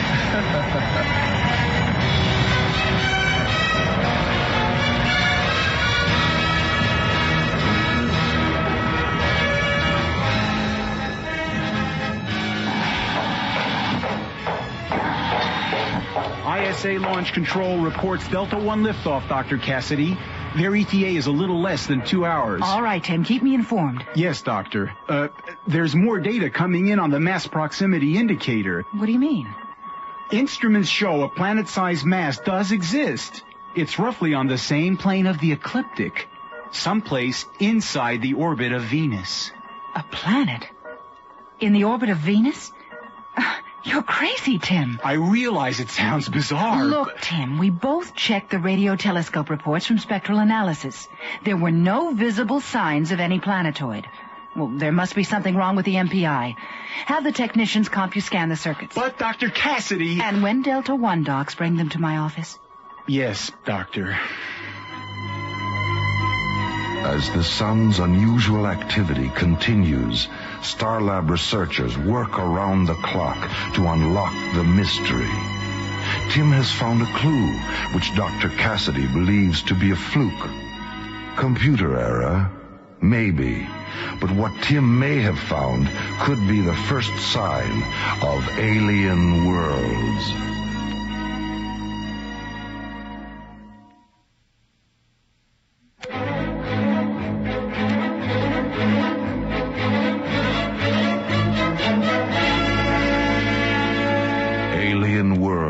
Continues. Strange solar activity threatens the survival of Earth. A solar exploration team is sent to investigate under the direction of Dr. Mara Cassidy at Starlab, a space observatory. There is little time.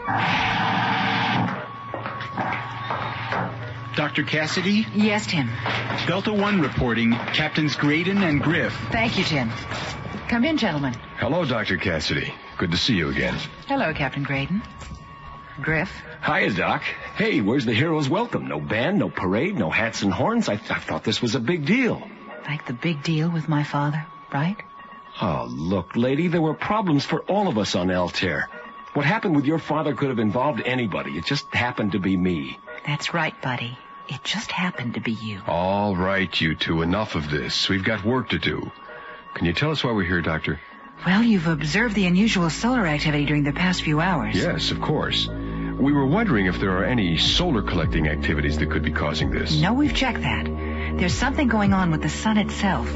That's why we need you, to take pictures and run solar tests close up, before it goes dead. Dead?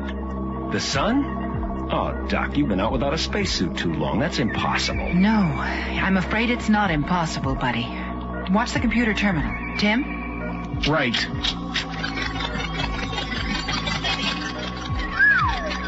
That's frightening. Wow. What's our bottom line? I want you to get as close as you can. We'll have you patched into the Mycroft computer. We can then direct you from that point as to what to do next. Oh, just what I need to end up as barbecued spaceman. We better get rolling. Right. Tim, take Captains Graydon and Griff down to mission control. All right. Good luck, you two. We'll get the story for you, Maura. Yeah, and if you're real good, we'll sell you the rights. Bye. I didn't expect you two at Star Labs so quick. Oh, we didn't either, Tim. But we had this tailwind. A tailwind? Right.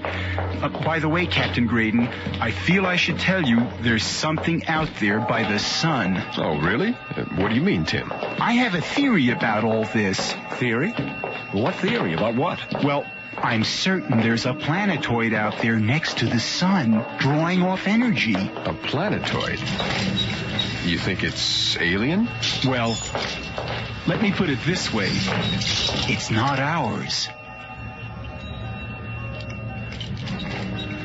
We haven't been able to track it visually because of the glare from the sun's rays, so I can't prove my theory yet.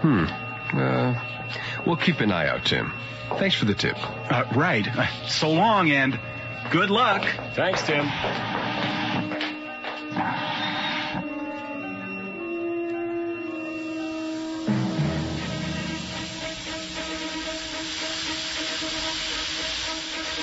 Delta 1, you are at T-minus 30. Launch. Roger, Starlab Control. T-minus 28 and counting. Delta 1, telecom computer lock. 775 megahertz. Our Mycroft data transfer is online. Channel 775 locked. Transfers online. Check. Starlab Control, we're on the grid. 5, 4, 3, 2, 1. Lift away.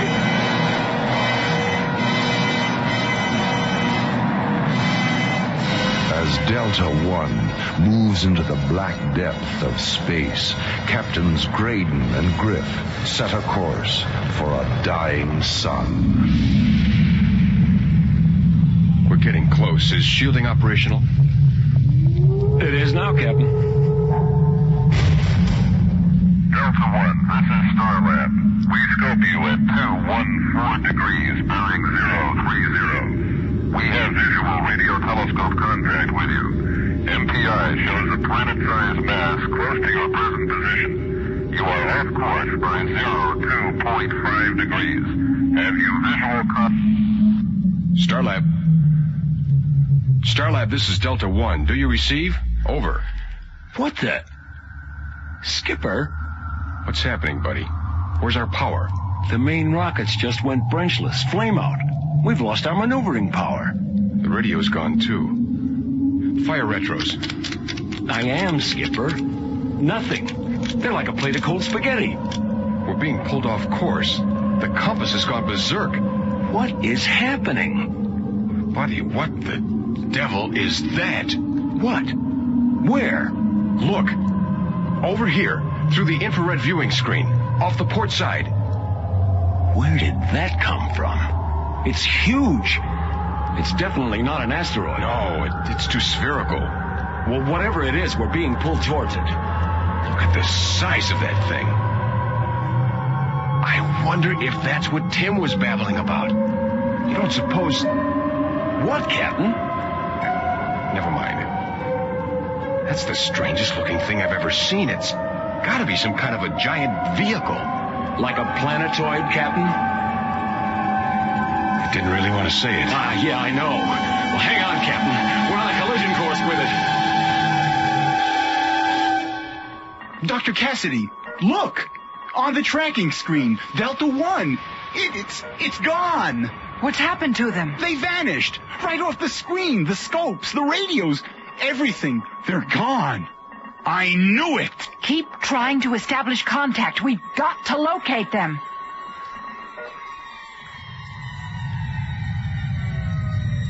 Hey, Captain, what happened? Who turned out the lights? Buddy, we're inside Tim's planetoid. What? Oh, man, I must have blacked out. Look, over there, an opening. That's where we must have come in. Hey, what's that? Something's outside the hatch door. I think we've got company.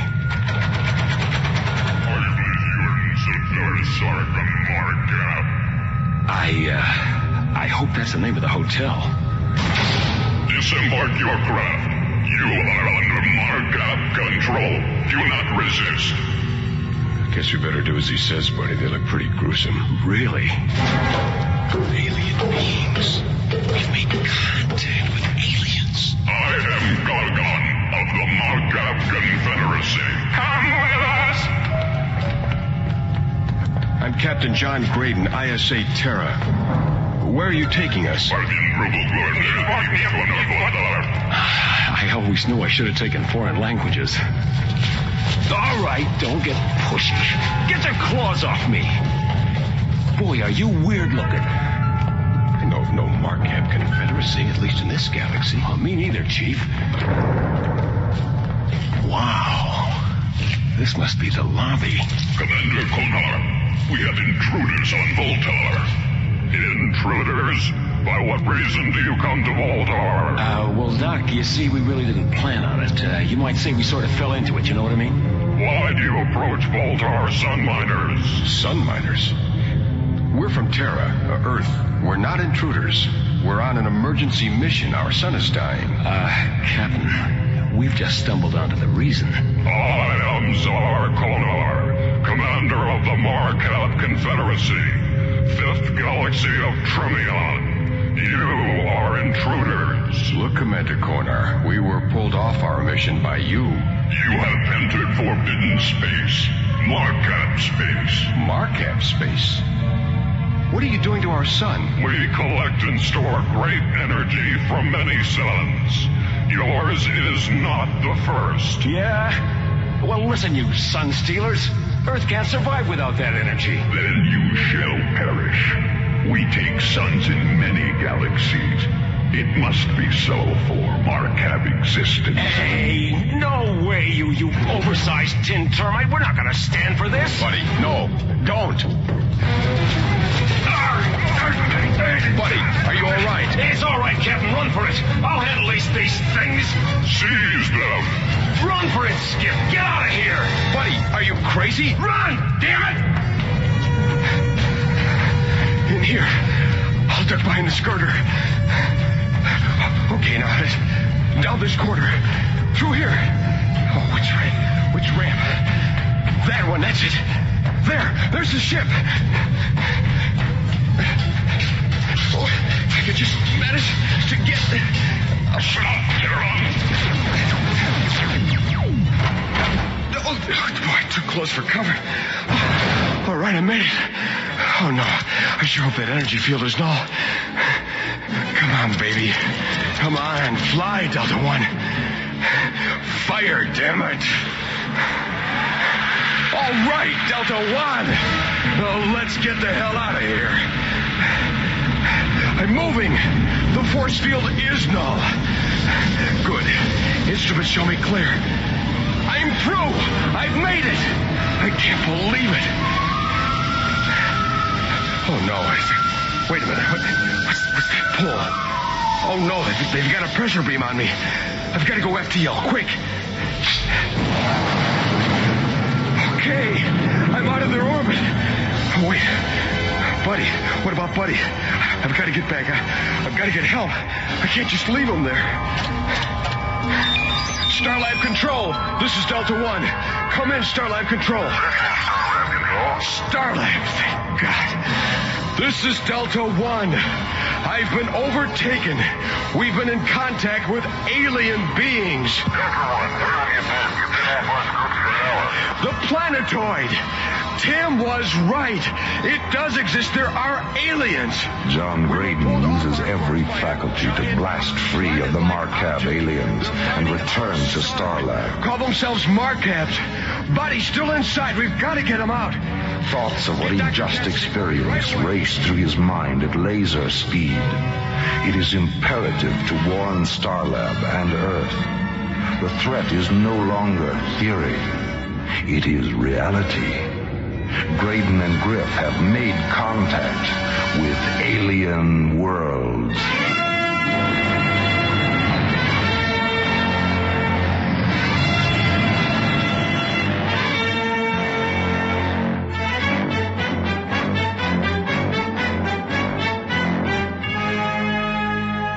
The Sunstealers was written by Mike Hodel and Lee Hansen.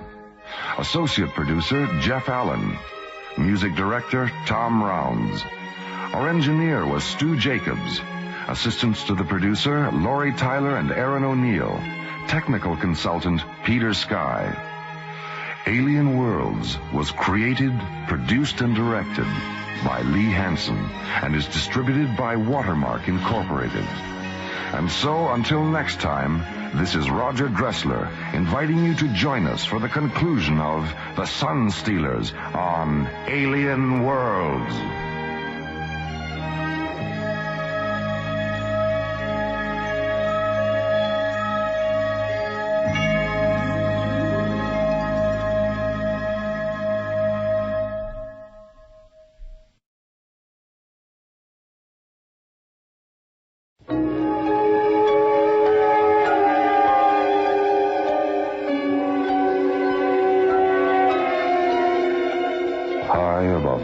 Windy skies, 1,000 miles in space, the astronomical space observatory Starlab lazily drifts in orbit. Research teams aboard have detected strange solar activity on Earth's sun. Space exploration team John Graydon and Buddy Griff are sent to investigate and face a bizarre encounter. We're being pulled off course. The compass has gone berserk. Buddy, what the devil is that? Where did that come from? It's huge. Whatever it is, we're being pulled towards it. Hang on, Skipper. We're on a collision course with it. Delta One is mysteriously pulled aboard an alien planetoid.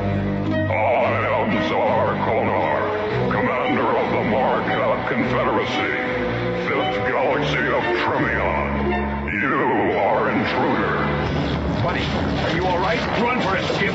I'll handle these things. Resisting, Buddy Griff creates a diversion, allowing John Graydon to escape from the alien planetoid aboard the Delta One spaceship. Starlab Control, this is Delta One. Come in, Starlab Control. The planetoid. Tim was right. It does exist. There are aliens. I've been overtaken. John Graydon, shaken by the alien encounter, returns to Starlab in part 2 of The Sunstealers on Alien Worlds.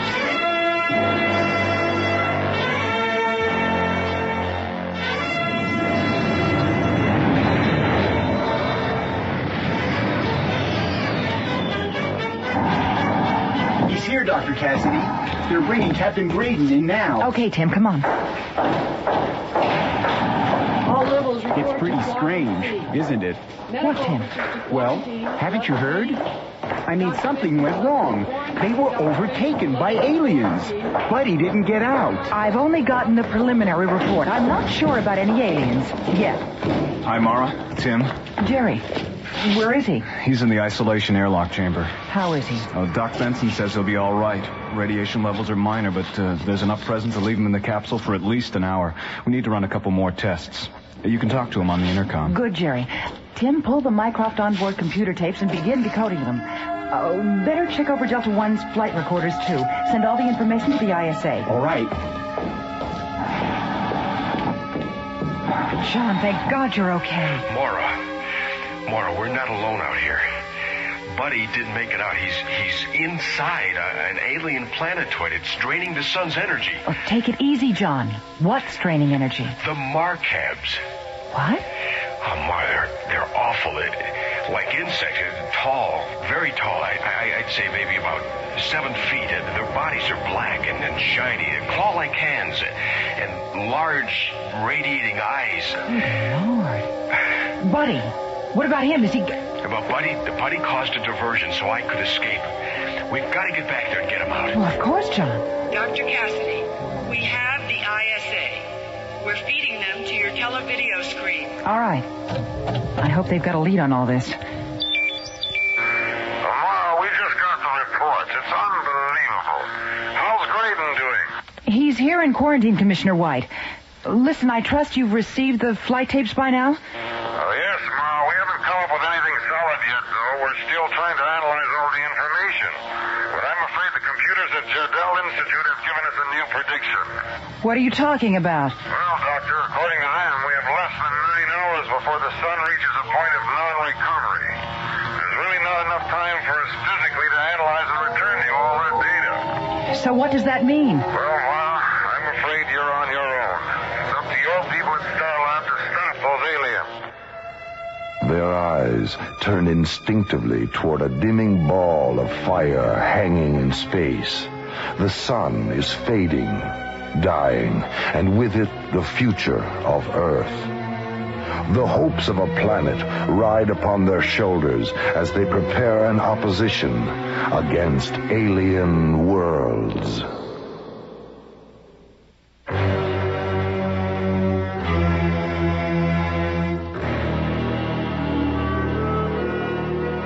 Alien Worlds continues. The life expectancy of Earth has been reduced to 9 hours as our sun fades into obscurity. Alien creatures, revealed as the Marcab Confederacy, continue to drain our solar energy. Starlab Research Director Maura Cassidy, along with her assistant Tim and Space Exploration Captain John Graydon, are the only ones who can stop the Marcabs, if indeed they can be stopped. Oh, John. Well, come on in. Glad to see you out of quarantine. That makes 2 of us, Maura.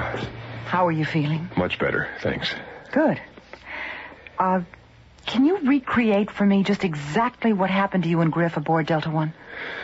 Well, we were within the ecliptic range of the sun about 5 minutes out, and we were getting ready for our first photo scan pass. Yes? And all of a sudden, our radios went dead.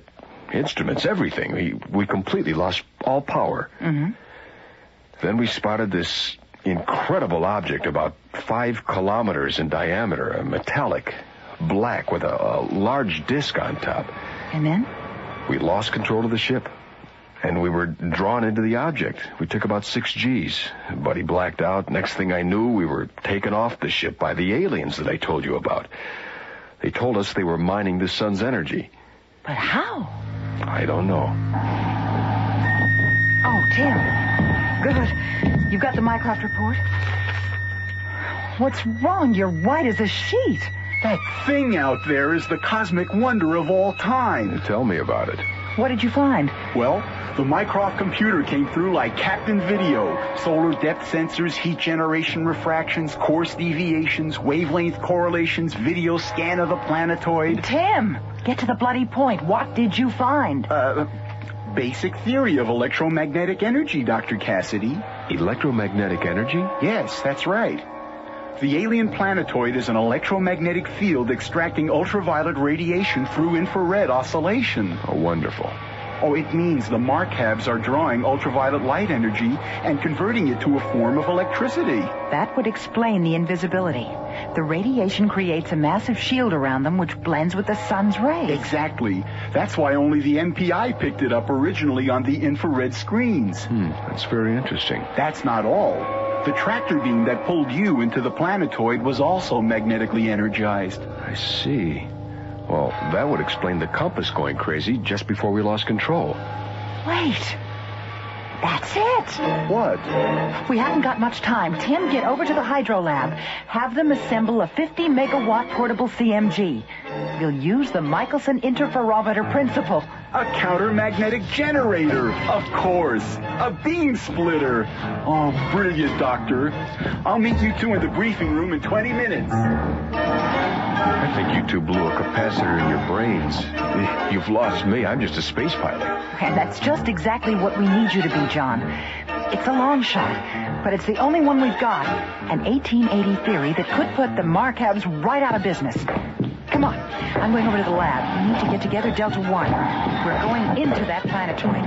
If this works, John, we may be able to turn the Markab energy field back on top of them. If I can figure out a way to deactivate the pressor beam. Do you think you can get us back in? Yes, I'm sure of it. But we'll need some kind of an escort to create a diversion. I'll go up to Mission Control and recruit a few pilots from Stargazer 1. Okay. I'll meet you in briefing within half an hour. As time continues to slip into the past, the future draws closer. They're designed to dethrone the Markab power. A tenuous betide to the indelible. Meanwhile, planetoid captive Buddy Griff remains a solitary man to an alien world. Earthman intruder, your resistance to our way is useless. You don't give us any choice, Konar. By our very nature, we're survivors. We must resist. Ours is to destroy that which resists. Why do you have to destroy everything? Don't you guys know how to create? Our system of long ago was the victim of devastating destruction. We have long since created the power to never again be victims. It is the way of the Cord. The Cord? The rule of Markab supremacy in the universe to destroy. It sounds like a case of bad karma, Doc. I do not understand. I can't believe I've actually gone over your 7-foot head. Karma is the... Take him away! Hey, what are you doing? You too shall be destroyed. We are the rulers of the light. Yours shall be the world of darkness. No, you'll never get away with this, Konar. My people will be back. You're all lunatics. Can't be no planetarians. That's what this is all about. All right. You fellas have been asked to fly this mission based on your experience as fighter pilots.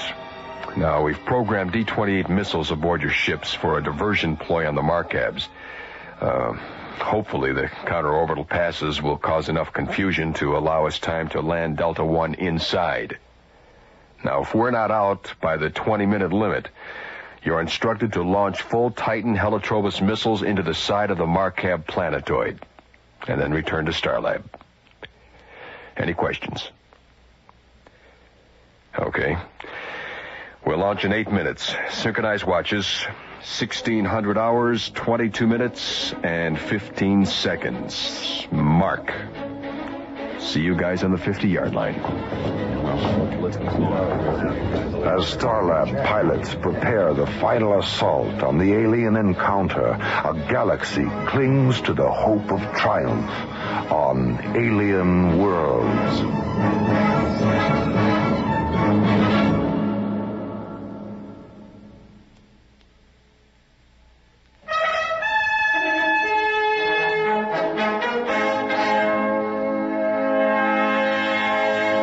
Alien Worlds continues.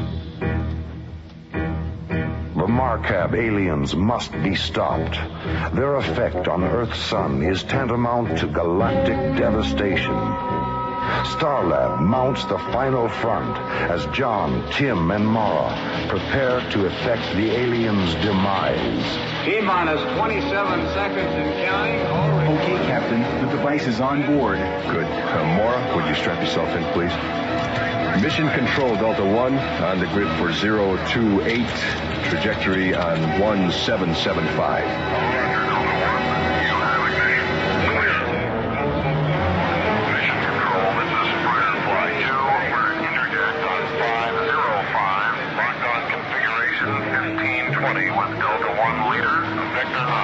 Captain John Graydon prepares the leading assault on the Marcab Confederacy.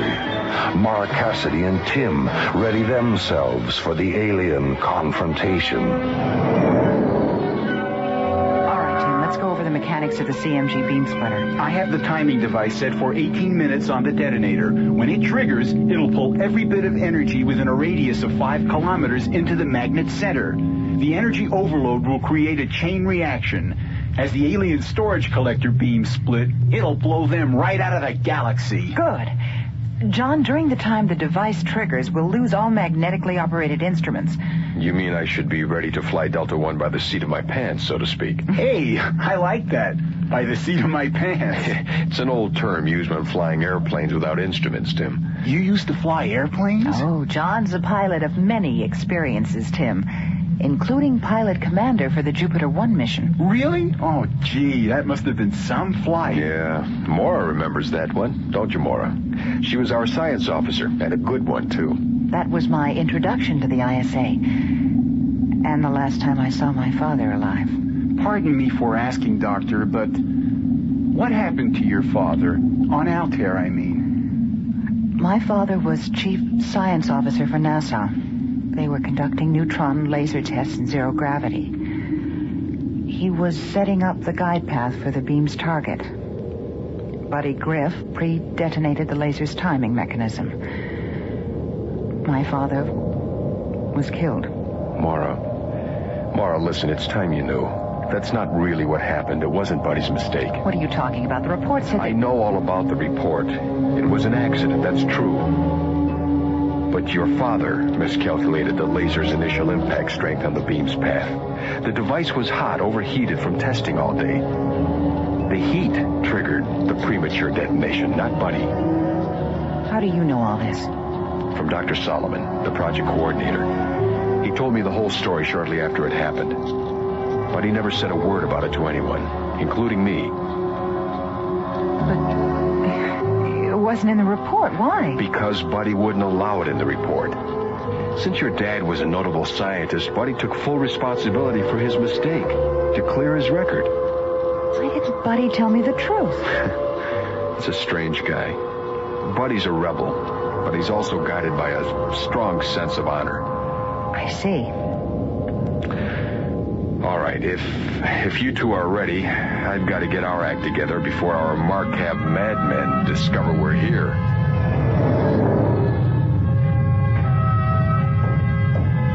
Commander Konar, enemy ships are approaching Voltar. Enemy vessels? More intruders? Who are they? They are of undetermined origin, but they appear to have an Earthcraft configuration. Launch the Voltanians. Destroy them at once.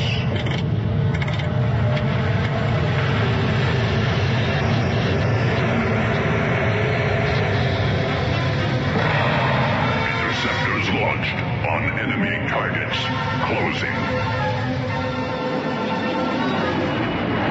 Captain, on the probe screen. Good eye, Tim. The Marcabs have obviously spotted us. This is Delta 1 leader to strike force. Okay, you guys. Looks like this is the 50-yard line. Execute ZK-15s now.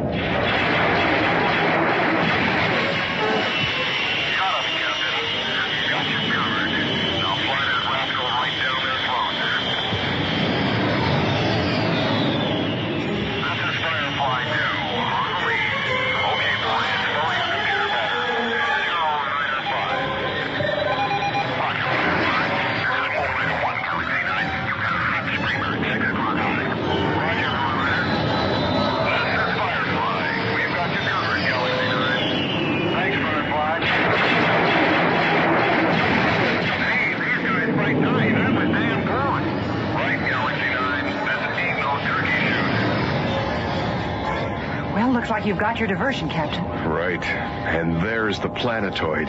Really is incredibly large. Oh, my God. Hang on. We're going down. Mara, I sure hope your rig nullifies that tractor beam. Tim, program the key code. 5513. Lock. Energize. Lock, Captain. We should be clear of any field wave. Good. So much for part 1. Now all we gotta do is find the right place to sit down. There's the opening. Radar configurations check out. There's the coordinates given on the open side. Mycroft's computations are correct. I love you, Mycroft. Not bad for an expensive adding machine. Mycroft's a lot more than that, Captain. Just kidding, Tim. Hang on. We're setting Delta One right in that pigeonhole.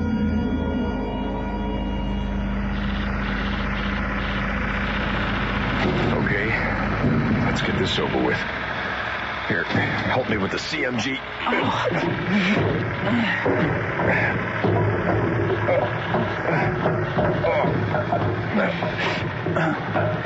Okay. All right, you both have your communicators? Yeah. All right, Tim, you'll bring the CMG with me. Mora, you guard Delta One. And if you run into any trouble, you call us. You've got your lasertron, right? Right. All right, don't be afraid to use it if you have to. I'm ready, Captain. We'll set up the jamming device. Then I'm going to try and find Buddy. Okay, Tim, let's go. Good luck. Good grief. Do they have to make this thing so heavy? Oh, God, it's cold in here. Oh, this place is amazing. I've got to get some pictures of this interior.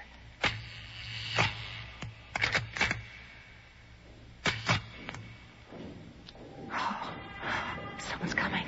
We'll look down this corridor. Let's look over here. Very well. The Earthcraft, it's back. And the prisoner has escaped. Where is he? Somewhere in this quadrant. I'll look for him. Call the guards. Find the other Earthlings. Quick, the alarm.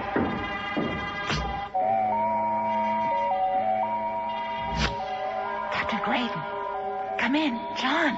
Yes, Mara. They know we're here. I just saw 2 of them. They said something about an escaped prisoner. That can only be Buddy. What do you want me to do? Check your locator. Make sure you don't get lost, and then go for it, Mara. Follow them. Be careful. If you find Buddy, call me. Okay.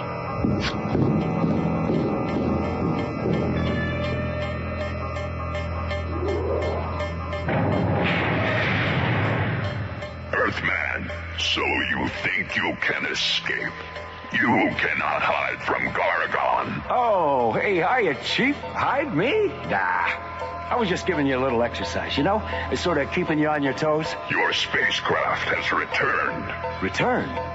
Delta One? What do you mean? He means... Hey, all right, lady. Pretty fair shooting. You're just in time. I was just in the middle of escaping. Where's John? You didn't fly here by yourself, did you? Oh, no. He and Tim are down in the power collecting room.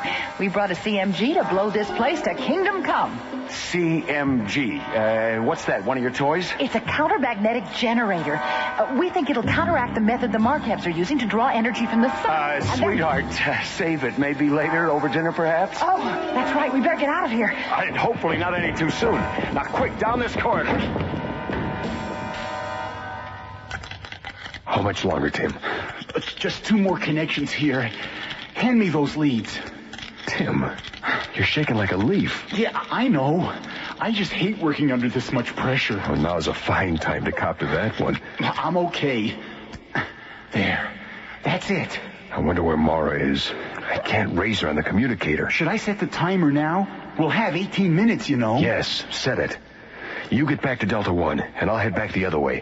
And then if Captain, watch out! Stop! Surrender!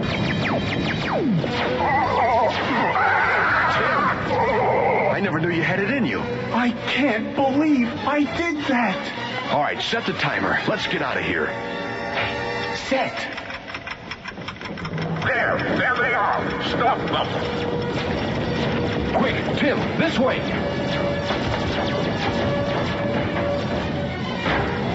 John, and Tim find themselves trapped by the Markabs. The CMG timer has been set.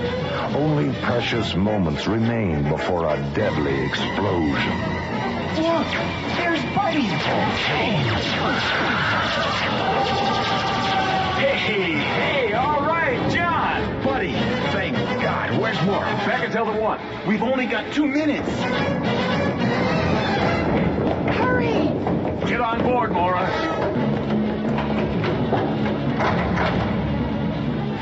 Okay, everyone.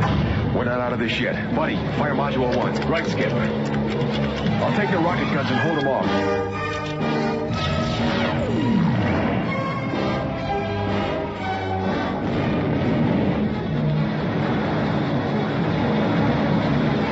Lift. We have main ignition. Clearing the planetoid. Oh, yeah! CMG detonation, 15 seconds. Telemetry, 4+4. Stand by to hit faster than light speed. Check. FTL, primary ignition. 10 seconds to detonation. FTL, main power. Now! We're clear! We made it! Oh, thank God! CMG detonation, 5, 4, 3, 2, 1. There they go. It worked! Of course it worked! And so we bid farewell to the Gooserinis as they and their planetoid sink slowly into the west, and the east, and the north. Together, a small group of people with tremendous courage and confidence have saved Earth from the threat of eternal darkness. The Markab sun miners have been destroyed soon enough to allow the sun's own energy to regain its mighty power. The heroism of Delta One's mission has relieved a galaxy from the peril of alien worlds.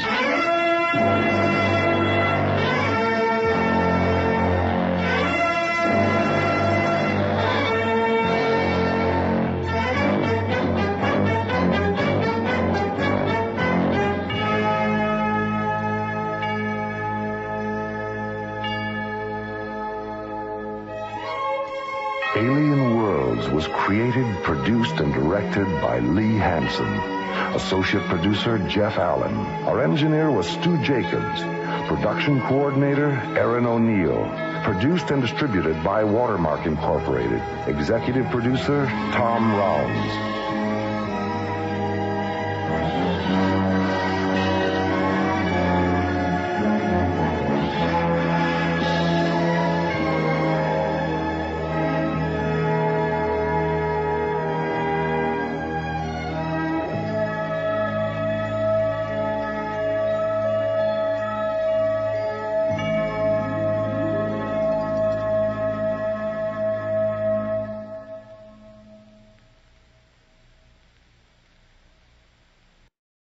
The Adventures of Michael Shayne, Private Detective.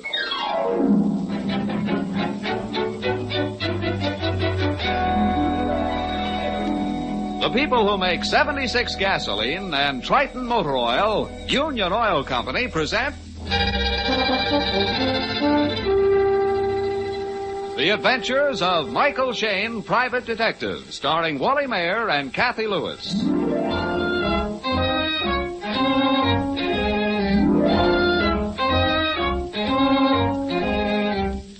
When Mike Shayne isn't burning the midnight oil over some unsolved crime, he's generally doing the next most interesting thing, talking about one. Right now, he's leaning back in his easy chair doing a powerful lot of talking to his old friend, Inspector Faraday.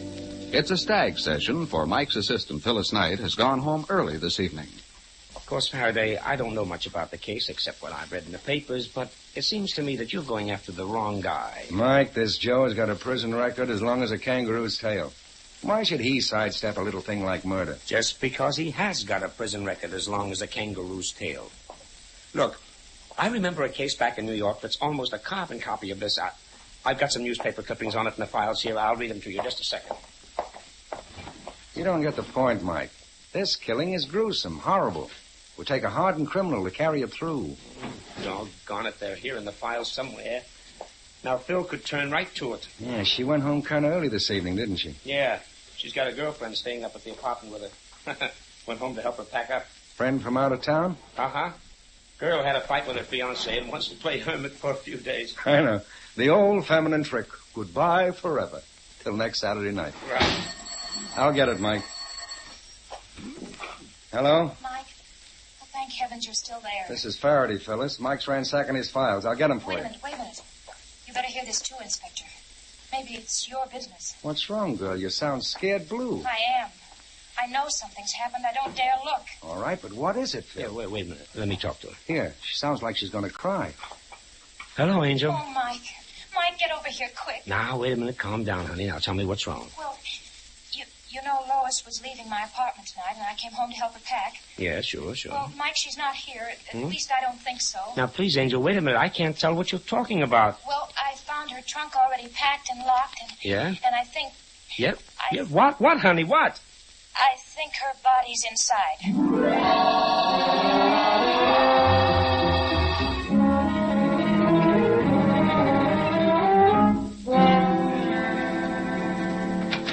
Well, at last. I thought you'd never get here. Honey, we came as fast as we could. Yeah.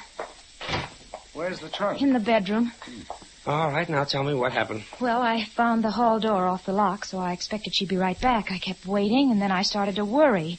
She had that row with Nelson. He threatened her. You see what I mean, Faraday? A woman's intuition. Well, the baggage man came. He started to take the trunk, but then I heard it. Heard what? Something slumped inside, and the trunk seemed so heavy. I told the man to leave it. We weren't going to send it after all. Oh, great. I looked at it real close, and when I saw the padlock... Oh, that's when I phoned you, Mike. Mm-hmm. Well, I see it. A smear of blood on the lock. But that's not unusual, honey. Maybe she cut her hand when she closed the trunk. Oh, for heaven's sakes, I'm no child. Look here in this closet. There. There are all Lois's dresses, still on the hangers.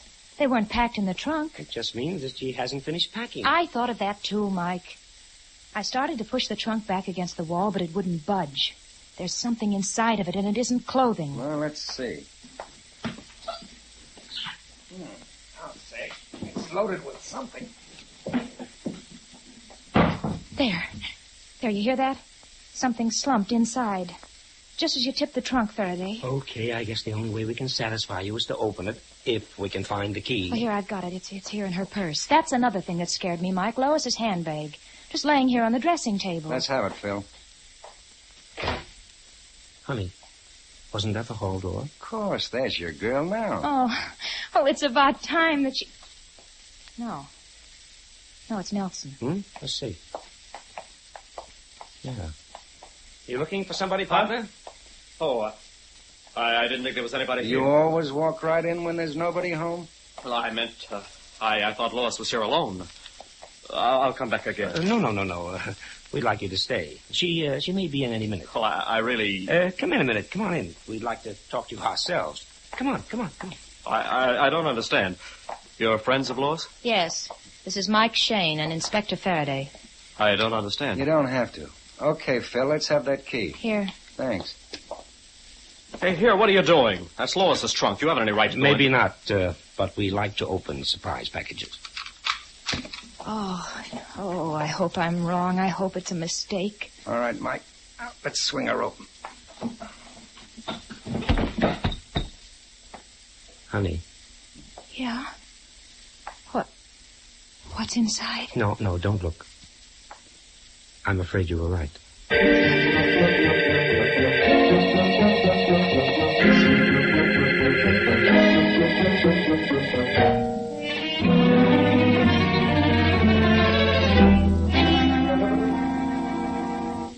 Coroner's on his way. Oh, it doesn't seem real. Just a few hours ago, I was talking to her, and now... I know, honey, I know. It's hard to take. You, young fella, what's your name? Huh? Nelson Carter. Supposed to be the girl's fiancé, huh? You don't seem to be particularly upset. I'm stunned. What brought you here? I came to see Lois. I was here this afternoon and we had another fight. I came back to apologize. That's something new. First time you ever apologized for anything. You drove the poor girl half crazy. Well, it was her fault. She wouldn't listen to me. I was right from the very start. Oh, sure. So right you never let her have a thought of her own. You hounded her with your rightness. That's why she moved in with me, to get away from you and your pestering phone calls and your fights. That's a lie. You came between us. Lois told me this afternoon you said she should forget me. I told her so at breakfast. But she couldn't. She was still in love with you. What?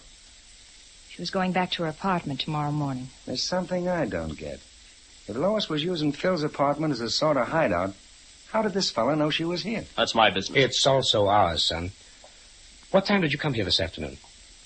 Why, about 4:30. The girl's been dead 3 or 4 hours. Say, look here, if you're trying to pin this on me, you're crazy. Maybe. Lois told me about your insane temper. You threatened to kill her. I did not. Oh, you're a pack of fools. But I think I do know who did it. Yeah? Who? Wait a minute. Who can that be? Oh, it's too soon for the coroner. I'll answer it. Good evening. Good evening. I'm sorry to bother you at this hour, but we had some trouble about a pickup at this address. Oh, what kind of a pickup? Why, a trunk. I'm the traffic investigator for the transfer company. We gave one of our drivers a pickup order at this apartment, but he didn't bring it in. In fact, he's disappeared. Oh, wait a minute.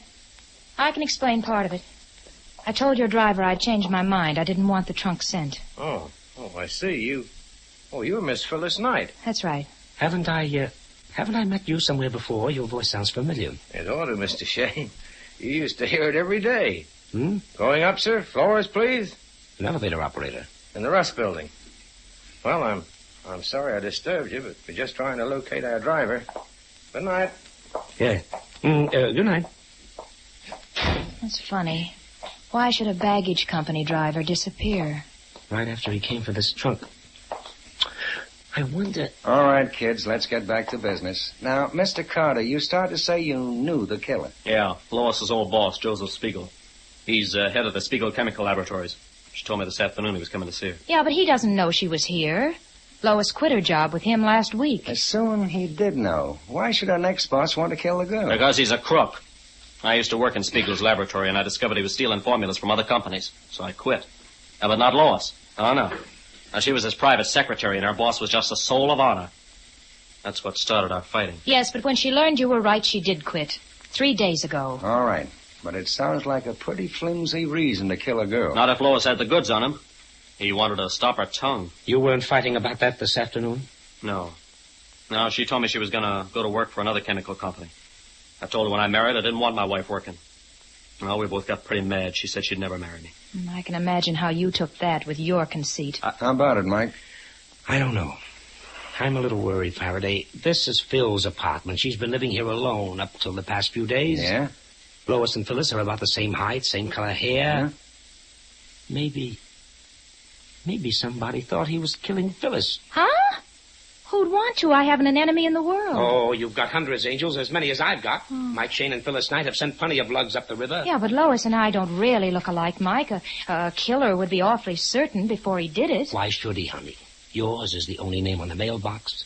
If some crook hired a gunman to come to this address and knock off the girl living in apartment 616... Listen, Mike, that stuff doesn't happen in San Francisco. Those are the old Al Capone days. Well, maybe I'm a nervous Nellie. I just don't want Phil running any danger. Mike. Yes? Come here a minute. Look here. Here. This ashtray. I see what you mean. Mr. Carter, do you smoke? What? Yes, a pipe. Oh. There's a cigar butt in this ashtray. Spiegel. He smokes them all the time. I told you he was coming here. Maybe we should check that right now. You know where he lives? Yeah, he's got an apartment at his plant. It's next to the laboratory. That's on Bay Street. Okay, suppose Phil and I mosey over there right now and swap formulas with Dr. Spiegel. Good, and if the coroner gets through here in time, I'll join you. Oh, Mr. Shayne. Have you got a gun? You think I'll need it? You might. Spiegel's a huge man with a cunning, fiendish mind. Well, thanks for the warning. I'll be ready with a few shenanigans of my own.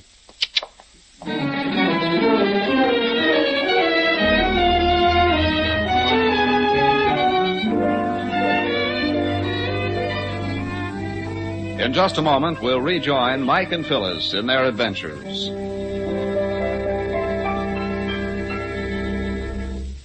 Quality of workmanship and materials has always been the hallmark of successful business. That is why Union Oil Company has copyrighted the name Stopwear. You see, Stopwear lubrication is more than just a grease job. It is a system that has been worked out from years of experience to give your automobile the best possible care. With Stopwear lubrication, you can be sure that nothing on your automobile has been overlooked or hurriedly serviced. Each fitting is carefully and thoroughly lubricated according to the manufacturer's specifications. Only the finest, high-quality greases are used. And while your car is on the hoist, the Minutemen inspect out-of-sight points and check them for danger signs. As a proof of Stopwear's superior lubrication, you receive a written guarantee with each job. Stopwear lubrication jobs are a matter of pride with Union Oil Minutemen. And you'll know why when you take the wheel after a Stopwear servicing. You'll find your car rolls smoother, handles easier, stands up better with regular Stopwear lubrication. So, ladies and gentlemen, with correct car servicing so important these days, why take a chance on inferior work? Stopwear, the best attention you can buy, costs no more than ordinary lubrication. Remember, Stopwear is an exclusive, guaranteed process, available only at Union Oil Minuteman stations. It is a dark and foggy street in San Francisco's commercial district. Light streams out into the night through an open door, the entrance to the Spiegel Chemical Laboratories. In the doorway is the huge silhouette of a man. Shayne? Michael Shayne? Yes, sir. I do not know you, sir. I'm aware of that, Dr. Spiegel, but Miss Knight and I would like to talk to you. It's very important. Impossible. Tonight I'm working in my laboratory. It's about Lois Lavers, Doctor. Lois? Oh. Come in. Close the door, please. We will talk in the laboratory. I must get back to my experiment. This way, please. Thank you. Jeepers, he is a giant, Mike. Mm-hmm.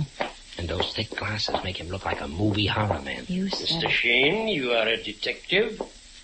How did you know that? Well, I rather expected Lois might talk to someone.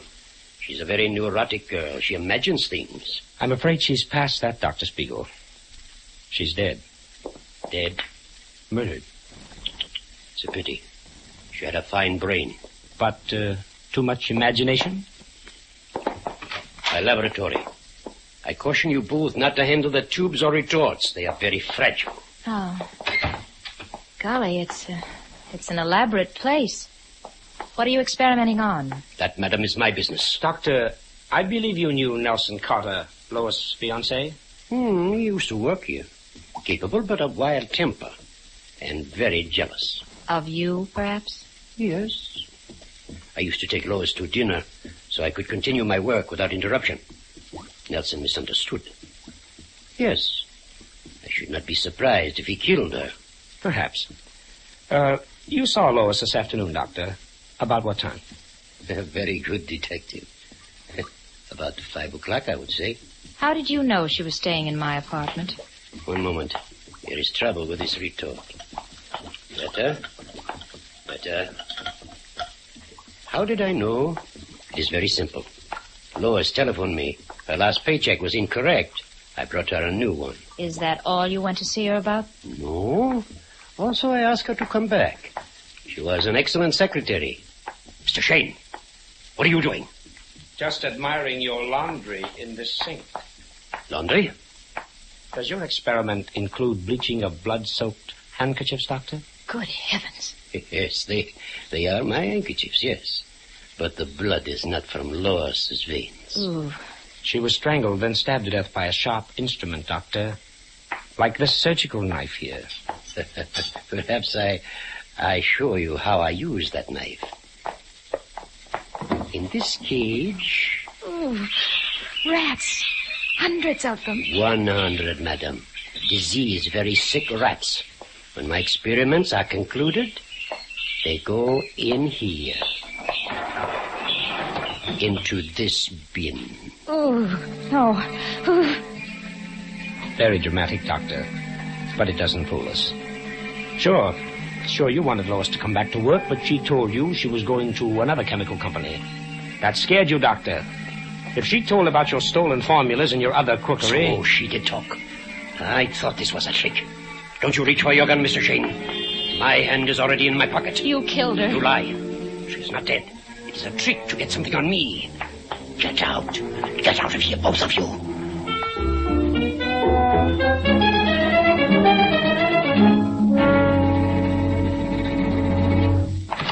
Now you will forget you ever came here. You will drop this investigation. I don't take orders from you, Dr. Spiegel. This time you will. Your young lady has sense if you have not. Good night. Oh, I thought he was going to keep us in there and experiment on us. Yes.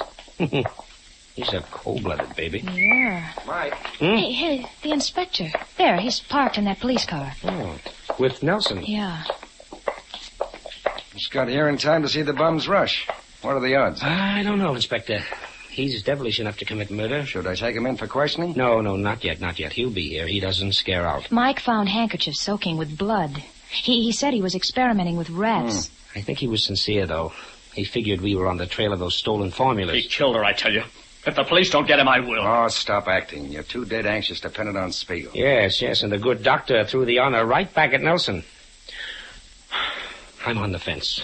Spiegel had the motive, Nelson had the jealousy and the temper to do it. Each saw the girl about the time she died. Mike, if you ask me, you're passing up a bet.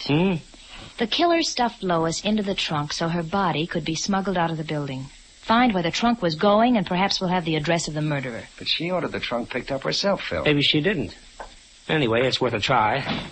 Hop in, Angel. We're heading for that transfer company.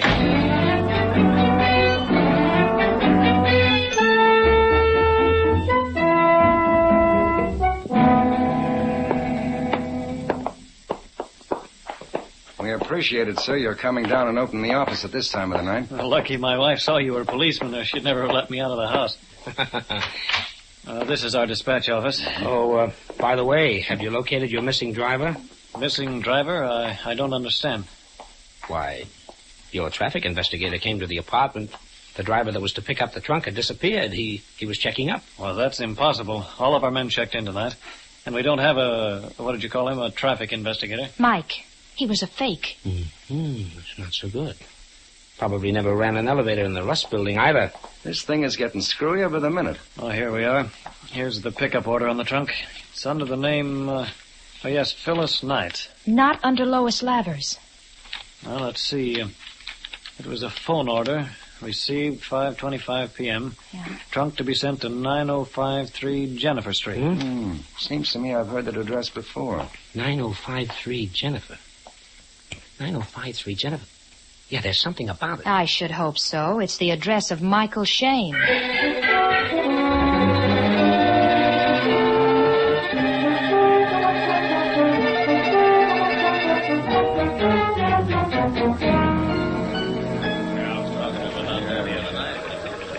I was right, Inspector. I was right. Lois was killed by mistake. It was intended to be Phil. Well, if that's the case, then Carter and Spiegel cancel out. Correct, honey. The murderer had planned to kill Phyllis, send her body in that trunk to my apartment, and leave me to explain it to the police. All right, maybe so. Say the motive is revenge. You got 100 enemies, Mike. One of them poses as a transfer company investigator, but who is he? He didn't leave a single fingerprint in Phil's apartment. Where do we start looking? Oh, if I could only remember the guy. I know his voice. But where have I heard it? When did I? I must know him. Well, he didn't know me very well, or he'd never have killed the wrong girl. Lois and I were the same height, same color of hair, Mike, but that's all. Maybe he figured you changed a lot, honey, if he hadn't seen you in a long time, if he'd been away, if he'd been... Faraday! Yeah, if he'd been away in prison. Kids, we're going to make a phone call right now. Hello, give me San Quentin. Phil, honey, close that door to the other room. I can't hear a thing. Hello, Inspector Faraday, San Francisco calling. Yes, I want to speak to him personally. Might get on that extension phone. Yeah, okay. Hello, Faraday. What's on your mind? Plenty, sir. We need a list of all prisoners you've released from your little sanatorium in the past 2 weeks. Past 2 weeks, huh? Yeah. I'm afraid it'll hardly make a list, Faraday. Only one man. What's his name? Now, let me see. It was Ford. Harold Ford. That mean anything to you, Mike? Well, never heard of him. Oh, who's that on the phone? Mike Shayne? Well, you got sharp ears, sir. We figured maybe you had released a prisoner who had a grudge against me. Some old enemy of Mike's who might try his hand at revenge. Oh, that's the only release we've had lately. In fact, Mike, you can subtract one enemy from your book. Died here last week. Al Smock. Holy jumping. Now I remember. It's Al Smock's brother, Jack Smock. That's right. He had a brother. Came up here and claimed the body. Does that mean anything to you? Ha-ha! Does it? Set an extra plate in your dining room, Chief. We're sending you a new boarder. Goodbye, sir, and thanks a million for your help. Jack Smock. He must have dyed his hair and put on glasses. Phil, you remember the case? The two brothers about 4 years ago? Yeah, vaguely. It was manslaughter. You helped send the one called Al Smock up for 20 years. Right, honey, right. Jack was supposed to be brothers Al, alibi. Yeah. But our testimony tied him up in bow knots. Yeah, that's so right. Al died in prison. Now brother Jack is out for revenge. Oh, fine. But where is brother Jack right now, and how do we catch him? Got it, honey. Jack claimed the body, so he must have buried him. Now we gotta find that body.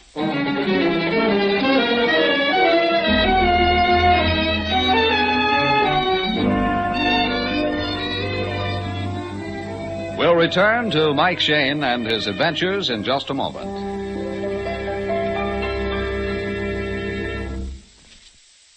Due to their position, the front wheel bearings of your automobile are subject to damage from dirt, water, grit, and brake dust. Because of their more exposed position, and because they are so important to safe, easy driving, front wheel bearings need the best possible lubrication. Failure to keep these bearings well greased can mean wheel shimmy, hard steering, and weakening of the whole front assembly.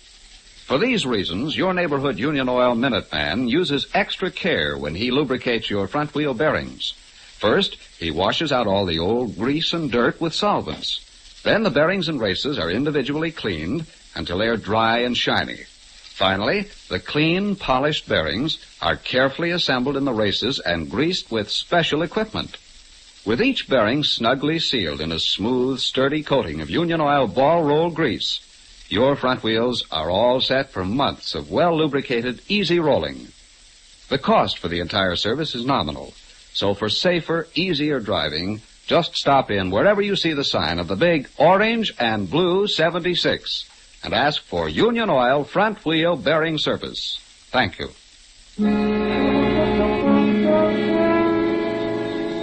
At police headquarters, Mike and Inspector Faraday each holds a telephone in his hands. They have checked every cemetery in the book. Well, here's the last one. Shadow Mountain Cemetery. Yes, sir. Here it is. Albert Smock, interred last Friday. The plot was bought by a Mr. Jack Smock. Swell. What's his address? Our records show it as 1960 Waterfront.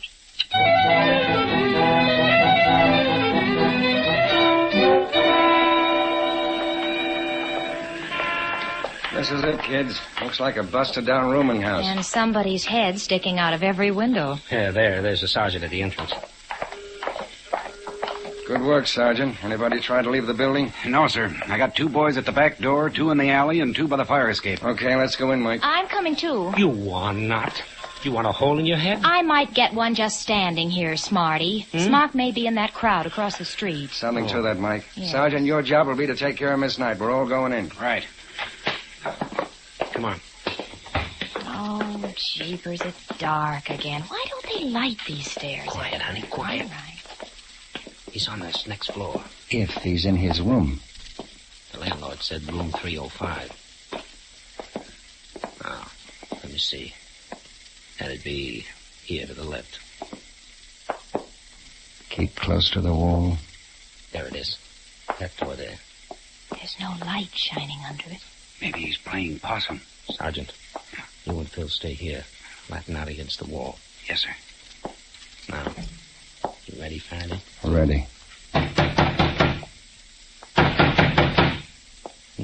He's playing coy. Open up, Smock. You're completely surrounded.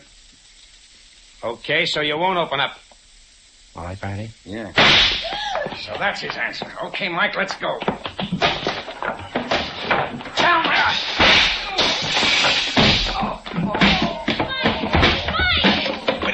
Wait a minute, I'll get the light. Oh, hurry up. Here it is. Happened. Mike, Oh, he's flat on the floor. Mike, are you all right? Yeah, I guess so. Okay, Inspector, okay. Climb out from under that table. I knew somebody got hit, but who? He shot the gun right out of my hand. Yeah, I know. I didn't know where to aim in the dark till he fired, and I saw his flash. Thanks to you, Mike, I'm still breathing. Yeah, well, this man on the floor won't be unless we get an ambulance quick. You found out. I didn't think. You're right, buddy. You didn't think, period. Revenge doesn't take much in the way of brains. Just an awful lot of lives.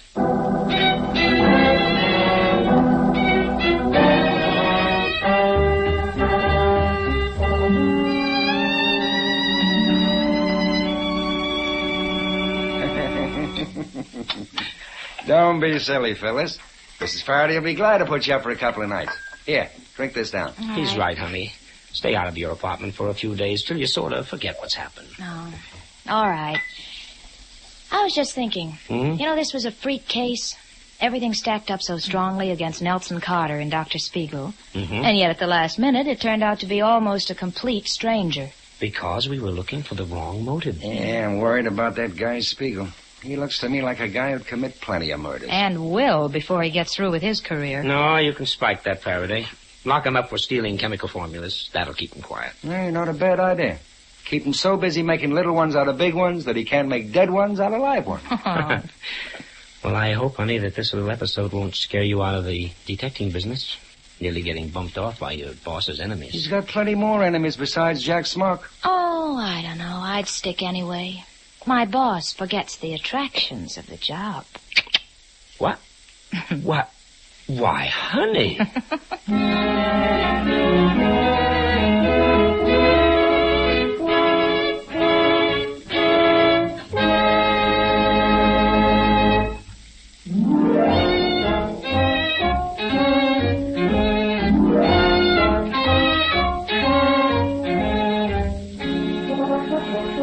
Tune in again next week at 8:30 for another adventure with Michael Shayne, Private Detective, starring Wally Mayer and Kathy Lewis, and Joe Forte as Inspector Faraday.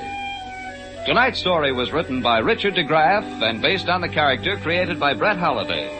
Music was composed and directed by Bernard Katz.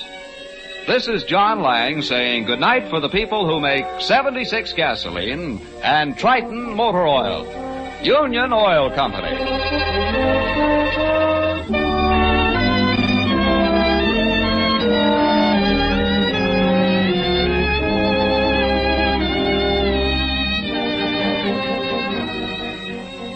This is the Mutual Don Lee Broadcasting System.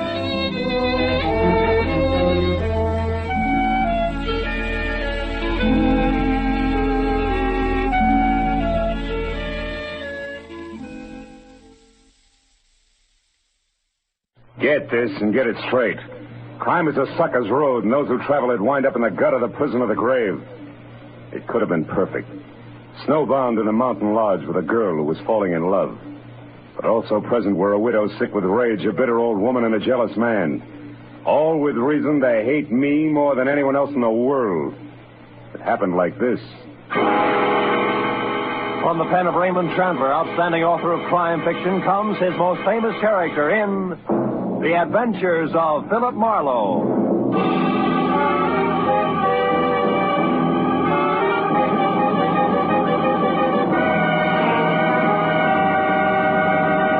Now, with Gerald Moore starred as Philip Marlowe, we bring you tonight's exciting story, The Grim Echo.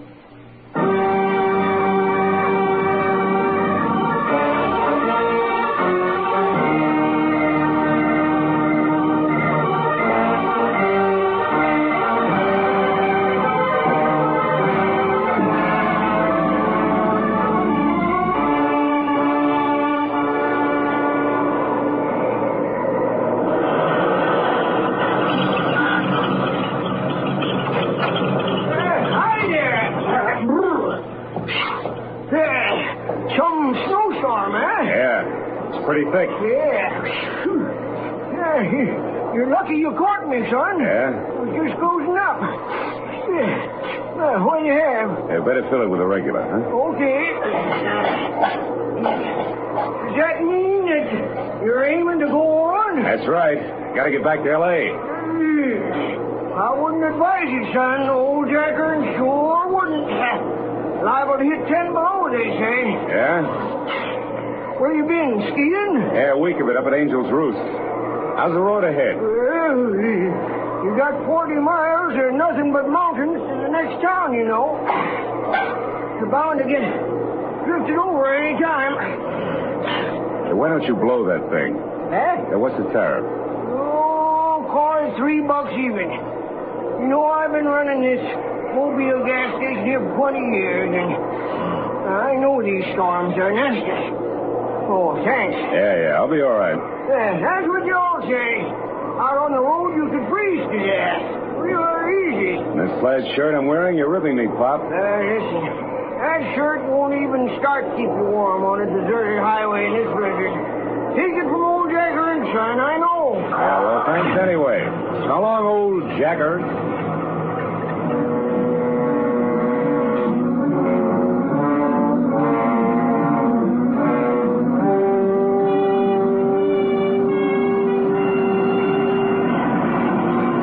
Solid nerve-wracking hour to make 12 miles. I began to realize just how right old Jack Ernst, the gas station boy, had been when the road ahead was lost completely in a constant racing blur of white. Transformed every rise into a treacherous barrier I had to batter my way through. The chains on all four wheels chewing at the drifts, I managed to keep on the road somehow and plow out another 5 miles. And then I caught a glimpse of the first lighted window I'd seen in all that distance just as I started down the backside of a short, steep hill. Then it happened. First, the helpless feeling of a skid. Before I could do anything about it, I was off the road, in the ditch, nose first, and hood deep, in a culvert drifted full of snow. I forced the door open and floundered back up to the road. I knew there was no chance of getting the car out without help and lots of it. And the 10 below zero that the Weather Bureau had bragged about was setting in. I looked back through the slashing snow for the lighted window I'd spotted and saw a lantern swinging crazily in the hands of somebody coming toward me. A minute later, I could see it was a girl. Hello? Hello? Are you hurt? Now, I'm okay. My car's stuck. I skidded off the road. Yes, I know. I'm watching it. Fine. No chance of getting it up. Maybe tomorrow if the blizzard lets up, we can get you out. Meantime, you better come on up to the lodge, mister. Lodge? Uh-huh. You mean I slid off the road right in front of a tourist lodge?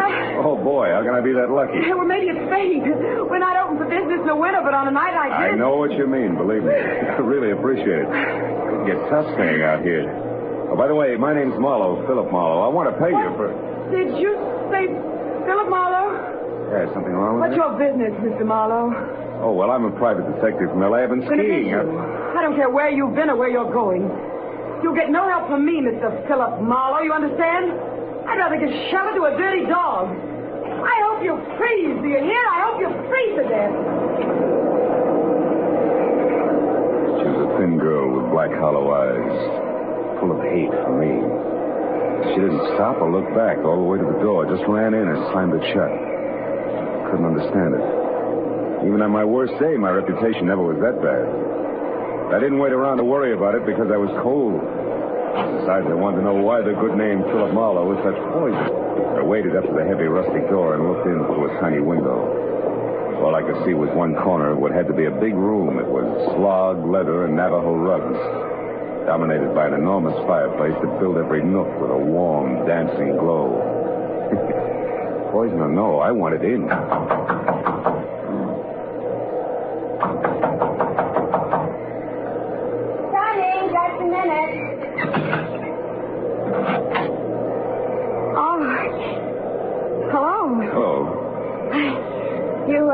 You picked a bad night to travel. It sure did. Oh, well, won't you come in? Oh, sure.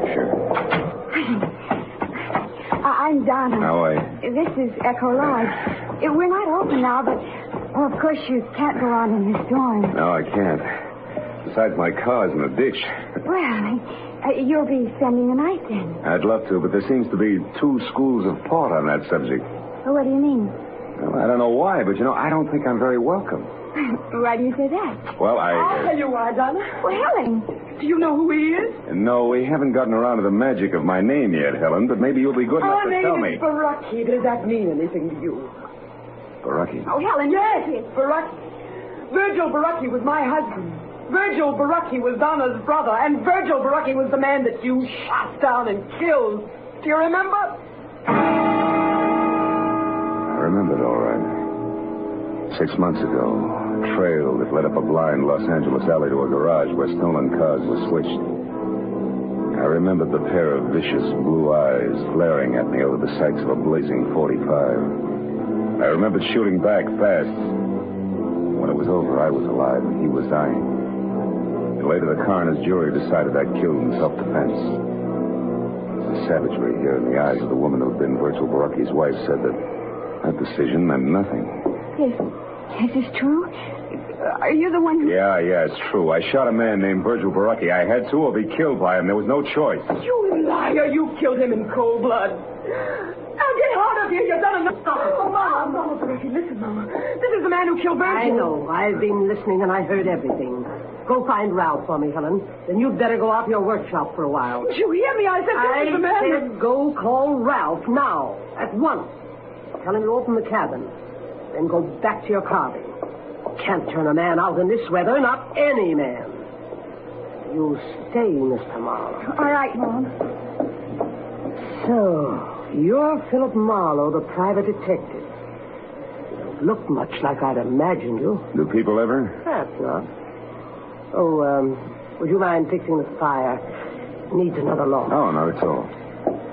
You, were stopped by the storm, Mr. Marlowe? Yeah. My car skidded into the ditch about 50 yards down the road. I see. Almost at our doorstep, you might say. A rare coincidence, isn't it? Almost too rare, Mrs. Baraki. I'm sorry the circumstances are painful for you. I've grown used to that kind of pain, having lost both a husband and a son. Fate up to now has never been very generous. Do you believe in fate, Mr. Marlowe? I don't know. Oh, some things happen for which there's no explanation, maybe, no explanation? Who knows? Perhaps everything happens according to a prearranged schedule. And for a purpose. Oh, come on. You don't really think I was deliberately shoved off the road at exactly this spot for a reason? Oh, you might admit it's strange, though, that there was a house nearby just when you needed one, and that it was our house. Oh, thank you, Donna. It's only soup, but it's hot and good, and it's fresh bread. The coffee will be ready in a few minutes. Go ahead, Mr. Marlowe. Sit down. It'll do you good. Thanks. Looks wonderful. In the meanwhile, I'll check up on Ralph. He should have the cabin ready by now. It's small, but you'll be comfortable. There's a fine big oil heater in it. I haven't worked one for years. You won't have any trouble. Tell me, who is this Ralph? Ralph Coleman, young fellow who lives near here. Ralph works for us in the summer. And looks after us in the winter. He's staying over tonight because of the storm. He was my son's best friend. Oh, don't let the soup get cold, Mr. Marlowe. The soup was thick and delicious, and the coffee was rich, black, and steaming. Donna sat across the table and watched me eat. There was no hatred in her eyes. I looked for it closely. It wasn't even animosity. Only confusion and, for some reason, a shadow of fear. But as an hour slipped by and the conversation came easier, the shadow disappeared. Her eyes even began to smile a little. When I'd finished down to the third cup of coffee and started to help her clear the table, the cup slipped. They both grabbed for it, caught one slim inch from breaking, and wound up together on the floor. Our faces close. Why, Phil, we did it. What a team. Table waiters are jugglers. Oh, we could double as both and make a fortune. Oh, Ralph. Yeah, Ralph. What's going on? We have almost dropped the cup. Uh-huh. That sure would have been too bad, wouldn't it, done it? You only got about 50 like that one. I don't know why it's so important to you, but for what it's worth, I was the one who dropped it. It's not important to me. I guess other things aren't so important to Donna either. Think you can get it out to the kitchen now without any more help, Donna? Ralph, it's high time that you... Mrs. Barucki asked me to tell you the cabin's ready, Marlowe. Thanks. No thanks necessary, mister. It's just part of my job. Guess everybody's job has its lousy side, huh? Even a private detective. Some of them get trigger happy, I heard. I'll see you, Donna. You better get out there right away, Marlowe. Donna's got 4 whole dishes to carry out. And at the rate she's been going, she's going to get started or she'll never make it. Keep your fat trap shut, Buster. You're causing a draft.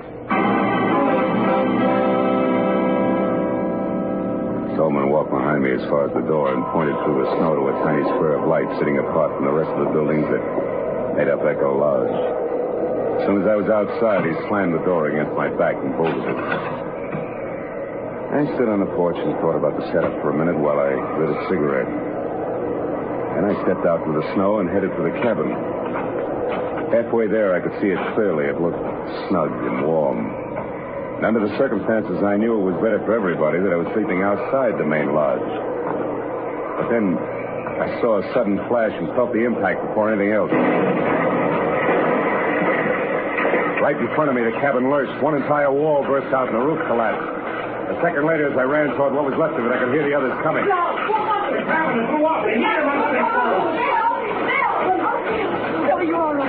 Yeah, I'm okay, Donna. What happened, Marlowe? I don't know, Tolman. But I can't understand it. Yeah, well, that's the way it looks. But it was working okay when I left. I guess it's not going to burn, though. The snow put it all out. Well, just another few seconds and you'd have been in there. You'd have been killed. Yeah, maybe that was fate, too, huh? Maybe. Donna, get away from here. Helen, I wish you had been in there, Marlowe. You deserve it. Stop it, Helen. He's got no business here. Stop it. Oh, let me alone. Good Lord, after what he's done to him, how can you bear even to look at it? Oh, Helen, come back here. Never go. This is an accident, Donna. An accident, you hear? They happen. Don't say this, Marlowe. Oh, sure. Everybody knows accidents will happen, Mrs. Barucki. Of course. Oh, then let's get back into the house before we freeze to death. You can have my room now. I'll sleep with Donna. Come along, all of you.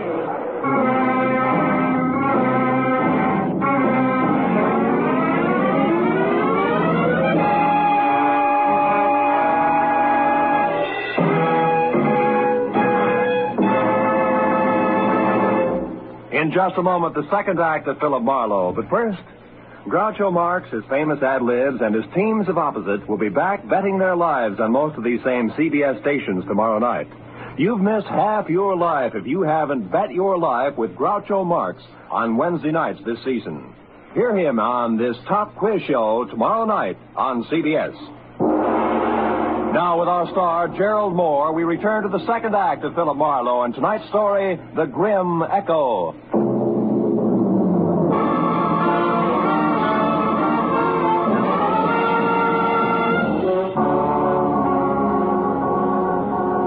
It was a dreary little procession that trudged back toward the lodge again from the shuttered cabin. I said nothing and pushed hard against the storm as far as the front door. But when they were all inside...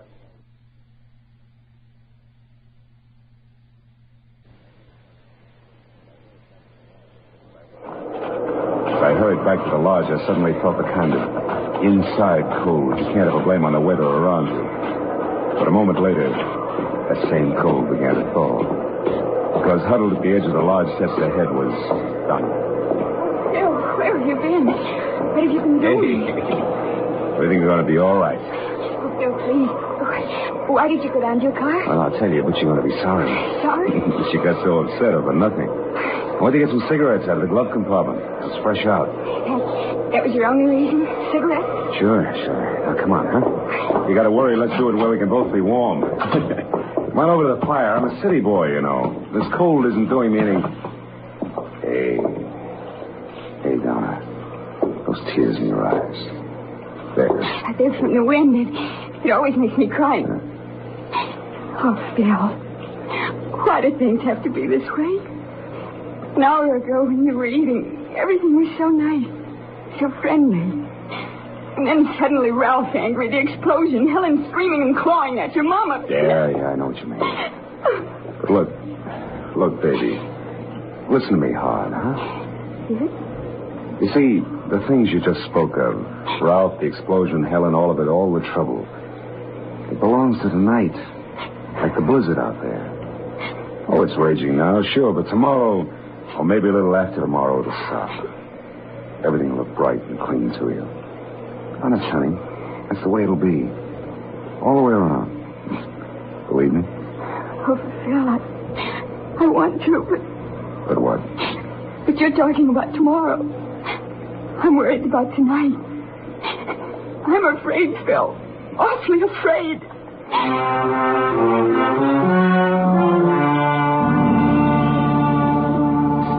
I spent the next 10 minutes trying to convince Donna that there wasn't anything to worry about. And then when she'd gone to her room, I went to mine and started all over again, trying to convince myself. The out-of-season fireworks at the cabin and a gun stolen from my car made that a very tough proposition. And I checked the room, which was on the ground floor and close to the kitchen. And then I bolted the door and looked forward to some much-needed sleep. After that, I took off my shirt and shoes only, got into bed, and waited for sleep, which a weekend of skiing made more important than a cabin full of hate. Suddenly, I was wide awake and sitting straight up in bed. The footsteps could have belonged to my dream. The door that closed couldn't have. I scrambled out of bed and ran to it, but it was still bolted. So I turned to the single closet in the room and opened it sharply. It was empty, except for a long, thin finger of light that streamed through a keyhole.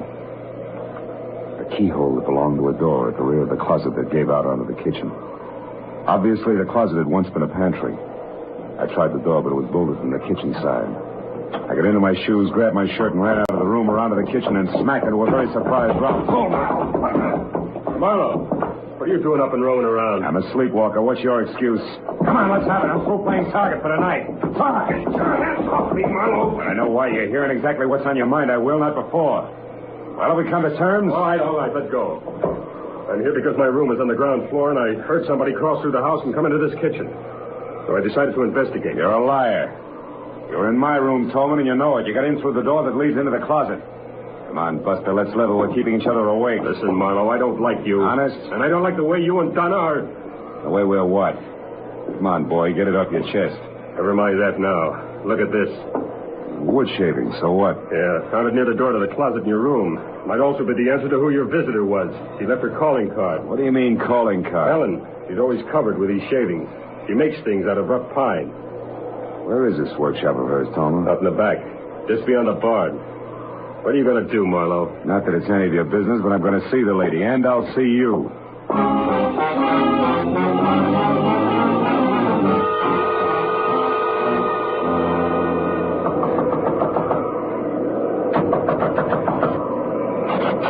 What do you want? Conversation, Helen, if you don't mind. No, wait a minute, you were playing. Close that door. I will not. Then I will. Now get over there and sit down. We got a few things to clear up. Like what? The way you murdered my husband, perhaps? Cut it out. Stop it, Helen, or I'll push your arm off. No. Just as soon as you decide to behave. Those nails of yours draw blood, baby. Flavor any good? Yes. All right. Now sit down over there, away from those sharp chisels you work with, and keep your hands in your lap. Go on, that chair there. Very well, Mr. Marlowe. Anything to accommodate the man who murdered my husband. Which brings us right to the point. You deny it? You deny that you shot him down? I fired in self-defense. That's a rotten, stinking lie. You did it to feather your own nest to be a hero to the police and the newspapers. You're wrong, Helen. I killed your husband because I had to. He was on the wrong side. Oh, don't make me laugh. You call trying to get money for his family, for me? You call that being on the wrong side? So much that he should have been killed, shot down by the likes of you? Oh, Mr. Marlowe, you have no idea how through these past 6 lonely months I've thought of you. I've wondered what you looked like, what the man who killed Virgil was doing, how you'd like to meet the same death you brought to my husband under the brave banner of law and order. Now, wait a minute. And don't think I didn't plan your death 1,000 times over. Don't think I didn't approach Mama Baraki, Ralph, even sweet little Donna with a delicious thought of revenge. No. No, they talk like you talk, Mr. Marlowe. Virgil was doing the wrong thing. He was caught. It wasn't right or wrong. It was him or me. Oh, you shut up and listen. Sure, Virgil was stealing, all right. Was stealing from me, his wife. That's why he left here. That's why he tried so hard. That's why you had no reason to kill him. And that's why you should die, too. Oh, that's also why we had an accidental explosion at the cabin I was supposed to sleep in, huh? I was clumsy. I was hasty. I won't be the next time. You're completely out of your mind, Helen. Out of my mind? Of course I am. It's you think this existence, this living without the man I love, could leave me otherwise? Did you think making me stupid, going in and taking his place? Killing me isn't going to bring him back. You get out. You go on, get out. And if you can, Mr. Marlowe, go back to bed. While you wait for a chance to get me with my own gun, the gun you stole from my car? I'm not going to shoot you, Mr. Marlowe. That would only further disgrace the Baraki name. No. No, I'm not going to shoot you. But I am going to get you.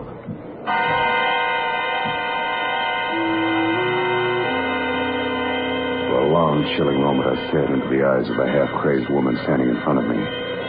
The ice-cold, bottomless eyes that a cancerous hate had destroyed as something human. And as I turned and started out of the room, I knew that I'd made a mistake that night. Virgil Baraki had died in my arms.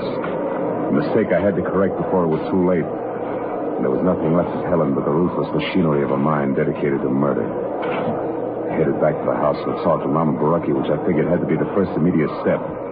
But when I'd gone only a dozen yards from the workshop, I stopped. Bill, I'm over here. Donna, what are you doing out here? I couldn't sleep, Bill. I was so worried about you. And then when I saw you leave the house from my window and head for the workshop, Bill, your face. Oh, it was Helen. She got a little upset in there. A little? Oh, look at you. Your pocket ripped off your shirt, your face scratched. Oh, it's all right, Bill, Donna. No. Hey, my pocket ripped off. The gun. Oh, Bill, why did you tell me, please? Now, hold it, Donna. Give me a second. Yeah, sure, it adds, all right. Now, look, get over there inside the barn and scream. Long and loud, huh? Scream? Yeah, it's our only chance. Go on, do as I say, Donna. Scream. All right. I'll do it, Bill, whatever you say.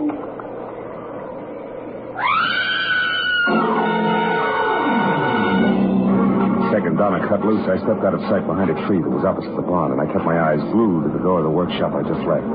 I waited for the shattering report of the gun I was afraid I'd hear. But then the door flew open, and Helen was running out toward the barn, and Donna screamed. My .38 clenched in a handkerchief in her right hand, a look of stark bewilderment passed over her face. Donna, answer me, what's wrong? Oh, what are you doing there by the barn? I don't know. What do you mean you don't know? Leave it to me, Helen. I'll have that gun back without further discussion. Yes. There. Now get back against that wall and don't move an inch. No.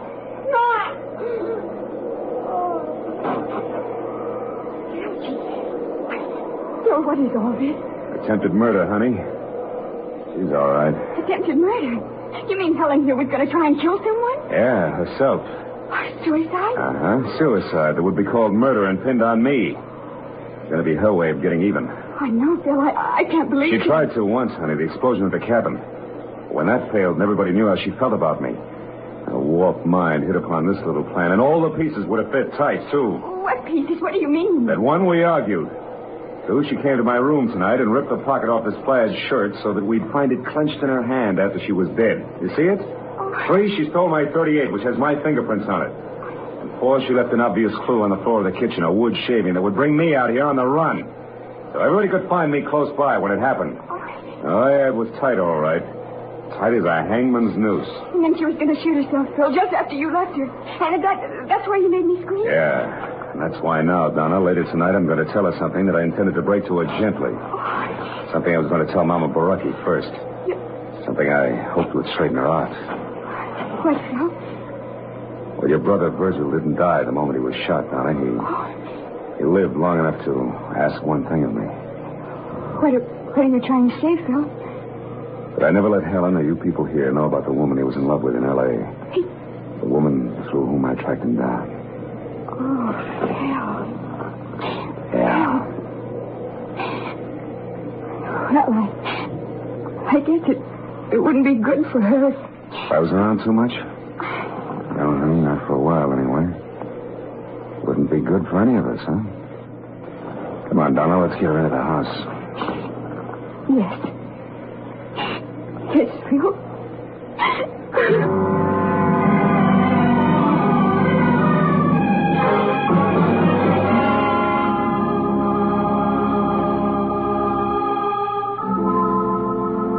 Well, it was the next morning. I went into the kitchen for some coffee and found myself all alone. Donna wasn't any place in sight. So I got my things together and walked slowly down to my car, and when I got in, I didn't feel like leaving. Not right away. And I was glad that warming up my motor was the smart thing to do. Gave me time to light a cigarette and think.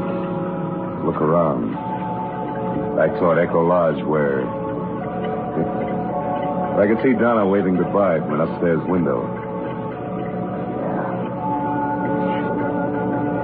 I'd see her again in a little while. It was a small world, all right. Full of echoes. And just think how the web of paths we call coincidence had brought me and those who knew and loved Virgil together. Someday, maybe, Donna and I would be looking for each other. And those paths would make it a lot easier.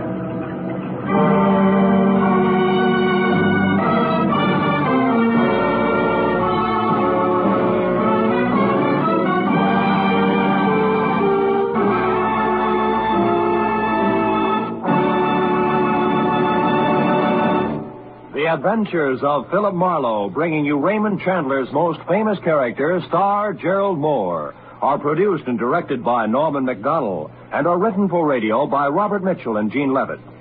Featured in the cast were Sammy Hill, Betty Lou Gerson, Verna Felton, Frank Gerstle, and Junius Matthews. The special music is composed and conducted by Richard Arant. Be sure and be with us again next week when Philip Marlowe says... This time a peddler of pulp paper love, a blackmailer with muscles, a south of the border chiseler, a simpering prude, and a corpse in a bedroom. All had one thing in common. Each was a woman.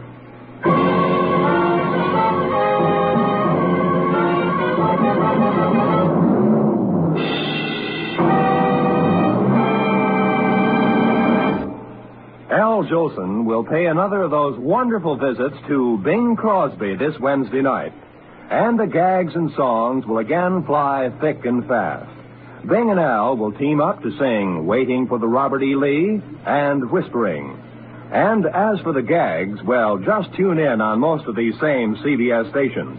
Remember, that's this Wednesday night, the CBS Bing Crosby Show. This is Roy Rowan speaking. Now, stay tuned for Pursuit, which follows immediately on most of these same CBS network stations.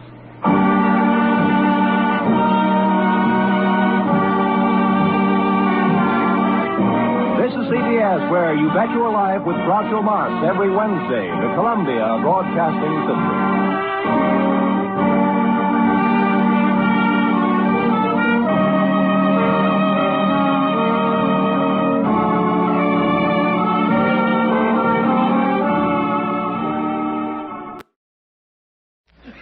The Kraft Foods Company presents Harold Perry as the Great Gildersleeve.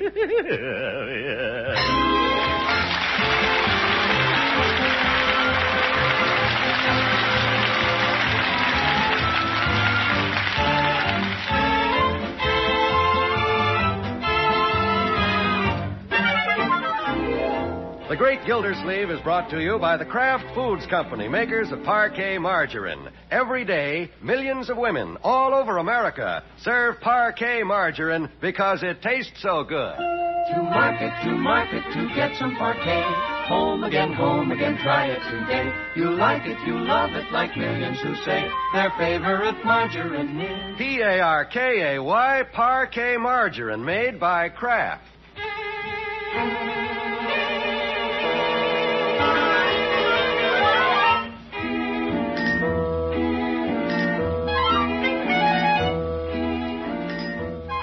Well, it's the afternoon of a typical working day in Summerfield, and the little town is teeming with activity. Everywhere you can hear the busy hum of industry. In the sawmill. In the railroad yard. In the factories. And in the office of the Great Gildersleeve, Water Commissioner.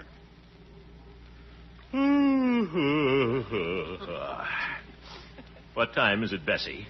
It's 4:00, Mr. Gildersleeve. Is that all? Well, just one more hour till 5 o'clock. Yes, sir.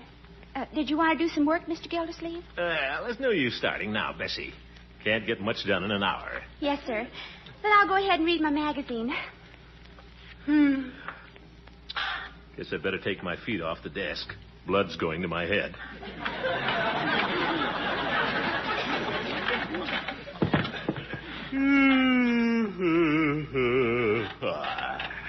Oh, Mr. Gildersleeve, maybe we better get out that monthly water report. Yes, must do that. Tomorrow.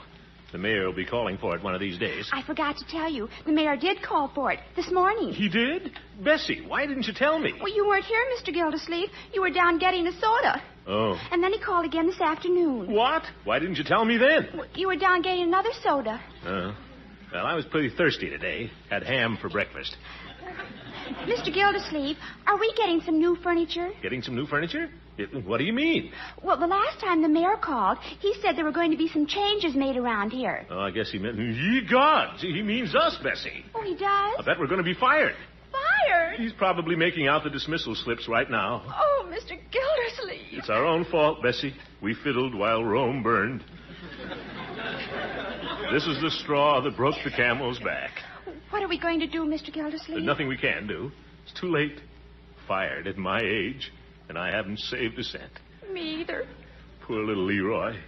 He'll probably have to sell papers. Hope he gets a good corner. This is awful, and I'll never get a job at another office. Oh, of course you will, Bessie. No, I won't. I can't pass the typing test. Bessie, don't cry, Bessie. Maybe the mayor will... Bessie, you want to answer it? Oh, no. You answer it, please. Well... hello? Gildersleeve? Oh, hello, Mr. Mayor. I didn't expect you to call. Gildersleeve, I want to see you in my office. Mr. Mayor, I can explain... Right now. But... See... Bessie, this is it. Goodbye, Bessie. Goodbye, Mr. Gildersleeve.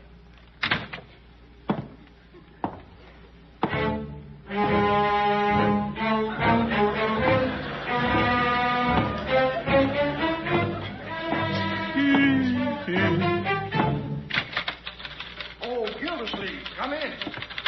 Sit down. Thank you, Mr. Mayor. Miss Harper, you can finish that letter in the outer office. I'd like to speak to Mr. Gildersleeve alone. Yes, sir. Nice day, isn't it? Grab your coat and get your Gildersleeve, I suppose you're wondering why I called you in here. Well... I don't like to do a thing like this, but, well, I have to leave town for a few days on official business. And I'm afraid you'll have to act as mayor while I'm gone. Huh? What was that? I said I wanted you to act as mayor. Me, mayor? Frankly, the only reason I've chosen you is that the other department heads are too busy. You seem to have a lot of extra time on your hands, getting sodas and things. Oh, well, you see, I had ham for breakfast. Now, my secretary, Miss Harper, will really run the office. All I need is some official in here to sign letters. I guess you can do that all right. Oh, yes. You start the first thing in the morning. Well, thank you, Mr. Mayor, for the honor. And I assure you... That will be all, Gildersleeve. Yes, and thanks for not firing me. What's that? Nothing. Good day. Well, Mayor Gildersleeve. Think I'll go down and get another soda.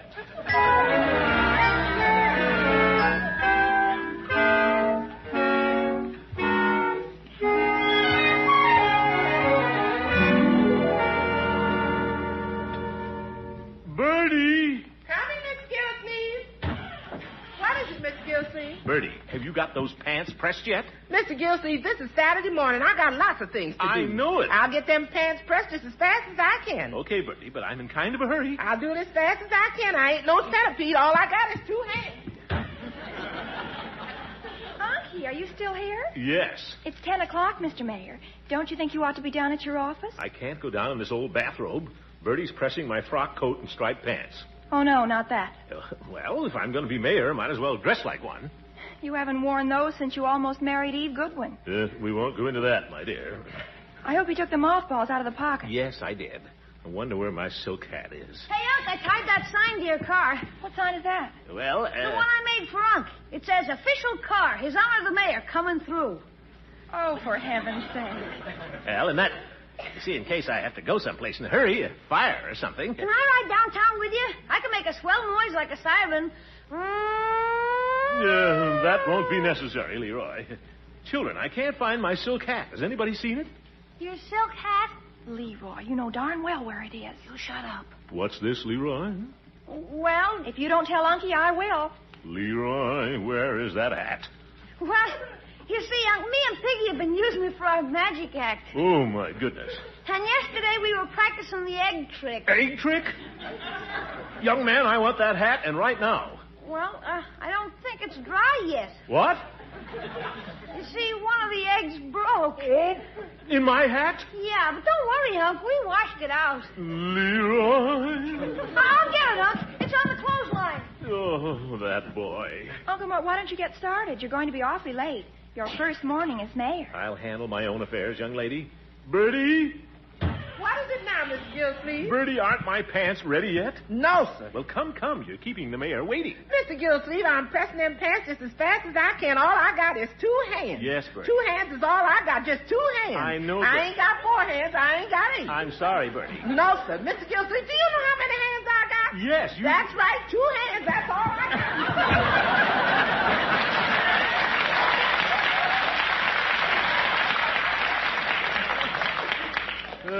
What a job being mayor.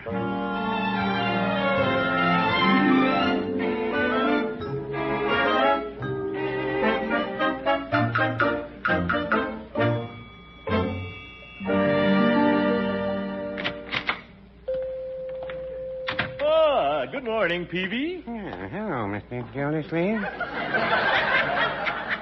If you don't mind my saying so, you certainly present a natty appearance. Thank you, Peavy. I'm glad you think so.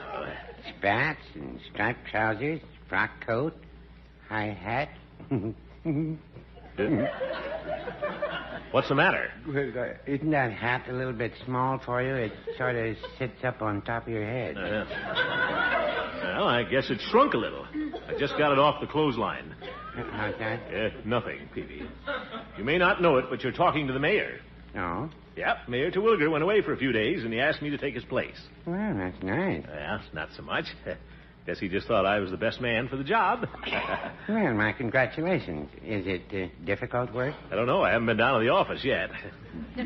Guess I look like a mayor, huh? Oh, yes. You know, seeing you in that outfit takes me back to the time when I was a young man, going to musical shows. It does? Yes, the chorus boys used to dress like that. Striped pants and spats. Peavy, I'm no chorus boy. Oh, I didn't say you were, Mr. Gildersleeve. You'd be too plump. They're usually more the willowy type. Look, Peavy, I don't want to be a chorus boy. I think that's a very wise decision. I understand there's not much future in it. Peavy. Besides, you were a little old to be jumping around on the stage. I have no intention of jumping around on any stage. That's good. I understand it's very hard on the arches. Oh, for... Of course, the theatrical life has its good side. All those women in tights. No, I'll never forget those Floridora girls. Oh, tell me, pretty maiden, are there any more don't like you? Peavy! For heaven's sake, Peavy, there are things more important than women in tights. Well, no, I wouldn't say that.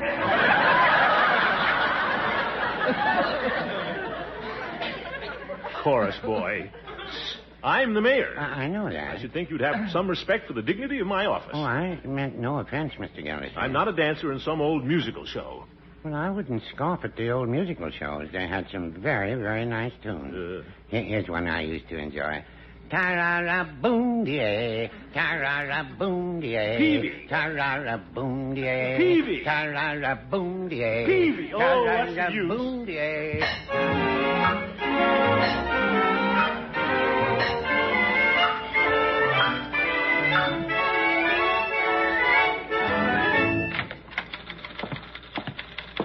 Good morning, Miss Harper. Good morning, Mr. Gildersleeve. Well, what's there for the mayor to do this morning? The morning's almost gone, Mr. Gildersleeve. Yes, I was delayed a little.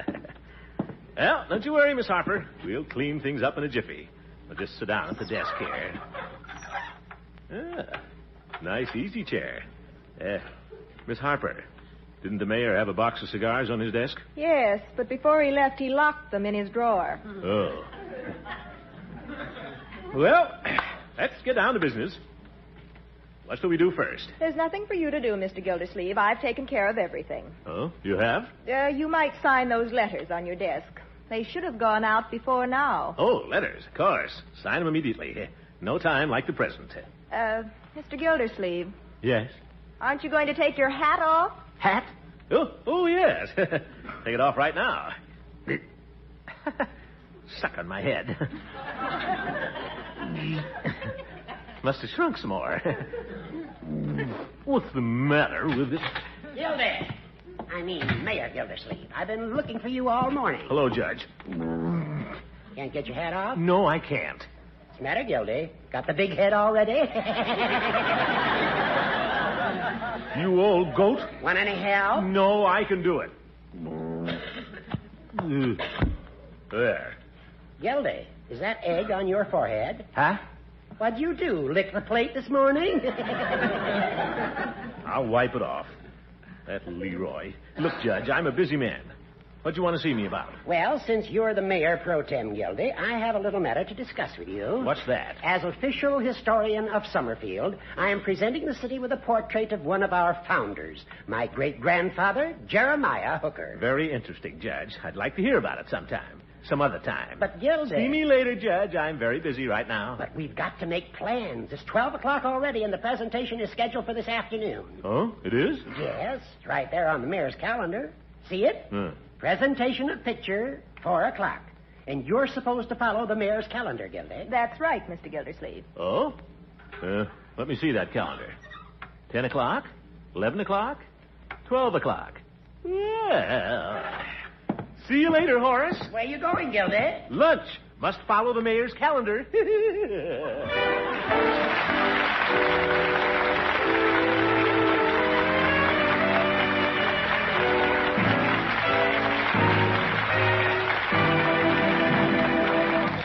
While the great Gildersleeve is thinking about food, let's do the same for a minute.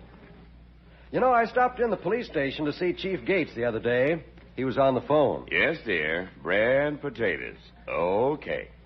What about parquet margarine? 2 pounds of parquet margarine? Good, Hazel. I'll get 'em. So long. Hello, Chief. Getting instructions from the missus? Yep. Gotta bring home the bacon. Ho, ho, ho, ho. And the parquet margarine? I suppose parquet is a favorite spread at your house. You bet. Use it all the time. Well, millions of families do. It's perfect for rolls, muffins, pancakes, and waffles, as well as bread. And the price of parquet escaped being held up by that hoodlum inflation. Right. Parquet margarine, the margarine of Kraft quality, actually costs less today than it did a year ago. And that makes a lot of budget-bound housewives mighty happy. Yes, sir, delicious parquet margarine, the margarine made from only the choice products of American farms, the margarine with a fine, fresh flavor, the margarine that's as nourishing as it is good, is more than ever the best buy for both bread and budget. Add parquet margarine to your shopping list. You'll like it because it tastes so good. That's Parkay, parquet margarine, made by Kraft.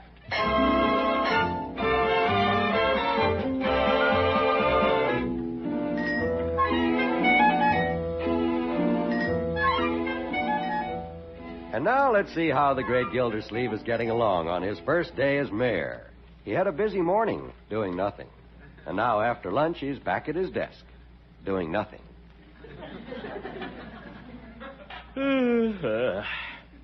Wish the mayor hadn't locked the cigars in his drawer.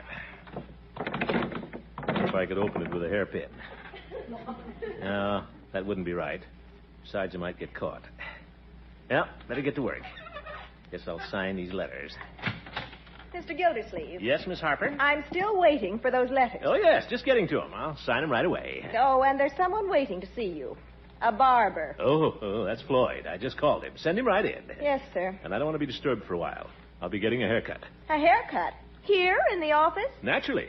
All busy executives do it. Time is money, Miss Harper. The mayor can't waste his time running around the barbershops. But Mr. Gildersleeve... That will be all, Miss Harper. Send him in. Very well. You'd think she was the mayor. Hi, Mayor. How do you do, Floyd? Hey, quite a layout here. Big desk, 2 phones, just like a bookie's office. Floyd. You got anything good in the third race, Commissioner? Let's not be disrespectful, Floyd. I'm a busy man. Let's get on with the haircut. Yes, Your Honor. Just wait till I unwrap my tools here. I got them in this barber sheet. Oh, look out, Floyd. You're scratching the desk. Sorry, Your Honor. Yeah, now we'll just tuck the sheet under your chin. There. Now, just one thing before I begin. Yes? You understand when I make a house call like this, it costs you $1 extra. Yes. You see, it means I got to close up the shop, and then there's transportation expenses, gas and oil. Floyd, and I agree to that on the telephone. Just cut my hair. Okay, just so long as we got an understanding. Besides, you can charge it up to the city, huh, Commissioner? Look, Floyd.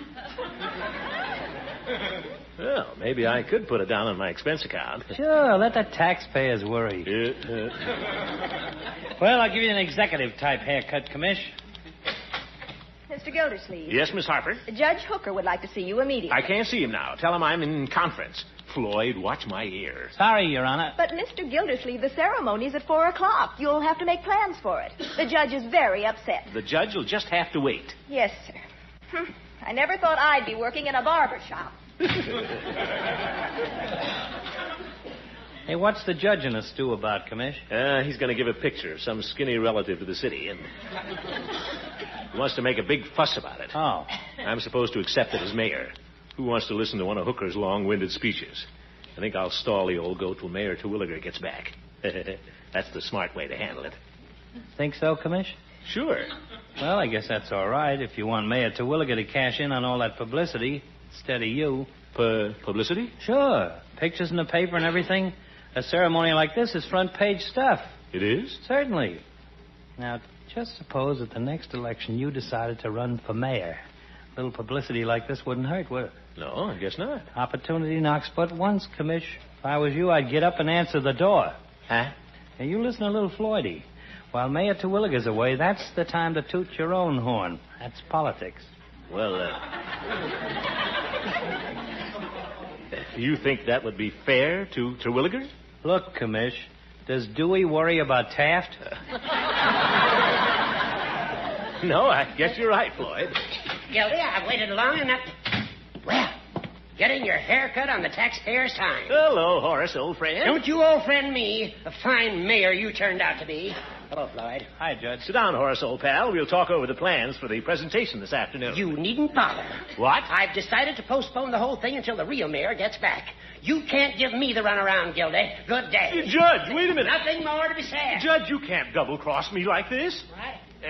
That is, after all the plans I've made. Plans? For what? For the ceremony. I was going to invite a lot of people, have the newspapers, take pictures. Pictures? Sure, you'll be on the front page, Horace. Well, I do photograph rather well. Especially from the right side. You're another Francis R. Bushman, Judge.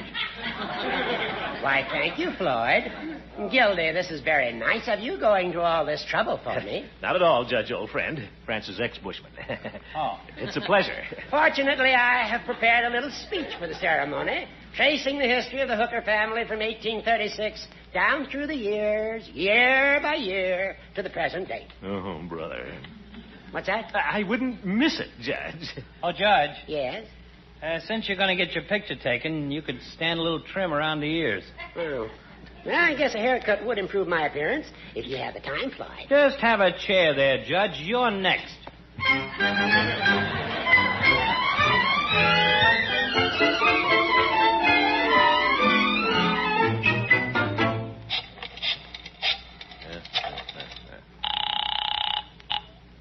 Summerfield Indicator editor speaking. Hello, this is the office of the mayor. Send a reporter and a photographer over here at 4 o'clock. And hold your presses. We got a front-page story.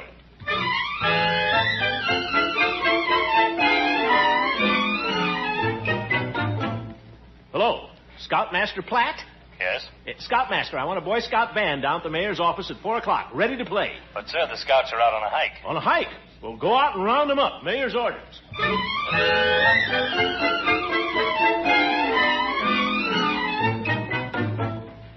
Hello, Bertie? Yes, Mr. Gildersleeve? Bertie, I'm having my picture taken in a little while. I wonder if you could press up a fresh shirt for me right away. What's that? Press a shirt? Yes, Bertie. Mr. Gildersleeve, right now I'm cleaning the house. Yes. Then I got to wash the windows. Oh. Then I got to cook the dinner. Cook the... And all I got is 2 hands. I know, Bertie. I ain't got 4. I ain't got 8, Mr. Gildersleeve. Do you know how many hands I got? Yes, Bertie, That's right, 2 hands.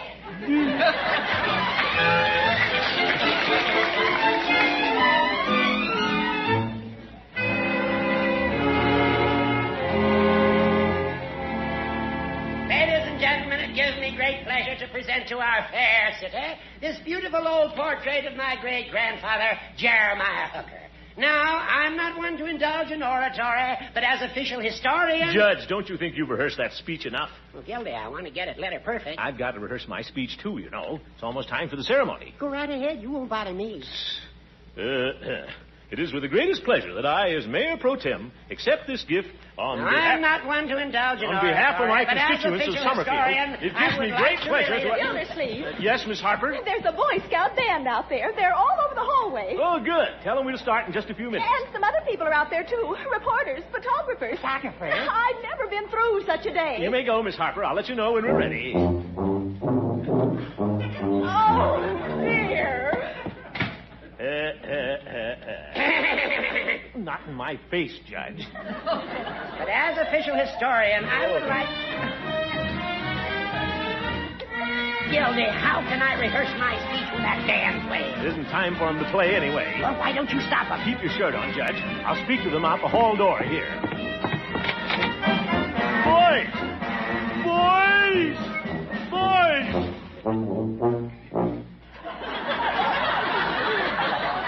Not yet, boys. I'll come to the door and give you the signal when I want you to play. Thank you, fellas.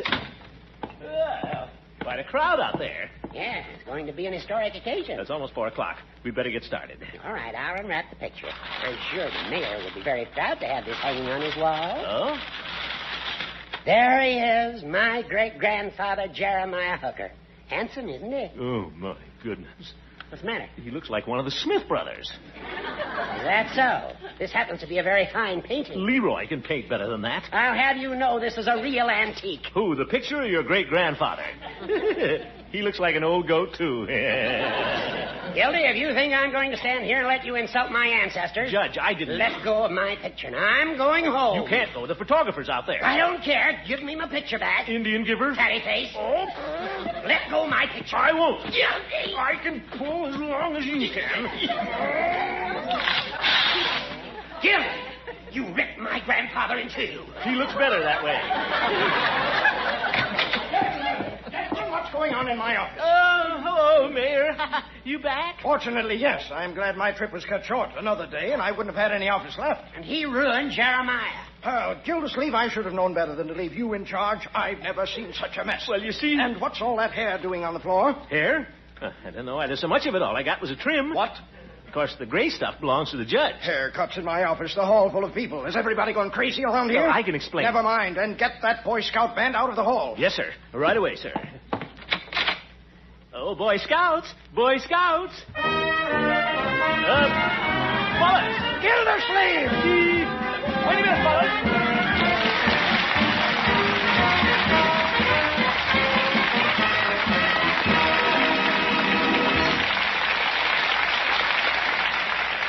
The Great Gildersleeve will be right back. Remember this, you wise and thrifty shoppers. Parquet margarine, the margarine of Kraft quality, makes good bread taste better. It's a better buy for bread as well as budget. Delicious, nourishing Parquet margarine now costs less than it did a year ago. This tasty, smooth spread is made from only the choice products of American farms, and each delicious pound is fortified with 15,000 units of important vitamin A. Ask your grocer for Parquet, a favorite spread for America's bread. Try it on rolls, muffins, pancakes, waffles. Treat yourself and your family to Parquet margarine. That's Parkay, Parquet margarine, made by Kraft.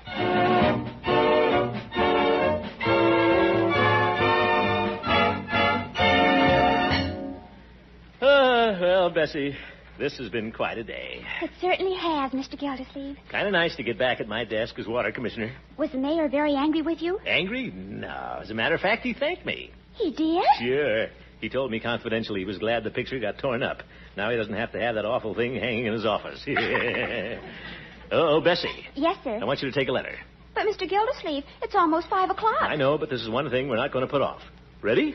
Who's it to, Mr. Gildersleeve? It's to everybody. Huh? Just take it down, Bessie. Subject, winter driving. According to the National Safety Council, the winter months bring a 50% increase in traffic accidents. It's up to every one of us to prevent these accidents in every way we can. Here's how you can help. Drive slowly and carefully over slippery streets. Keep your windshields and windows clean for good visibility. And be very sure your brakes are in good working order. These few extra precautions may save a life. And it might be yours. That's all, Bessie. Yes, sir. And by the way, Bessie, when you go home tonight, be careful how you cross the streets. Pedestrians have to do their part, too. I will. Good night, Mr. Gildersleeve. Good night, Bessie. Good night, folks.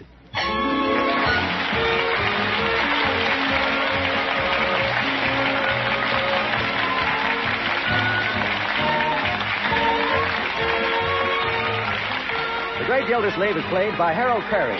It was written by Gene Stone and Jack Robinson with music by Jack Meakin. Included in the cast are Walter Tetley, Louise Erickson, Lillian Randolph, Earl Ross, and Richard LeGrand. This is John Wald saying goodnight for the Kraft Foods Company, makers of the famous line of Kraft quality food products. Tomorrow night, Ed Gardner will be Al Jolson's guest on the Kraft Music Hall, heard over most of these NBC stations. Don't miss it. I won't. Remember, tomorrow night, for exact time, see your local paper. And be sure to listen in next Wednesday and every Wednesday for the further adventures of the Great Gildersleeve.